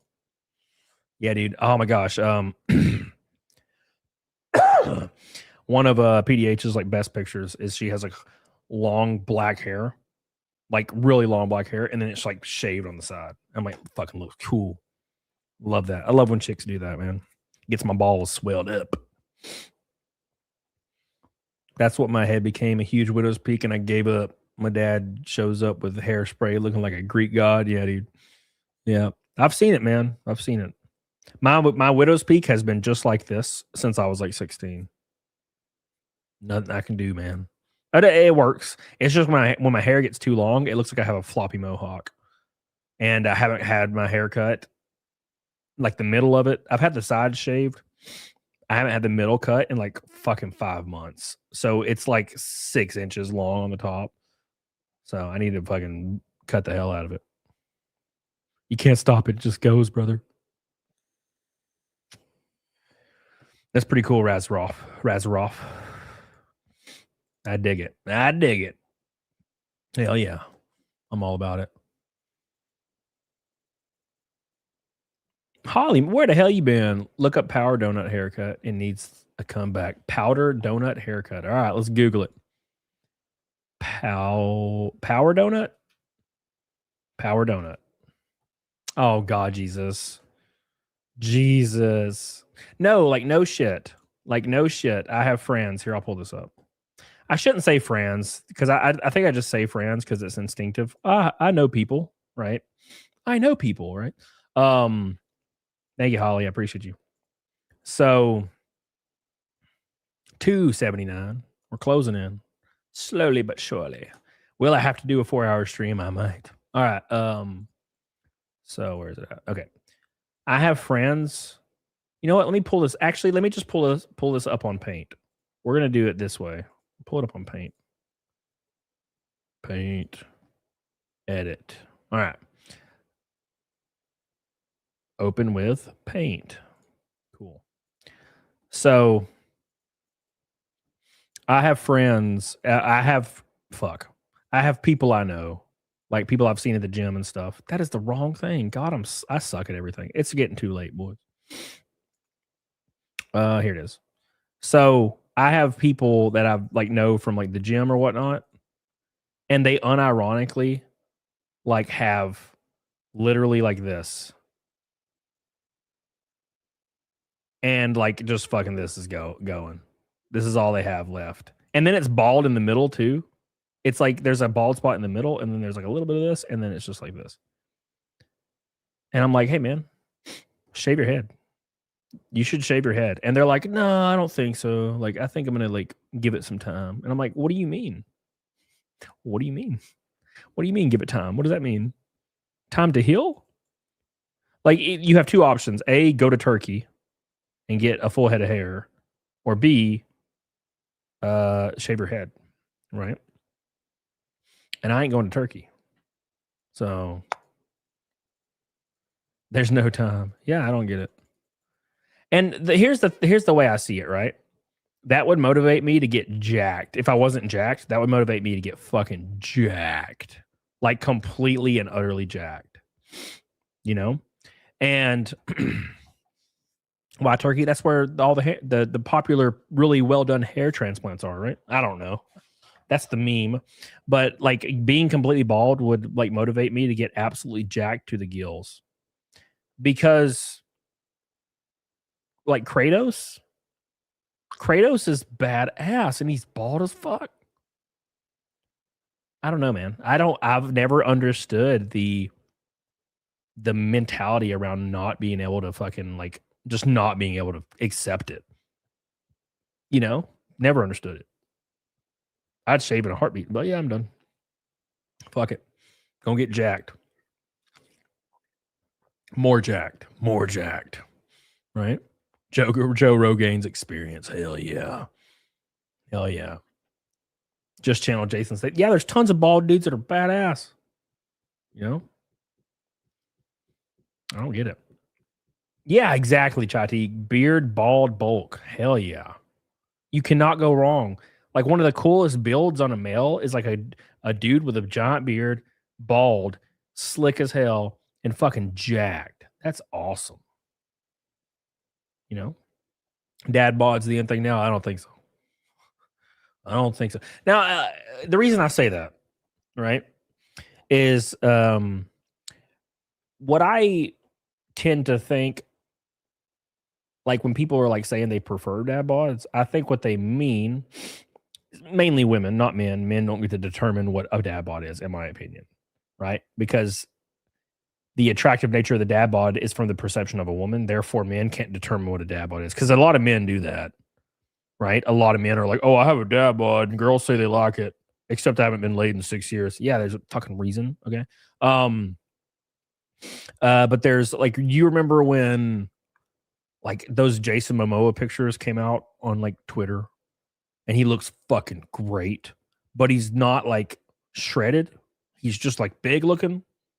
You know, he doesn't really have a tummy, but he got big arms, looks good, right? So, and they were saying it was his dad, but he has a dad bod now. Same thing happened with Zac Efron. Remember? Oh, he's got a dad bod now, and he literally kind of had a little bit of abs on him. He's just thick as fuck. I think that's generally what women mean, and I mean like really attractive women that fucking can have the buffet, right? Because that's who's determining all these things. Women that have absolutely their pick of the litter. And that's what PDH will tell you. Like, right? PDH is like, yeah, like I consider a dad bod like a fucking jack dude. That's like not shredded to the gills. Like just still looks like he could throw my ass. You know? Not fat in any way, shape, or form. Just like fucking big. Looks like he could pound some beers and eat some fucking red meat. Right? Lift a log. And that's what I think kind of determines that. And I think dudes co-opt it way too much. Like dudes that are fat as fuck will be like, I got a dad bod. And I'm like, no. Brother, you eat ice cream like 4 times a day, pizza 6 times a week, and you drink 20 beers a night. You don't have a dad bod. You're obese. It's a difference. Right? And I think it could almost dip into the realm of like, there's guys at my gym that are fucking huge. Not like necessarily in height. Sometimes, yeah. But they're fucking huge. Like they have huge shoulders, huge chests, huge everything. They fucking benching 4 plates. They're big motherfucking dudes. But they're not like thin, right? They got a little belly on them, but they're fucking big. I would say that would be like, yeah, that's like a dad bod. Yeah, sure. He could fight off a bear and protect his family, you know? So that's what I think. That's how I see it. They want bulky dudes who can still play flag football. Yeah. I mean, I can just type it in right now to Google. Right? Zac Efron, dad bod. And these were the pictures that came out of his dad bod. And he fucking just looks great. He just doesn't look like he's dieting 24/7, right? That's the only difference. The beard probably helps. Right? The beard probably helps. You know? Same thing with Momoa. I'll type in Jason Momoa dad bod. He doesn't have a beard here. Damn, zoom out. Jesus, brother. Jason Momoa dad bod. Yep. You know, he's looks like he's in the off season. Looks like he eats, you know, he'll drink some beer with you and eat some pizza. But he also looks like he could kill a man with his bare hands, right? You know, dad bod. But I see guys all the time. Licensable. How about you eat my cheeks, brother? I see men all the time, like I unironically see men that have like this body and they claim they have a dad bod. And I'm like, bro, you're just like obese. This is not a dad bod. You look like you have never worked out in your life and you're obese. Okay. I think what can be described as a dad bod has to have a lot of muscle mass, right? I think the more muscle mass you have, the slight more fat you can have to balance it out to still be considered dad body. Does that make sense? Perfection. Yes. All right, I'm going to stay live for 25 minutes in honor of the Naked Snakes passing to give it a fair shake before I get the hell off here. I appreciate you guys. Love you. Height helps. Oh, for sure. For sure. Like if you're 5'4", yeah. Well, if you're 5'4", you're fucked anyway, regardless. You know, or as people that are 5'4" would say, 5'11", right? I'm giving it a fair shake, Billy. We're going for 4 hours to give this Naked Snake Shriek a fair shake before I put her to death. You know, so but yeah, I know people that are unironically 5'4", 5'5", guys that claim they're 5'10", and I'm like, brother, I'm 5'10", 5'11", and you are like, your forehead's at my nose, man. It's not happening, brother. I'm sorry. It's fine. Who cares? I'm just saying. Exactly, Culper. Yeah. Holly, if you're balding, you just make toupees out of hundos. There you go. Hell yeah. Thank you, Holly. I love you. I love you. Razaroff says, I'm 5'3". I can judge them. Yes. That's the good thing about being a chick, though, right? Is you can just be 5'3". And dudes will still be like, I'll do it. Right? It's a double standard thing. It's just nature, right? And it's a preference thing, right? Like I love small girls and I love big girls, not fat. I'm saying like I love girls that are like 5'10", 5'11". I don't give a damn. I'm cool with it. And I love girls that are fucking 4'11". Like I've dated girls that are 4'11". And I think both's great. You know, as long as you're in shape, I don't really care. Like, yeah, what's up? But if you're a dude that's 5'1", you are done. You're done. You're done. It's over. You lost. And it sucks. And I thank Jesus every day that I'm like reasonably tall reasonable height, right? Although the meme online is I'm 5'2", and I have perpetuated this meme for like years. So like I'll meet creators, like female creators, and they'll be like, "I thought you were 5'2". I'm like, "No, I'm not," but it's fun to say. It's funny. I love curvy girls. What does curvy mean? What exactly does curvy mean to you?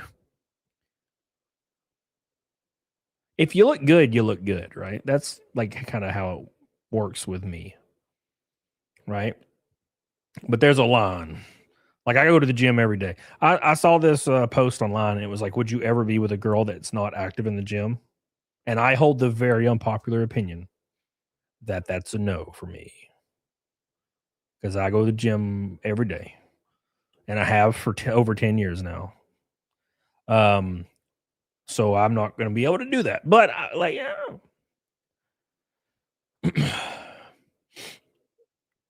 it's like the one of the things that like learned me why I can't do it. Now, look, I hook up with a girl all day. I don't care. That's different. But I remember like,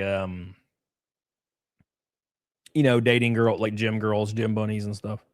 Like they always have really firm arms, just kind of firm arms. You grab their arm, what's up, girl?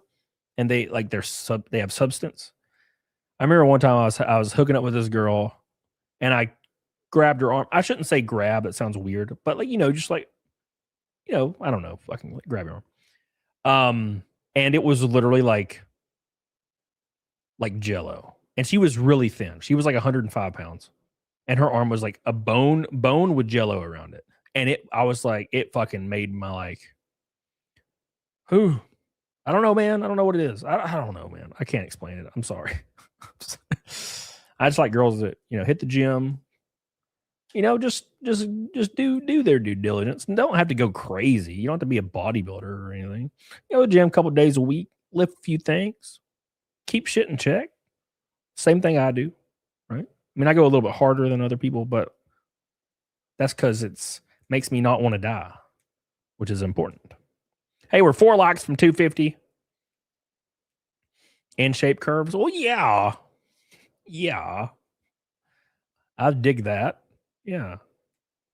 Like literal, like a girl that's like an hourglass shape. Yeah, of course. That's awesome. Yeah, sure.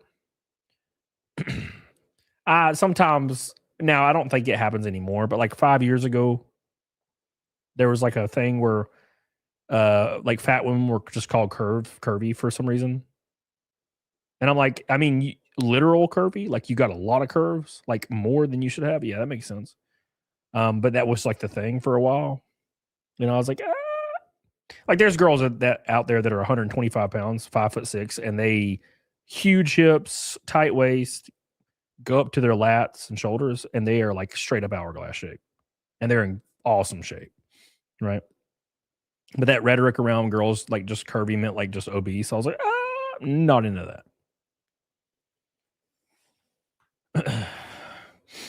I like the Mewtwo body type. Same, brother. Same. Same, brother. I thought he was saying Kirby. Short, pink, and round. Hell yeah, Kirby. Give me some of that Kirby body type. Like, let's say curvy woman. I Googled curvy women, and it's literally just obese women. See, this is propaganda. This is straight propaganda, brother. I'm trying to find a good women body types. Maybe. Is this going to give me something good I can look at here? I love how like there's a calculator of like women body types. And none of these are giving me anything good. Every one of them's hot. No, you're missing like 2 or 3 of these. Is that AI? What is this? No, none of these are really very good. I'm trying to find like a graph that kind of gives you an idea. But like no one's brave enough to make the graph like fat. They all are thin looking. It's just some of them are less thin than others for some reason. Well, I'm going to find a good one on Google. Google's hiding it from me. It doesn't want me to see the truth. The truth. I guess I can do it by weight, right? Oh, I love me some Carrie June Travis. Assuming a girl is 5'4", I would say once you get over 140 pounds, that's where stuff starts going off the fucking rails, right? And there are exceptions to the rule. But generally speaking, 5'4", and you can increase the poundage by like 5 pounds every inch. Like I hung out with this girl one time who was 6 foot and she was 160 pounds and she looked like a god. Like she had abs, like not like crazy abs, just like definition. And she was in great shape. So obviously the weight's not always consistent, but it just assuming 5'5", 5'4", 140, pushing it at 145. Right. That's when it starts to go. That's when it starts to affect personal preference. Right. It's not the end of the world. Don't hear what I'm saying and get pissed. It's not the end of the world. Not saying you look like a monster. I'm saying that's when it starts to dive into personal preference. Right. You know what I'm saying? Like if you're 5'5", 5'4", and you're under 130, almost in any situation, you're going to be like reasonable for preference. Right now, like Razorov says, muscles. Yeah. So, but muscles have less of a drastic take on like the female form. Because unless you're on gear as a girl, you're not going to get meaningful muscle mass that makes you weigh 20 pounds more than normal. That's not a thing. Right? Like women don't produce enough testosterone naturally to have 20 pounds of muscle on their form. The most they'll ever have is 8 pounds ever. Now, obviously, you get on gear, that shit changes real fast. Right? I know girls that are on gear that are 160, 5'6", and they look like a fucking monster. But they're on gear. They're on Anavar. Right? But other than that, yeah, you're not gonna get anywhere else, you know. As long as they have that hourglass shape, they should be good. Yeah. Well, unless they're like 400 pounds and they still have somehow have it. Dude, I've seen big girls like 220 that have an hourglass shape. But there's a lot to it. There's a lot there, you know. All right, we got 18 minutes left to save the naked snake streak, so I can take my shirt off, and then I'm out.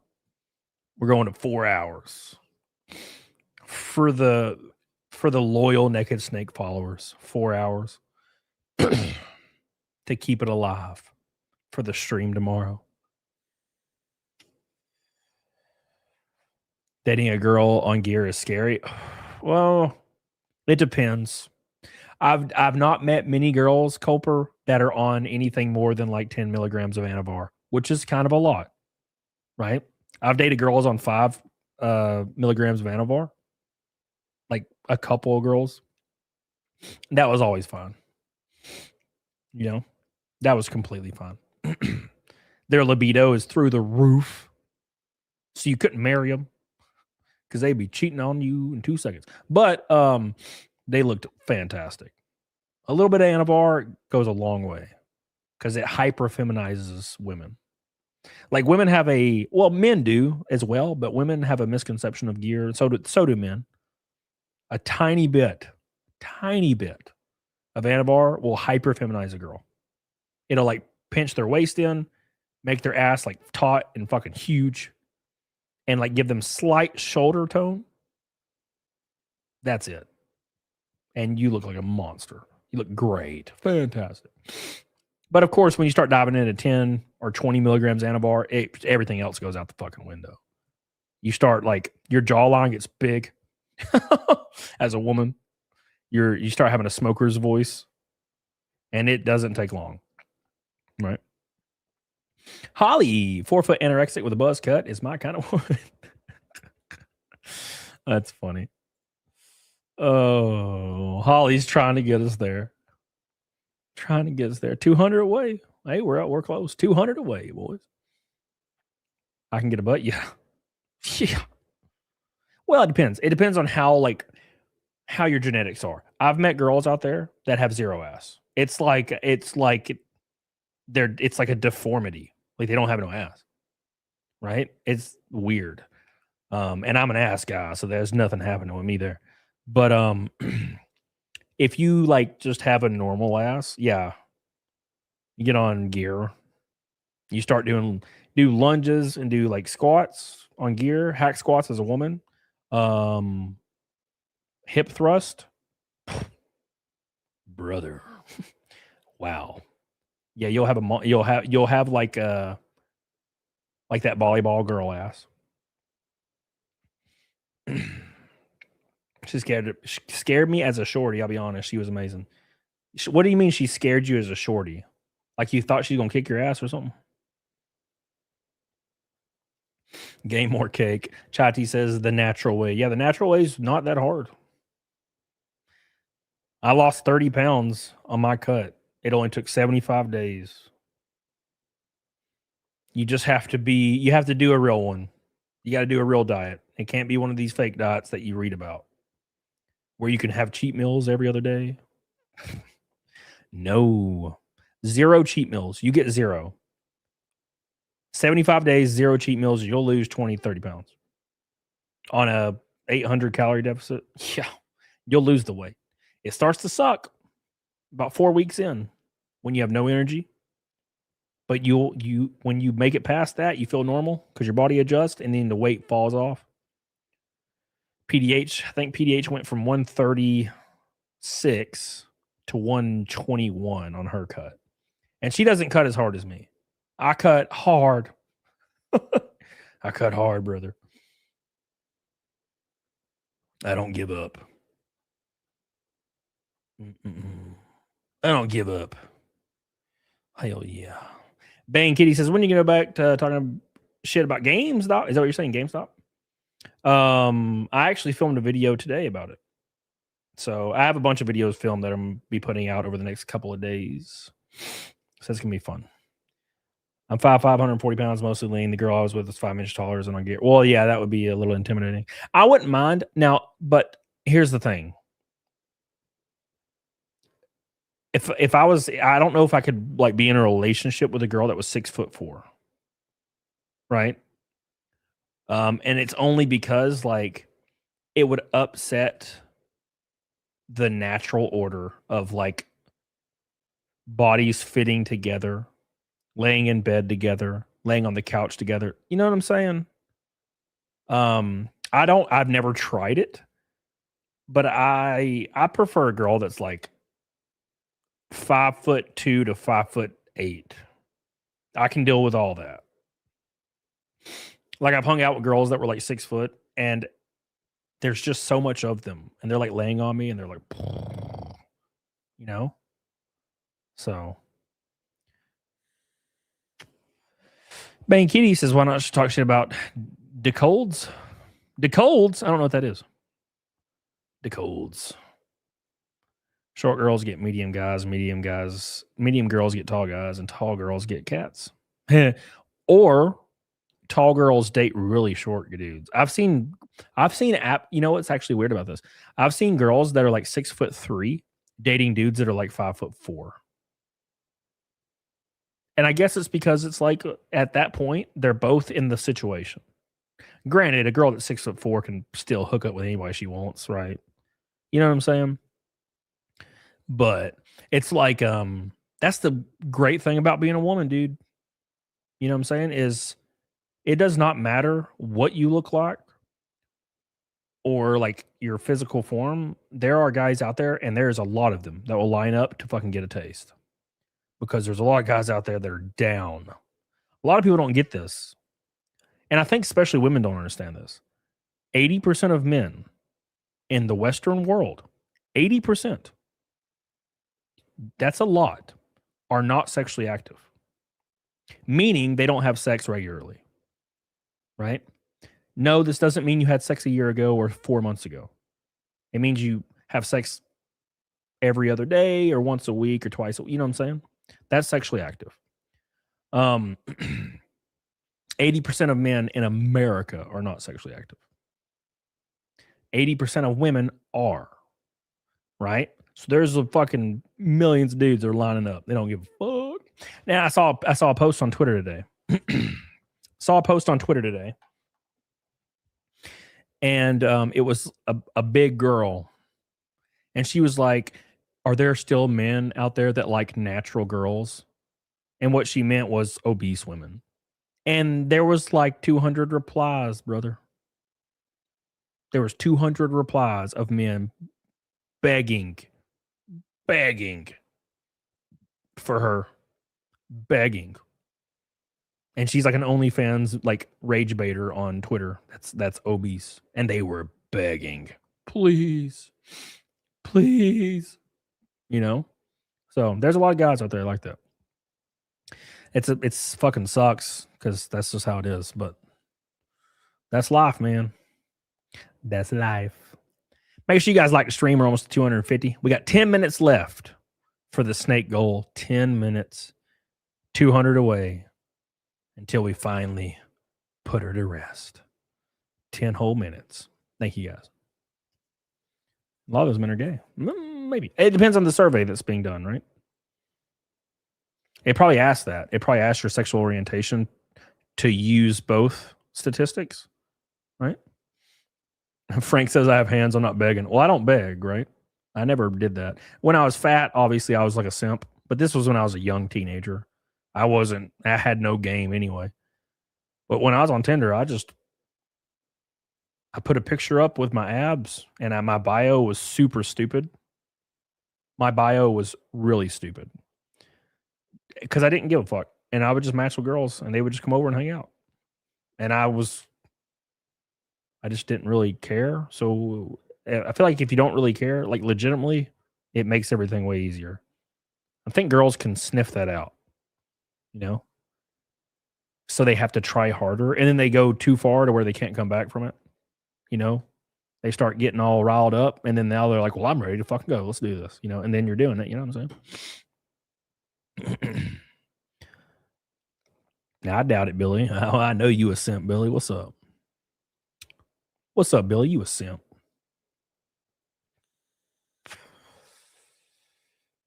You can't trick me, Billy. $200, 8 minutes left. Oh my God, what a freaking down to the wire stream this is. Down to the wire. Oh my God.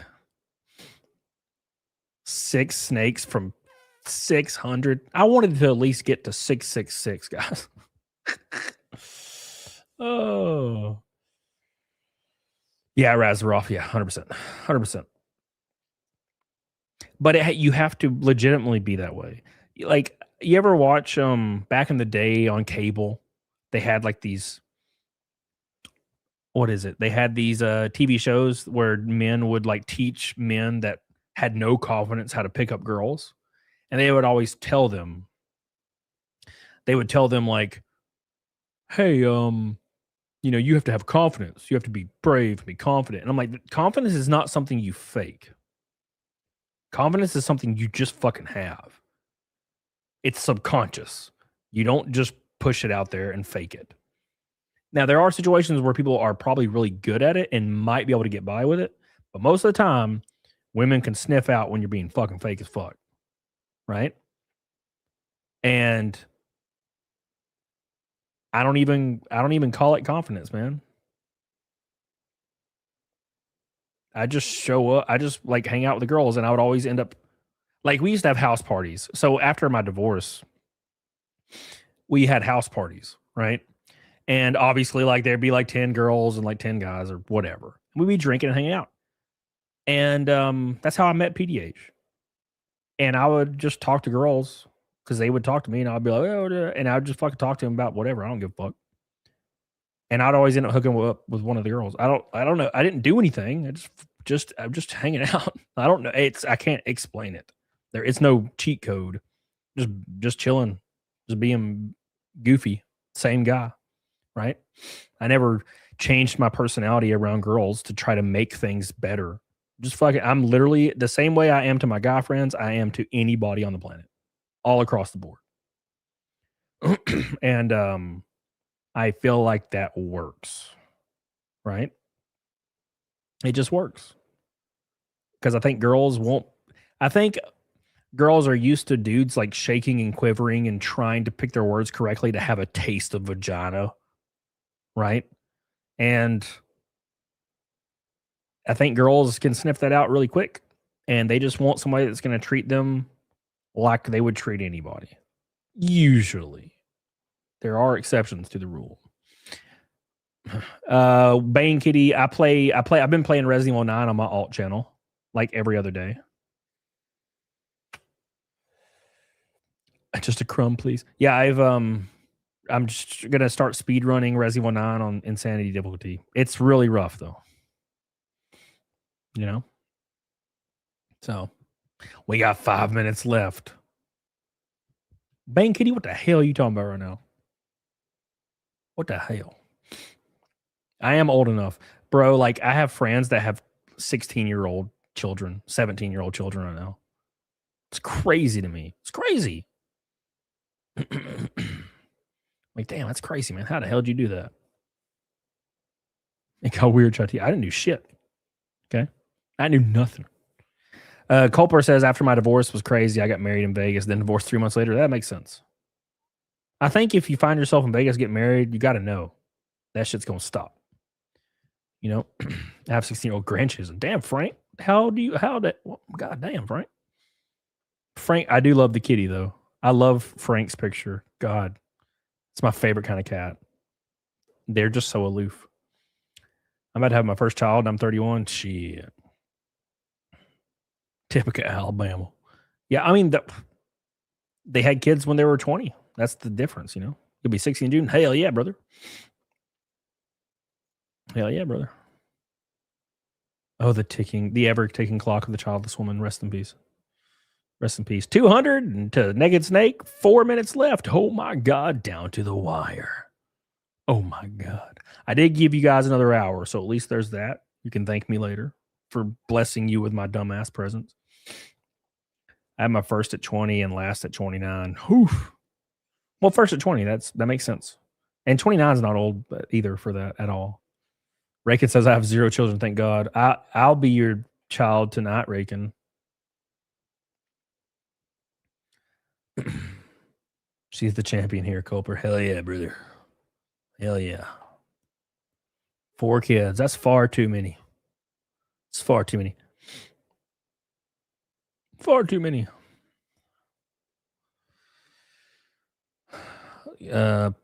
Pills gave the kitty membership, please. What in the fuck? No one's gifting no membership to you. Never gonna happen. I love them mostly, yes. What's up, No Name? How you doing, brother? How you doing, brother?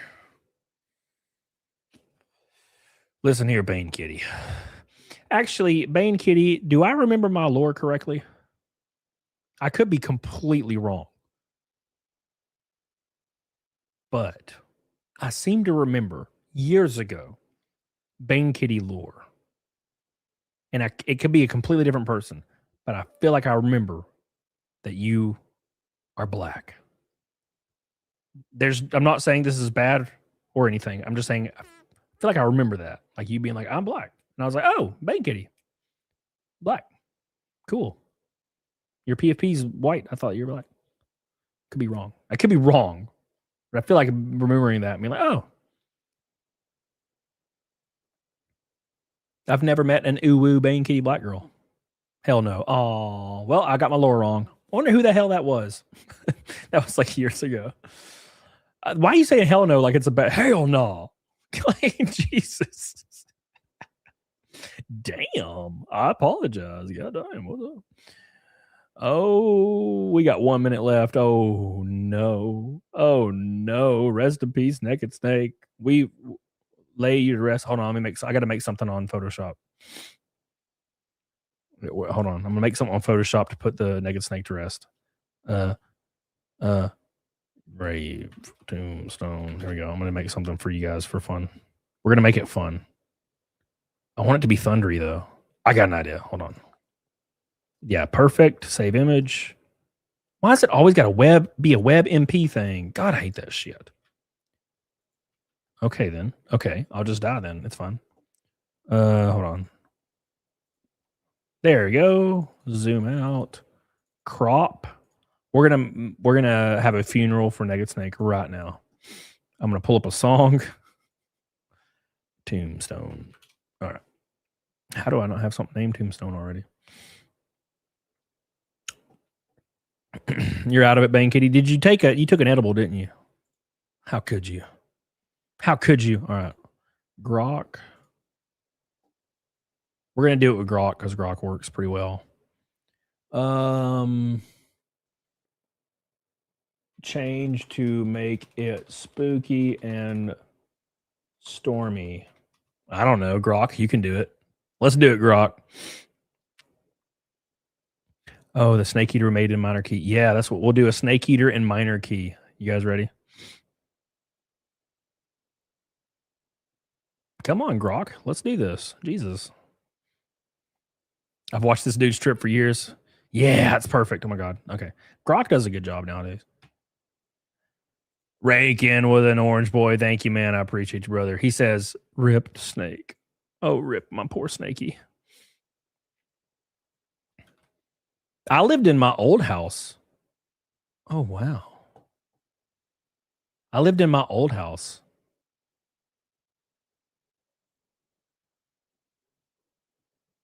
Oh, look, there's me. Based. There's me. Somebody posted about me on Twitter. I always think it's fun. All right. Thank you, Rakin. I love you, buddy. 197 away. Look at you. Trying hard. Try hard. He's a try hard. Hey, thank you, Travis. Appreciate you, brother. All right. Now, I'll actually share this on the screen so you guys can see what I'm doing here. It'll be fun. We're going to make it fun. We're not going to make it sad. We're going to make it fun. Okay. All right. Here we go. Thank you, Travis. Appreciate you. Poor Razenroff's not going to see my titties, but it's fine. Don't worry about it. You know? Yeah. Thank you, Travis. Oh my gosh, my eyebrows itch. You might have to still have the old blue chair. Yeah. It's been a long time. All right, here we go. Now I got to find a picture of me. Naked snake. Camelot 331. Google will have it. Google has it. I love how the AI immediately shows me naked. I give my life. Let's just do shirtless because it's like not being specific. Oh my God. Oh, that picture sucks. Why did I post that? Oh, fuck. That's embarrassing. Oh, Google. Why? Why do you have these pictures, Google? Oh my God. God, Jesus, Google. How could you? Hey, Renee. Thank you, brother. What a gold boy. Thank you, buddy. Hold on. Don't try to hit Naked Snake while I'm making the funeral, guys. This is make me look like a dumbass. Hold on. All right, hold on. Here we go. There we go. Here's our photo shoot. It's not. It's a different program, but it's fun. Don't worry about it. I like this program. Okay. Here we go. Boop boop, boop boop boop, boop boo, boop boop. There we go. Are you kidding? Are you kidding? Are you kidding? Are you kidding? All right, here we go. Save, you bastard. Okay. Yeah, we'll cut off the edges here because we don't need no edges where we're going, son. Well, actually, yeah, we'll just do that. It's fine. It's whatever. We ain't got to make it perfect. It's just for fun anyway. And we'll fade off the bottom here so it's not as jarring, you know, to folks. All right. There's that. We'll take this blur. We're going to blur there at the bottom. I should probably. Oh, thank you, Renee, by the way. I love you. I appreciate that. And thank you, Rakin. And thank you, Travis. Appreciate you guys. All right. My 500 Naked Snake tank top is now a collectible. Yeah, I had shirts. I forgot about that. Yeah, dude. What the hell is happening here? Blur, you bastard. All right. Oh, yeah, that works. All right. Here we go. Blur this a little bit so it's not like jarring looking. We'll make it look more gravestone-y than anything, right? Yeah, too bad we didn't reach 666. That'd have been funny. The evil naked snake. At 666, I would have put a face paint of like demon face on for the show. Naked snake, demon time. Goth. I would have got, you know what I would have got? I would have got like white contacts or red contacts for Naked Snake 666. That'd have been fun. Maybe in 6 years we'll do it. Huh, bitches. All right, there's that. There's that. There's that. That's not what I need. Oh, God, why is this on the other screen, dude? There we go. Oh, shit. There we go. My PP's literally a goth girl, yeah. I would have went full goth Naked Snake. That'd have been funny. Now I need some text. So let's get some text. Grave? Is that a text? Yes, that'll work.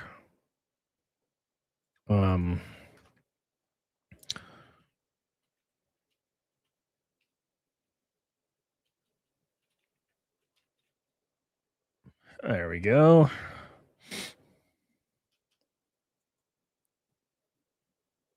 There's that.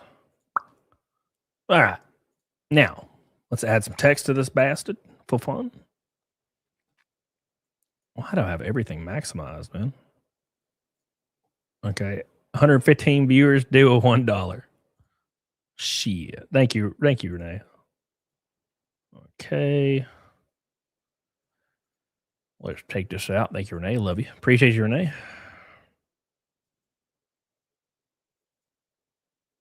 All right. There we go. And we'll make it have a little bit of an outline of a slightly brighter color. Like maybe this. No, let's do darker actually. And then actually let's do a density of 40. That'd probably be better. That's the wrong thing. Sorry. I'm not smart, see. I'm not a smart man.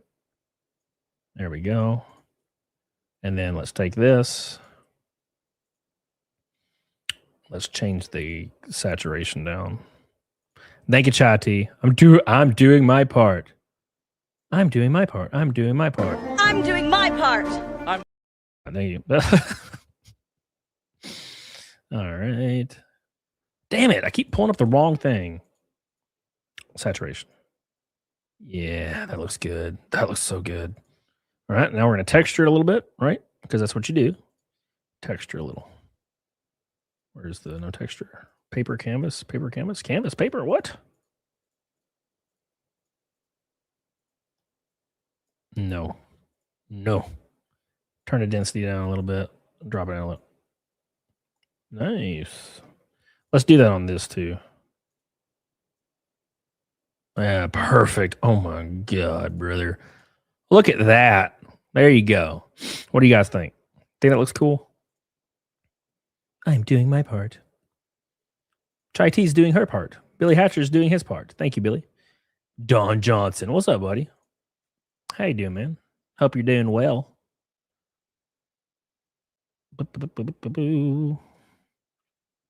Yeah-da-da-da. All right. I have the chat fucking pulled down. There we go. There you go. You need dates on it? Oh, shit. I do need dates. Somebody saying a smash raid? Is this a smash raid? Oh, what's up, brother? How you doing, dude? Thank you, Smash. Appreciate you, brother. Hope you're doing well, man. I don't know why I'm still on. I'm just fucking chilling. Naked Snake has officially died tonight. We are having a funeral for it right now. We got 180 away from it, so I'm making a tombstone for it tonight. To commemorate it. Well, 3/18. I know the date, Billy. I'm saying, hold on. I know the date, but let's just say 2021. How about that? We'll just do it simple. 2021 to 2021 to. We got 5 years of Naked Snakes in a row. Are you kidding? Are you kidding? You can't do 2021? No way. You don't do numbers? You fucker. You really can't do. Oh wait, let me try this. I bet that was what it was. No, it wasn't. We have to have another text. Are you kidding? They're all so spooky. I don't want a spooky one. I just want a normal one. Here, we'll just do this then. Well, there it is. All right, cool. I got something to work with here.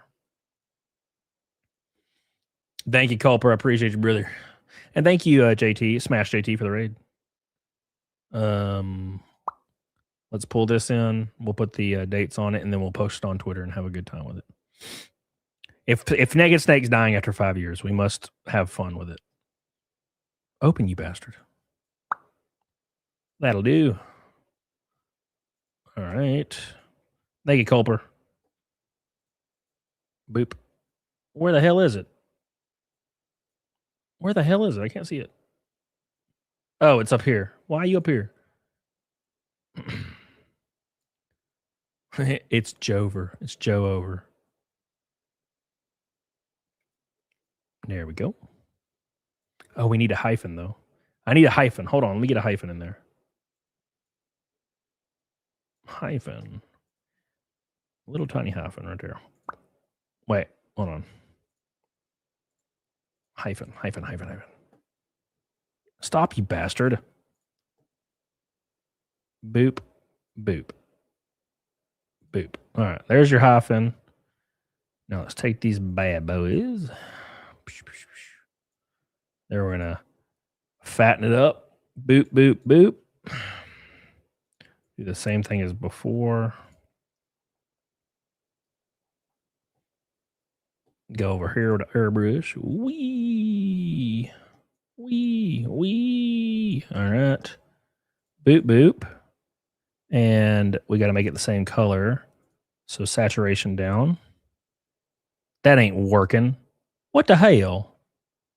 That's the way you do it. Why is the color not changing? Am I on the wrong?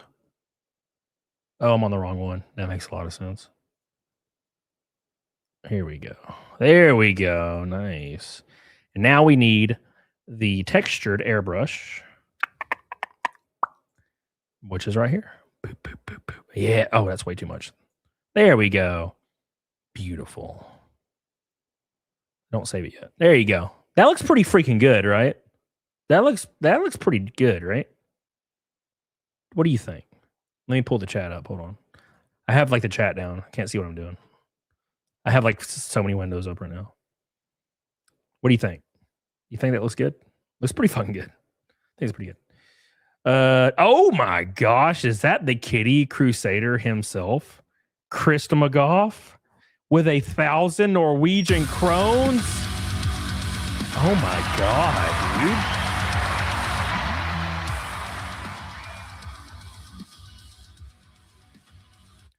dude. Oh shit. Bro, you look, guys.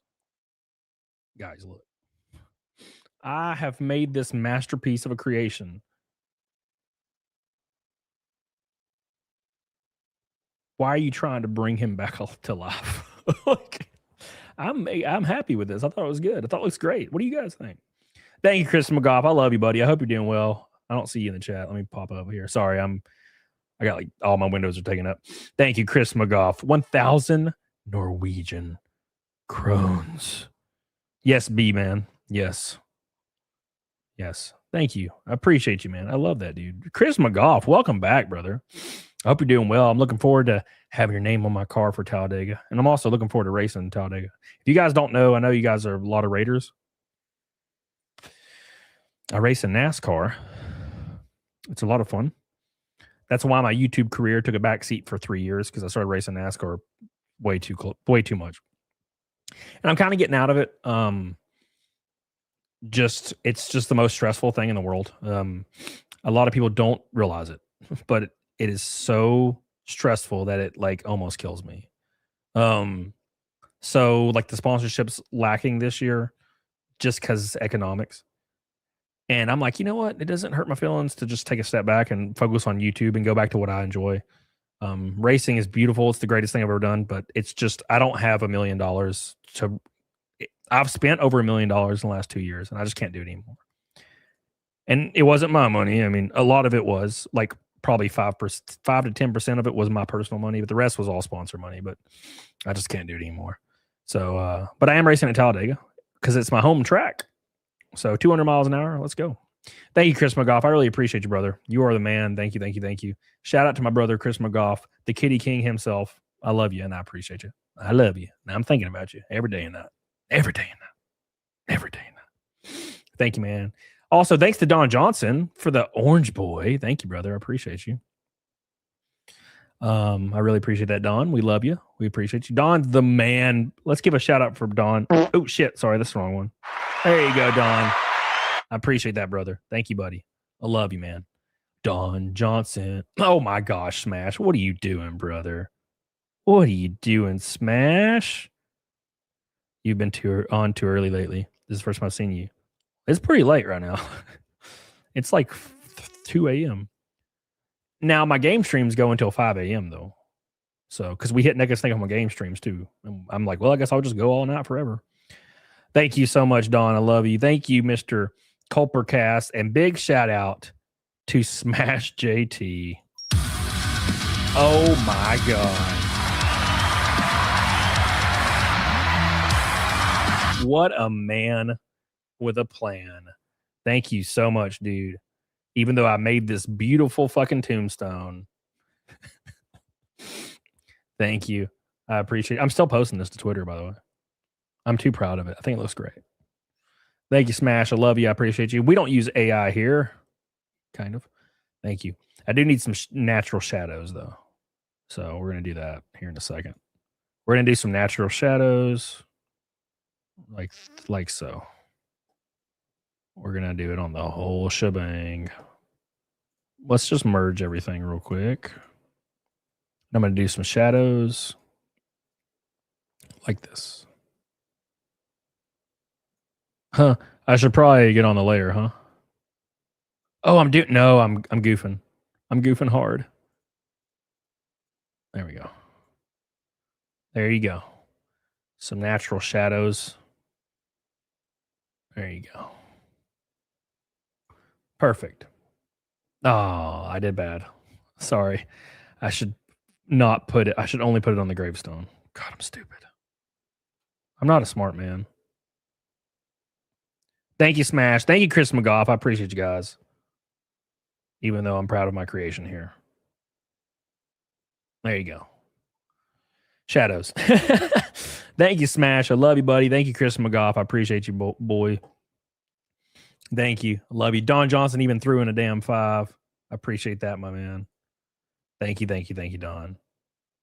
Last week's ever stream start. It's because of just savings time, right? Daylight savings time, maybe. Maybe. Thank you so much, Smash. Thank you, Don. Thank you, Culper. Thank you, Chris McGough, for the 1,000 Norwegian crowns. By the way, it's a rainbow knot. I appreciate that. Thank you, guys, for pulling it together here on a little bit of a longer stream. I went about an hour longer than I usually go, but it was worth it. What even negative streak were we on? I changed it. 594? Is it 594, Billy? 594. He super chatted. My man, there you go. It has been restored. You switched before us. Damn, Chris McGough. Damn, you. The daylight savings time is terrible. It's losing me naked snakes. Damn, boys. Thank you. Also, you streaming Friday? I think so. Saturday, tomorrow I have anus. Tomorrow's another naked snake. Ooh, the stressful snakes. Thank you. Thank you, Smash. I appreciate you guys so much. You guys keep it. I don't know why, but you keep it alive. Make sure you like the stream. We're almost at 300. I will definitely be playing Resident Evil 9 tomorrow. It's getting way too late tonight. It was dead until I came in. Rakin, you always just bring you bring the boys. Appreciate you, Rakin.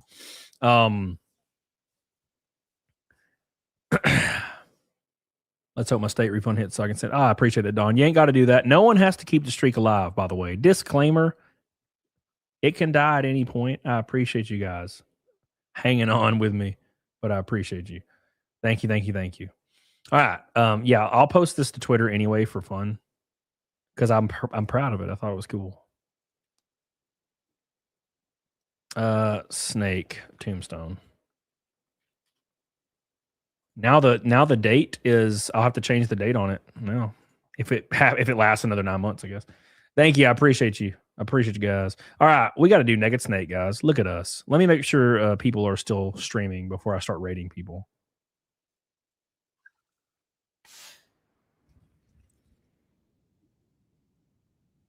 He's at the very end of the game. Man, I want to rate him, but he's at the very end of the game, and I don't want to rate him and then he get off immediately.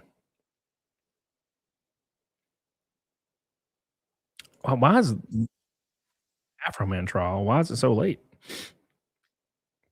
I don't know. Maybe it's a rerun and he's catching up or something. Cinevere's streaming. We could raise Cinevere. She's cool. She said hi to me earlier. You know, I got a thing for VTubers. You know how it is, guys. I got a thing for them VTubers. They get me going, I tell you. Oh, she's playing Dead Space too. Cool. We'll do that. Yeah, we'll do that. Fuck it. Because I think Zombies is at the very end of the game, and I don't want him to log off. We'll do Cinevere. Okay, I'm doing Naked Snake. Is Raggett still alive? Yeah, he's still alive. Thank you so much, Smash. Thank you so much, Chris McGough. Let's do Naked Snake for the 594th stream in a row. And then we're going to raid Cinevere. So thank you guys.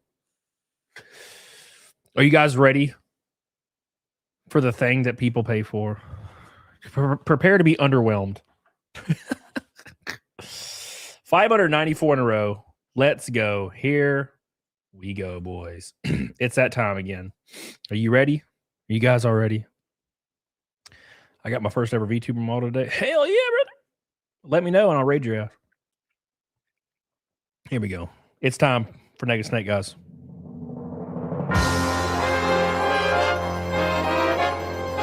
One more time, boys. One more time. Here we go. It's Razarov's first time. Here we go.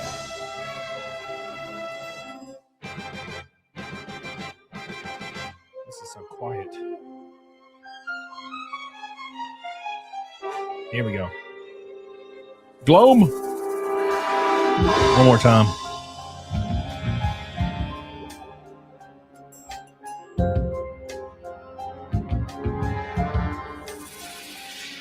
What a thrill with darkness and silence through the night. What a thrill. I'm searching and I'm melting to you. Here we go, boys. It's time. What a fear in my heart, but you're so supreme. I give my life, not for honor, but for you.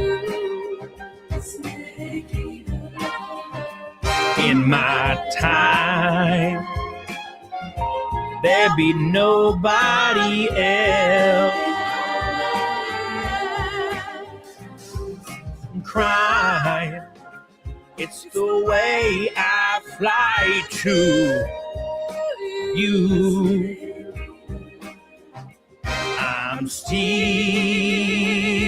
in a dream, snake eater. Someday we'll go through the rain. Someday you feed on a tree frog. It's a trial to survive. Oh my God. Oh my God, Chatty. I give my life, not for honor, but for you. In my time, there be nobody else. Crime, it's the way I fly to you. I'm still in a dream, snake eater. 594. Chris McGough, Smash, fucking Renee Galarza, Dawn, Rakin. Here we go.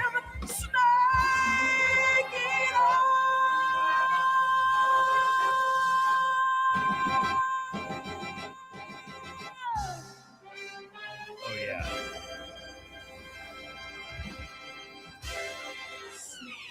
Thank you, guys. I appreciate you. I love you.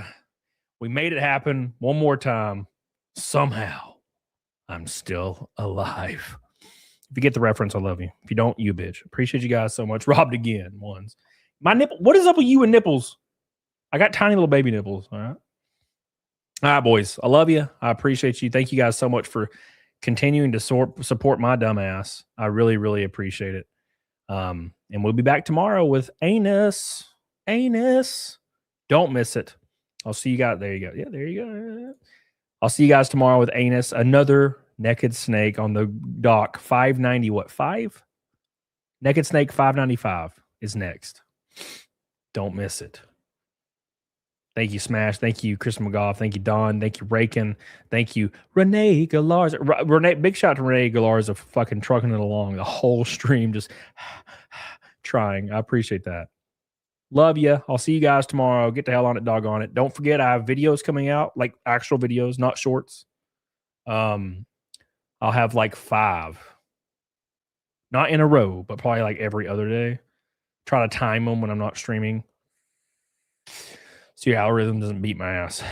Thank you guys. Appreciate you. We're going to raid Cinnabir. Give her some love in the chat. I'll see you guys over there. Get the hell on it. Diggity dog on it. Thank you.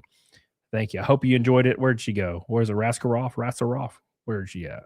Razaroff. Thank you for joining and hanging out. Thank you for the raid, Smash. Thank you for the love, Smash. Thank you to everybody else that continues supporting my tiny ass channel. I love you. I appreciate you. I'll see you guys over Cinnabir. Say Cam raid in the chat. Hell yeah. Thank you.